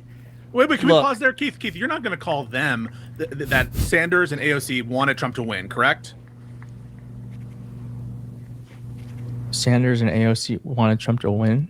Yeah, because because they called for Joe Biden not to step down. Stay in the race. Right, after the bad debate. Well, no, I believe they were the first ones. I believe. I mean, I don't know why they did that. I assume because they thought that they could, if he were to stay in and win, they could get a lot out of him politically. So yes, but no, because they had some notion about what was in the best interest of the country. Just like I assume the people who wanted to, replace Joe Biden later on.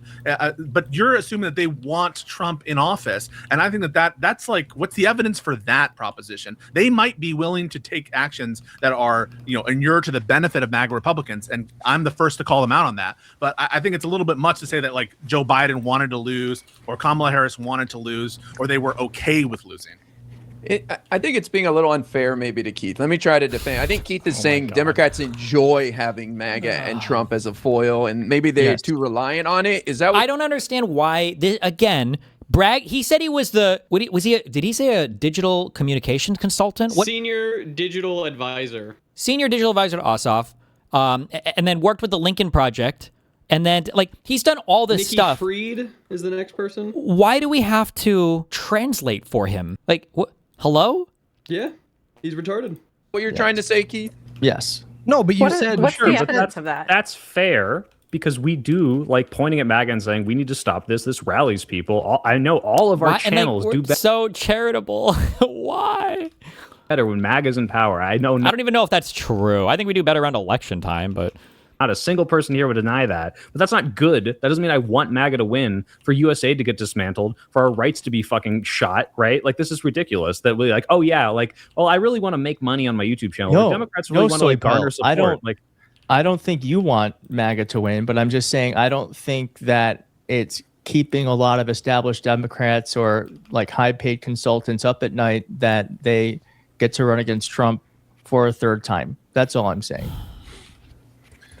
What would be the end goal of that? I'm sorry, I just don't quite understand this argument about what's going on here. Like, I don't understand it. I don't understand it. It would be like having a Nazi on a show, and he's like, I just think that Jews have kind of like are the architects of the destruction of the West. And then someone's like, well, hold on, wait. You mean like Family Guy or like Pineapple Express was like a really bad movie, and like you mean like Jewish people who were like doing comedy? It's like, no, I think there's like a cohesive Jewish like kind of cabal that runs things behind the scenes. And then somebody's like, wait, hold on, wait. I don't wait, I don't understand. Hold on, like so. You mean like when like AIPAC funds candidates that are like pro-Citizens United? And the guy's like, I really do think that Jews prey on the downfall of the white race. And they're like, wait, okay, hold on, wait. Like you were at a synagogue or temple and you saw like a Jew pray. It's like, bruh. And keep in mind too, and I can tell you from firsthand experience, okay? These are your terminally online people. It's even more hopeless in the real world. People have no concept of how fucking crazy fringe all these people are. They have no clue what they're dealing with. Even in the online world, these guys are like very slowly starting to discover like, wait, what? The end goal of that, I'm sorry, I just don't quite understand this argument about what's going on here. Like, what's the end goal? Like, to make money as because we're not consultants or talking something. about streamers, right? We're talking about politicians. We're talking about consultants. We're talking. Yes, and he believes that the Dems and the Republicans are maybe roughly the same thing. Like, that's generally how these people function. About the party. Why does the party want Donald Trump to win? Even I'm not that cynical about the Democrats. I think saying want Donald Trump to win is just like me being you're repeating rhetoric that is very, very common in those spaces online. They say this constantly. And Hutch is the only one who's fucking no-lifed this debate as much as maybe not as much as I have, but like a fuck ton. So Hutch is aware of like, he's not just saying random shit that's like goofy. Like, he's hitting all the main talking points. He's not like misspeaking. He doesn't need people to help him like he's retarded. He can't communicate well. He's hitting exactly the points that he means to hit. Constantly. But it is like, that is a pretty outrageous thing to say. I think the truth behind that is that because I don't think it bothers them, I guess, is that he has won, because it allows them to run against him, fundraise against him. Sure. What do you mean, sure? I mean, like, the claim is that all these politicians just do not care about the worst effects of Trump's rhetoric and policy, and they're just like, it's good for me. Like, they're all just self-serving, narcissistic. Like, there are politicians that exist like this, but the idea that the entirety or even the majority of the Democratic Party can look at all the damage being caused and just say, oh, well, it's good for us, like, that's ridiculous. So by the way, this is always your end stage for slopulism. This is what populism is. Populism is not like it's a popular idea that the people need healthcare. It is always the idea that there is an elite class that's always working together to fuck over the average person. This is populism essentialized in this conversation. It's overdetermined. It's obvious that all the political elites wanted Donald Trump to win, and the Democratic Party wasn't trying to put up a real fight against Trump, and that nobody actually cares if Trump wins because it lets them fundraise more. This is slopulism. So Keith, I would try a different approach. This would be my pushback or my I guess question to you is like, Hutch would tell you, and I think he'd have a fair point here, which is it seems that the elements of the anti-electoral left, and again, not to pick on Hassan, but since his name was invoked, Hassan. And again, I don't know if Jessiah stopped watching the news or whatever, but like, it's not just that his name was invoked. Like, he is actively campaigning right now with El Sayed and with Hong the day before their primaries. I don't know. Again, I don't know what this is like. Oh, it's just obsession, personal. Like he you can turn on the news and see him. Fox News is running like almost daily fucking hits on this guy now to malign the Democratic primary winners or the people coming up that are going to come up. Like, Yeah, it's Hunk's primary is in a week. Al Sayed, he was with Al Sayed yesterday. He might be in Michigan right now, actually. So he is. Yeah, it's like, I guess since Hassan's name was brought up, I guess. It's like, what do you mean you guess? What? Talking about this liberal fuck is not obsession. Like, we have to get this out of our vocabulary. It's crazy. It's so effective. It's such a good way to just fucking shut down conversation. And then for some reason, people fall for it. Not to pick on Hassan, but since, his name was invoked, Hassan would be an example of this, where actually the thing you ascribe to the establishment Democratic Party, perhaps it exists in some form from feckless moderates, but it also exists on the leftist fringe. People who, for example... The leftist fringe. Like, if you didn't endorse Kamala Harris to win in 2024, I would say by definition you preferred Trump to win and you were comfortable with Trump winning, right? Or Josiah, take the mic from PA, who literally outright just says, I am happy Kamala Harris lost. It's not even like mask on. He's just like, yep, it's better for me that Trump won. That's like the kind of people we're dealing with. Yeah, I believed it was all hands on deck for Kamala Harris. And I actually would have preferred that we had a primary. I think this guy got mind fucked by whatever lefty space is, because he's not joking when he says that. This guy was like a big Biden-Harris supporter. I don't know if the election doomered him or if his friends all just became these DSA types, or if he's just in communities like every other liberal community where you're not allowed to push back on the far left people, so eventually you just start to fall for all the sloppulist rhetoric because you think it's more or less the same as what you're pushing for. But he legitimately was a big Harris supporter. So I think they were trying to do some sort of like mini primary. I would have liked that. I thought it was an awful look that the pro-democracy party didn't even have a primary. They did have a primary. It wasn't a competitive primary. No, but the reason was it wasn't really a primary. Come on. But I think really saying that is actually just being so. Holy shit. I just got the red pill political analysis. First axiom, okay? Women are always left of men, okay? In a given community. So conservative women will be more left than conservative men. Liberal women will be more left of liberal men, okay? Number one. Number two, conservatives hate women. They're misogynistic. They will always override their women. That's why the conservative movement's gone so far right. Put the fucking dancing. That's why conservatives gone so far right. Oh shit. Women left, men right. Conservative men hate their women, so they don't follow them. And that's why the conservative MAGA movement has been pushed so far to the right. But liberal men are all soys, and so their women always mindfuck them into positions further left. And that's why we're at where we're at right now. That's exactly what's happened. Guaranteed. I mean, Professor Dave's wife is supposedly a Palestinian. I've heard that. How many times? I'm just saying. So disingenuous. It's just being disingenuous. Like, sure, there was... What? I didn't say anything. Oh, sorry. There's like 20 people talking this, so I'm not saying it's you. There was a primary, but there really was not a primary. And there were a lot of... Oh, never mind. Keith Edwards is gay, apparently. I ditched that whole theory. Forget it. I think for Joe Biden to drop out in June, and then for Kamala Harris to be basically anointed... Should we have ignored I was excited it wasn't Joe Biden. I was happy we were at least going to have someone that wasn't just like a walking corpse on stage.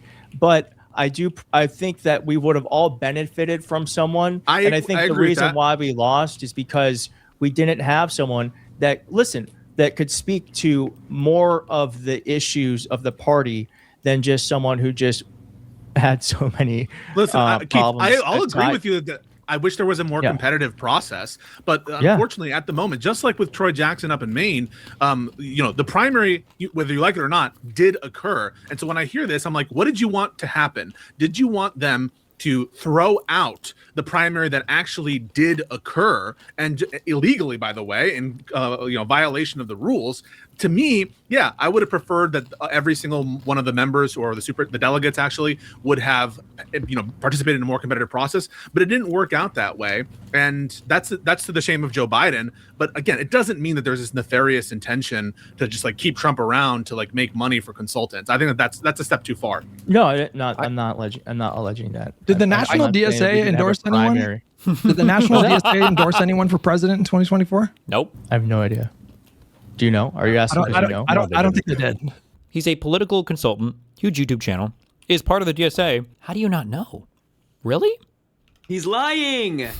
I don't think they made any endorsement. Yeah, well, again, Keith said that it was an all hands on deck thing, and I'm sure he would agree. DSA, they were not hands on deck on that fight. Listen, Keith, I'm sure Keith would agree that DSA to get that lady elected. Okay. Yep. I mean, I'm grateful, but I wish more people, especially groups like DSA, did more to help the second Trump term. That's been an absolute catastrophe. But so, Keith, I'm curious what your position is on that, because that's been a source, I think, of tension in these ongoing, online feuds or whatever. Again, the idea that it's not just online feuds or whatever. Man. Online feuds or whatever.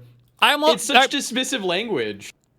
He needs to. If Hong ends up losing in Wisconsin, and holy fuck, it would be bad. But if Said loses in Michigan, there needs to be a come to Jesus moment of okay, maybe I need to reevaluate. No, it's just gonna be AIPAC bad. Dems didn't love him enough, and they're gonna go and look at my statements and be like, "Look, that's the proof." I don't think Jessiah is just an AIPAC bad guy. I don't think. No. I'm just talking broader. Oh, sure. I was talking for Jessiah specifically. But. Oh, okay. The idea of vote blue no matter who, right? There's this tension now among leftists who are pleased with the results of primary elections, be it Abdul or Chevalier or Mamdani or whoever it is, like when he was running for New York City mayor, and the expectation was, okay, moderates, now you need to get behind the candidate, which I think is perfectly reasonable, because I am one of those morally superior vote blue no matter who kind of guys, because I'm consistent. I don't care if it's a fucking moderate candidate or a progressive candidate. I think that it is an all hands on deck situation when the alternative is a Republican. Could you imagine watching a single Hassan stream ever where somebody's telling Hassan well, don't you think Destiny is community, they have canvas for Dems and everything else, don't you think it would be important that at least in this moment we kind of chill and we're doing everything we can to beat the election right now, and then maybe could you imagine a single conversation like that ever? Never. Much the same that you never see the same with MAGA either. Again, it's the same playbook. But to the frustration of a lot of people, that has not been the calculus of the quote-unquote DSA left, or Hassan Piker, or many of the actual candidates themselves who did not endorse Kamala Harris or Joe Biden. As far as somebody who advocated for Kamala Harris as you did, but is also a member of the DSA, how do you square that circle? Because there's a lot of bad blood in the coalition. A lot of people are now going to say, okay, well, now that your DSA candidate is the candidate, maybe we withhold our vote because you did it to Kamala, you did it to this person, you did it to that person. We're not going to have two different sets of rules. Well, I would say this. I would say two rights don't make a wrong. Ye smug. I would appreciate if you shut the fuck up and don't get on my ass about That's not it. even a good... I keep forgetting my soundboard. Two wrongs don't make a right. Simple as. One way, though. That's a one-way statement. Two wrongs don't make a right. Only applies to us. Remember when you talk about Republicans and they're like, we need to come back to the center. We need to we need to get back to real politics and all this. And we can't be so partisan at each other's throats and everything. And they always expect the Democrats to make the first move on it, right? Same thing with the DSA people, right? They always expect, I don't even know what he's expecting here. Two wrongs don't make a right. Does that mean you're admitting that the DSA was wrong, but then we should just let them continue to take advantage of us? Because they're still doing the same thing. I would also say, or two wrongs don't make a right. Yeah. And I would also say Hassan Piker, I from what I understand, because I did a video on this, because it wasn't even the full idea of the video, but it was an aside where I was I really wish that he would have just supported her in the general. And then I think he watched on a stream, and I think he said that he did support. Recently, I think he said that he didn't, right? In his new interview? I haven't He seen didn't. the Correct. quote. That's correct. That's correct. This is a fucking lie. It's a total fucking lie. Would still vote for a candidate who was, and then you see the Democrats, how their vote changes. Convicted of a DUI, 70%. Accused of sexual assault, 39%. 42% for domestic violence. 55% concealed a terminal illness. MAGA voters, Look at 66, the Chads on the 72, left, man. 76, 58, 75. Bro. That's what I'm talking about. That's what we need. Hell yeah. Accepted expensive gifts from lobbyists, 75%. Who cares? Their lowest is shared classified info to a foreign government, and it's still the majority. It's crazy. Giga Chads. Don't care. Porter, so I don't know what the truth is. Don't pull that. By the way, on our side, if you could have a DSA column, and then you had one thing for ever spoke to a Jew in your entire fucking life, 12%. It would be. It's just so fucking ridiculous, bro. They'd be, the 12% would be like, well, they probably told him off. And I think he said that he did support her. So I don't know what the truth is. Don't pull that behind bullshit, dude. How does this guy's story even make sense? I made a video saying that I was upset that Hassan didn't support Kamala, but then he said he did support Kamala. Where did you get it in your head, the idea that he didn't support Kamala if he has to, Look at what he's doing now with all his money and time, and tell me he didn't fucking completely drop the ball in 2024. Okay. Well, I don't think it's his responsibility or anyone's responsibility to be 100% his fucking responsibility. You have a base of millions of people, and it's an existential threat from the right, and you think it's not his responsibility? Wait, we give Mehdi Hassan more flowers. We give Mehdi Hassan more I know, credit. but I'm just saying I think most progressives and leftists understood that it was like all hands on deck. And I think it's just like not helpful. Most, but not all. I agree with Minna. I just want to say most, but not all. All right. I don't think. Let me give you what I believe. I believe that lefties did not cost Kamala the election. I don't think there's empirical data for that. But those who did sit out, those who did equivocate, those who did, I don't really know. That's bullshit. Look around us. We see the corruption. If you know how much that sucks, why would you want to do that again? I'm not. Wait, what? But those. Oh, I get it. If them undermining your position constantly was so horrible, why would you want to undermine theirs? Wasn't that so painful? Okay. Jesus. Who did sit out, those who did equivocate, those who did, I don't really know. And then remember, that's bullshit. When I'm trying to figure out somebody's motivations, I like to play a little game. I assume, what's the worst thing that they could ever want for me? And then I go, what's the little finger speech? You remember this? Oh my God. Just ask. The ladder? No. Me tonight when El Sayed loses. Chaos is a ladder. I play a little game. I assume the worst. What's the worst reason they could possibly have for saying what they say and doing what they do? Then I ask myself, how well does that reason explain what they say and what they do? Okay, that was the worst cut thing ever. I'm pretty sure I didn't have the full thing in there. But unironically, if you just think if you could do a thing to undermine some other organization or whatever, or if you could do a thing to shitstir and fuck up like another org, what would you do? This guy has the playbook. Exactamundo. He has the exact play. He's doing every single thing, right? Well, yeah, it sucks what they did to you guys, but do you really want to repeat the same? Maybe we should just totally forgive them for completely and totally backstabbing and undermining your political project, and then give them the power now, right? Every single thing that this guy says ends up being the perfect thing that you would want if you were an op, right? This is exactly how I would want my opposition to act, where they would infinitely acquiesce to me because I did a bad thing to them, but they can't do the bad thing back to me. Look around us. Did equivocate. Those who did, I don't really know. That's bullshit. Look around us. We see the corruption. If you know how much that sucks, why would you want to do that again?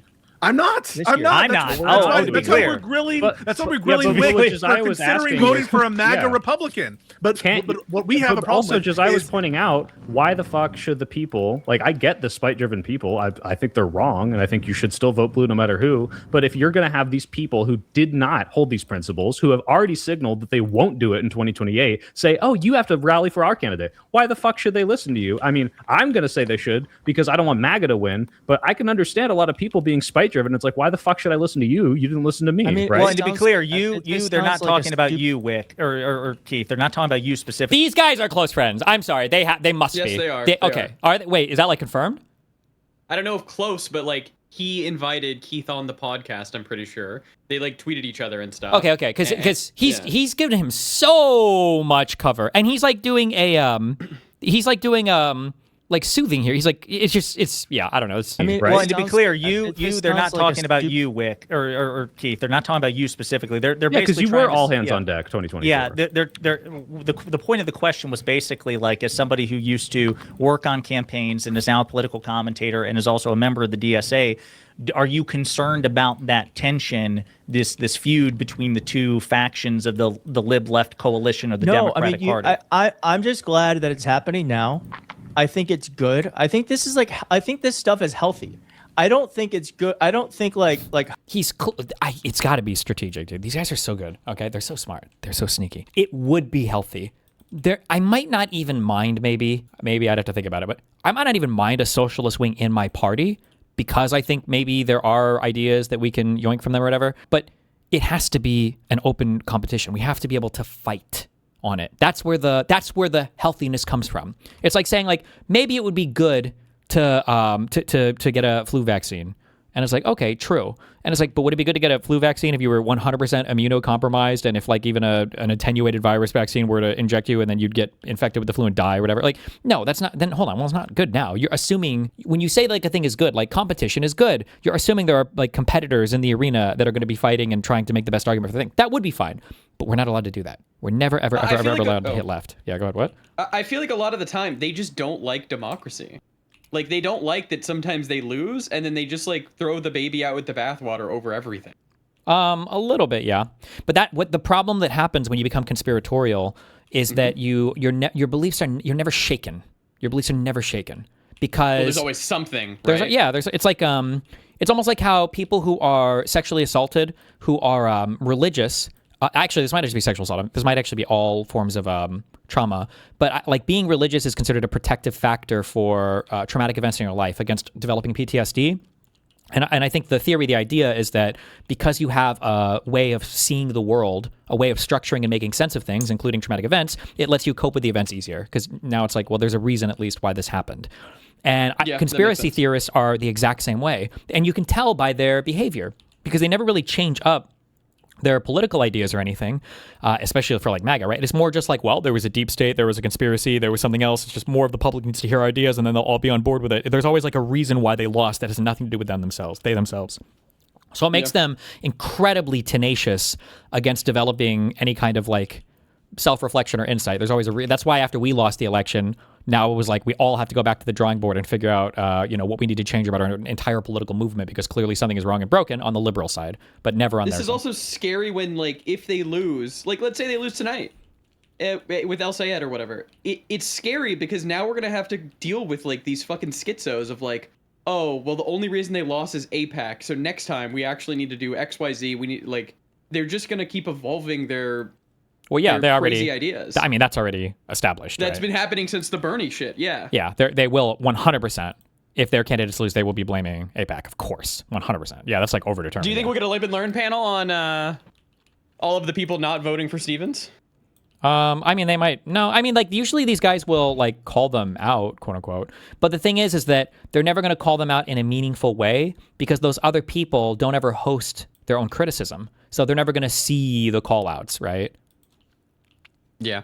So it doesn't matter. And they won't come on. Like, no, they just scream into the void pretty much. Just like, oh yeah, that was really bad. And then they move on. Basically, yeah. Because like he won't get them on. Yeah. Yeah. Well, yeah. It's not even that he won't get them on.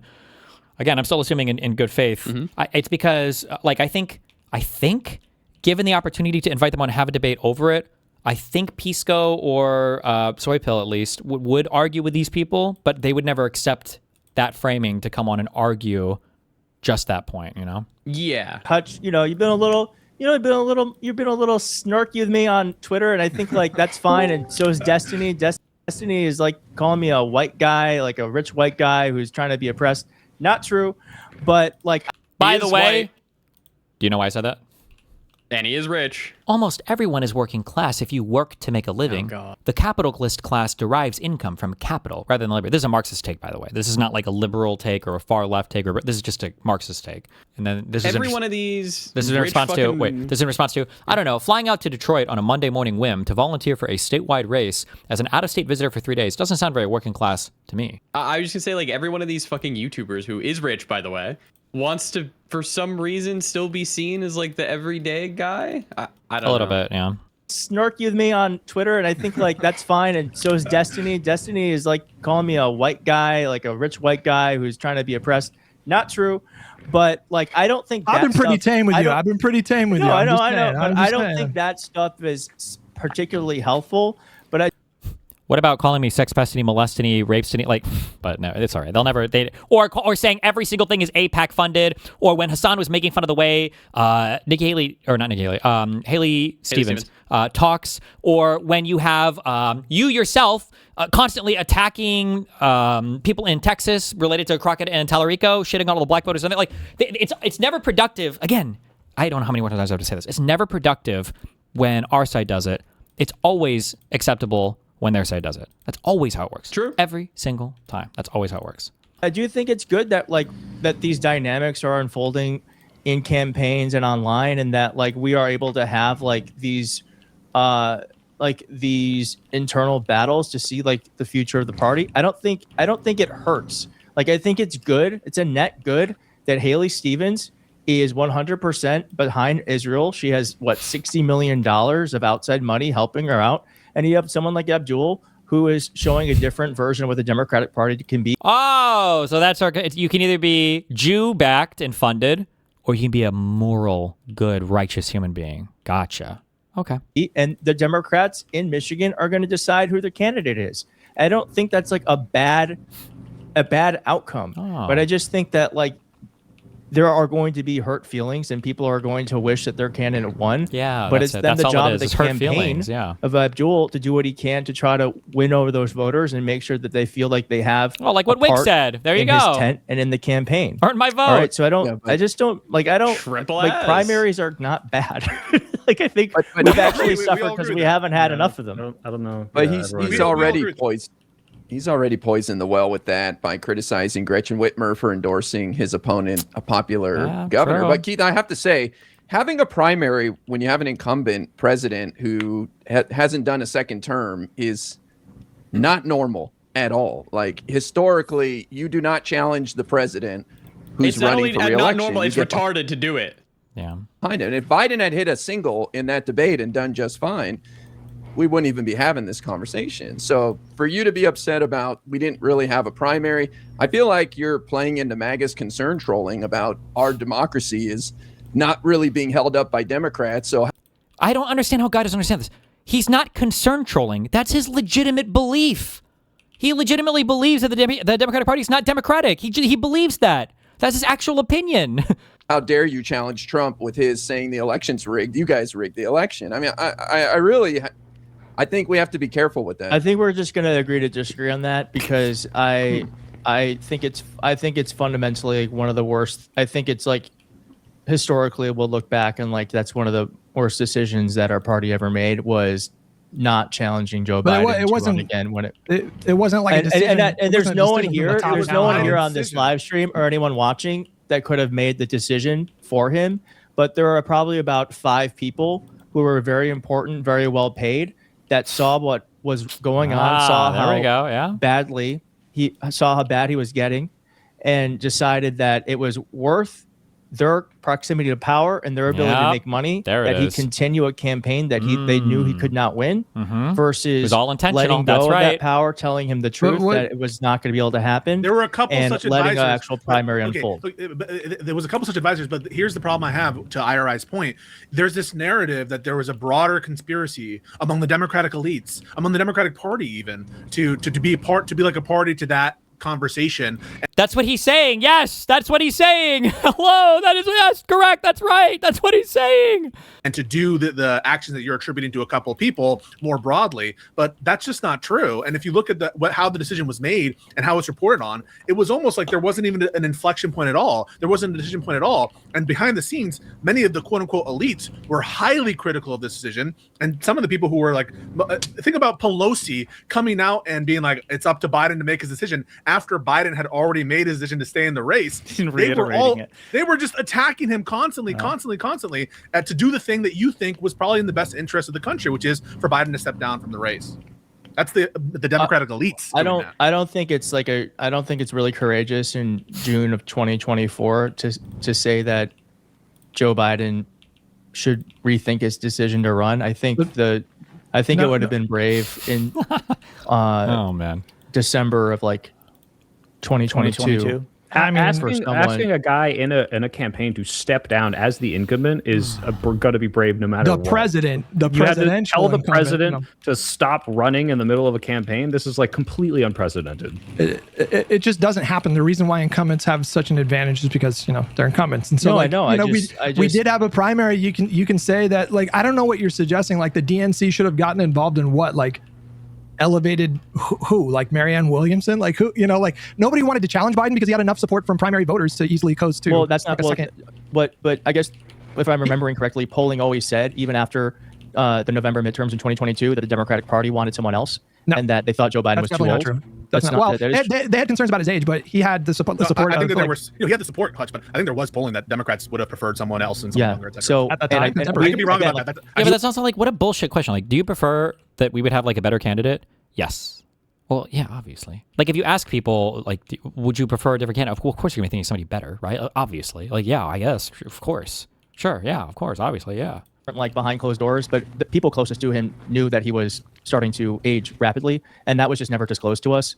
And I just think that's true. Well, I mean, we all saw it with our own eyes, in 2024. But we saw it with our own eyes. I don't know. Pelosi should have come out and said, hold a press conference and be like, guys, Joe Biden's lost. No, I know, but yeah, they could have went on record and say, Joe Biden is losing his step, and I think he can serve out it. There are things you can do. It would probably imagine how insane that would be to just come out and publicly shit. Like, look at how much pushback you wanted against Joe Biden. You can't even push back against media figures on the far left for these people. Have cost them. To validate Keith's position here, and I'm using shout out to Rob Noor. I'm using Claude here to find polls here, but there were multiple polls. AIing requests here to try to back Keith up in the debate, by the way, but okay. In 2022, with pluralities or majorities of Democratic voters saying that they wanted a different leader in 2024. I take your word for it. But I mean, push comes to shove, though. Like what counts is like the votes, and if people had an opportunity to step forward and oh, come on, man. So like, are you really saying the votes matter when it's Marianne Williamson, which, by the way, I don't hate? Of course they matter. Versus Joe Biden, like that's like it's not a real primary.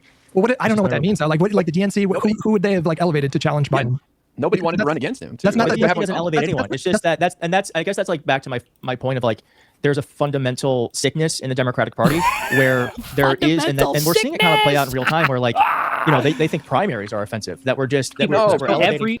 Anything about Troy Jackson? Does anybody bring up Troy Jackson? Are you okay with him being appointed, anointed, chosen? Oh, well, that just had to make sense.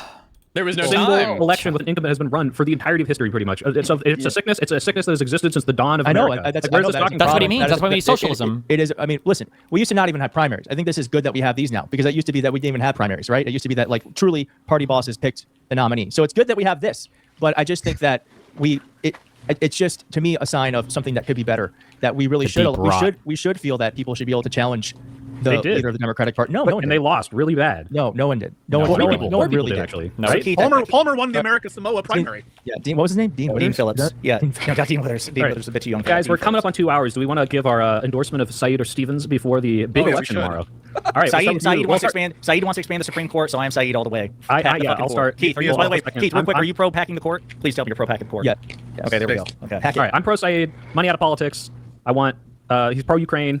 Pack the court. He represents a more strong vision. I say think pack the court, Soy. Say it. And pack the court. Thank you. Hutch, your turn. Call me Switzerland. Strategic neutrality. Wow. Okay, Wick. But you will endorse the nominee, correct? Sure. Yeah, of course. Sick. Well, I'll say it again. If El Sayed wins, I will not vote for him in November. So he's not going to do it.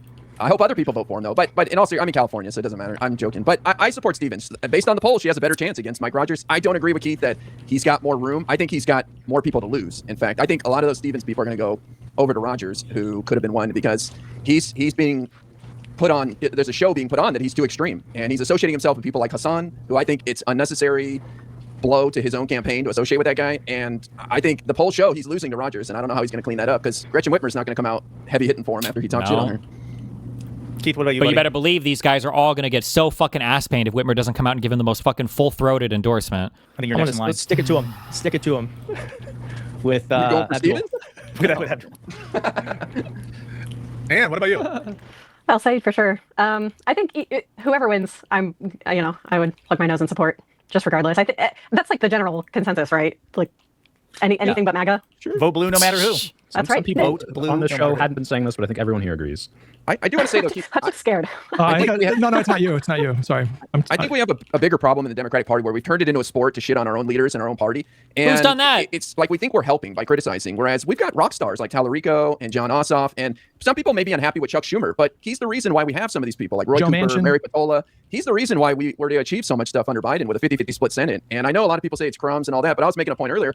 The Inflation Reduction Act and the American Rescue Plan, these got people the ability to afford their health care for 12 million people for 5 years through no help with the Republicans at all. So I want to encourage everybody to be more of a cheerleader for the Democrats. Highlight the positive, because when people out there hear the Republicans shit on the Democrats and then they hear the Democrats shit on the Democrats, it's like, why would I support the Democrats? These people suck. And wait, to IRI's point, we should just clarify for Keith's benefit, because I don't know how familiar you are with IRI's content. He is equal opportunity. When he says Democrats, he also includes Zoran Mamdani. He is, he'll celebrate Mamdani's successes as well. He's not just talking about establishment Dems. So if progressive Democrats win their primary and then go on to win the general election and they contribute to the Democratic Party's success, he'll cheerlead them too. And I do agree. I think that in addition to criticizing the party, you also have to highlight its victories. Wait, Pisco, you didn't say who you were endorsing.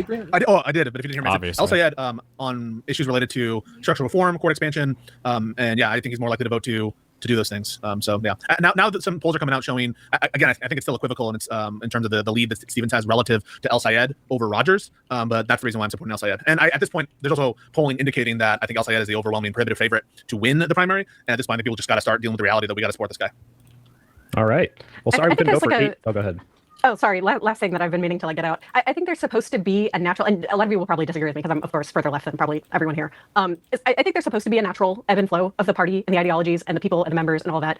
I would disagree with there's that. Right now, this resistance to that slow progressive change over time, and I think this conversation will look very, very different once we have another Democrat back in office and also have the House and Senate. I agree. Hopefully. And I agree sooner than that. I think the midterms, if they go well, Democrats back in power with the gavels in the House doing investigations are going to show leadership. People are still sour from the Biden-Kamala loss in 24, but they're about to see a whole new side of the Democrats. So I think it'll boost morale and change the conversation for sure. Guy, would you consider joining the DSA to alter it from within? Would you subvert the DSA? I have my kafia. I bought a kafia. I'm ready to go to my first DSA meeting. Liberal entryism. Let's go. Wait, I have a question for Keith. Keith, in terms of the Democratic primary for president that's going to be shaping up, who do you have eyes on? Who's exciting you? Do you like Ossoff? Do you like, I really like Ossoff.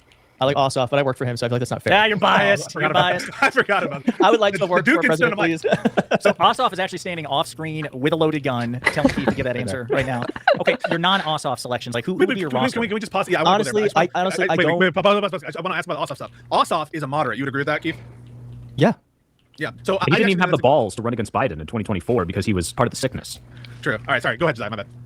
Okay, so other than Ossoff, because I think he's in all of our rosters. Oh my God. Who else do you like and why? And Ann, I'm curious what your answers are too, but Keith, go ahead first if you don't mind. I don't really, I like Ro Khanna as Keith, an idea, but I'm not sure I want him to be a president.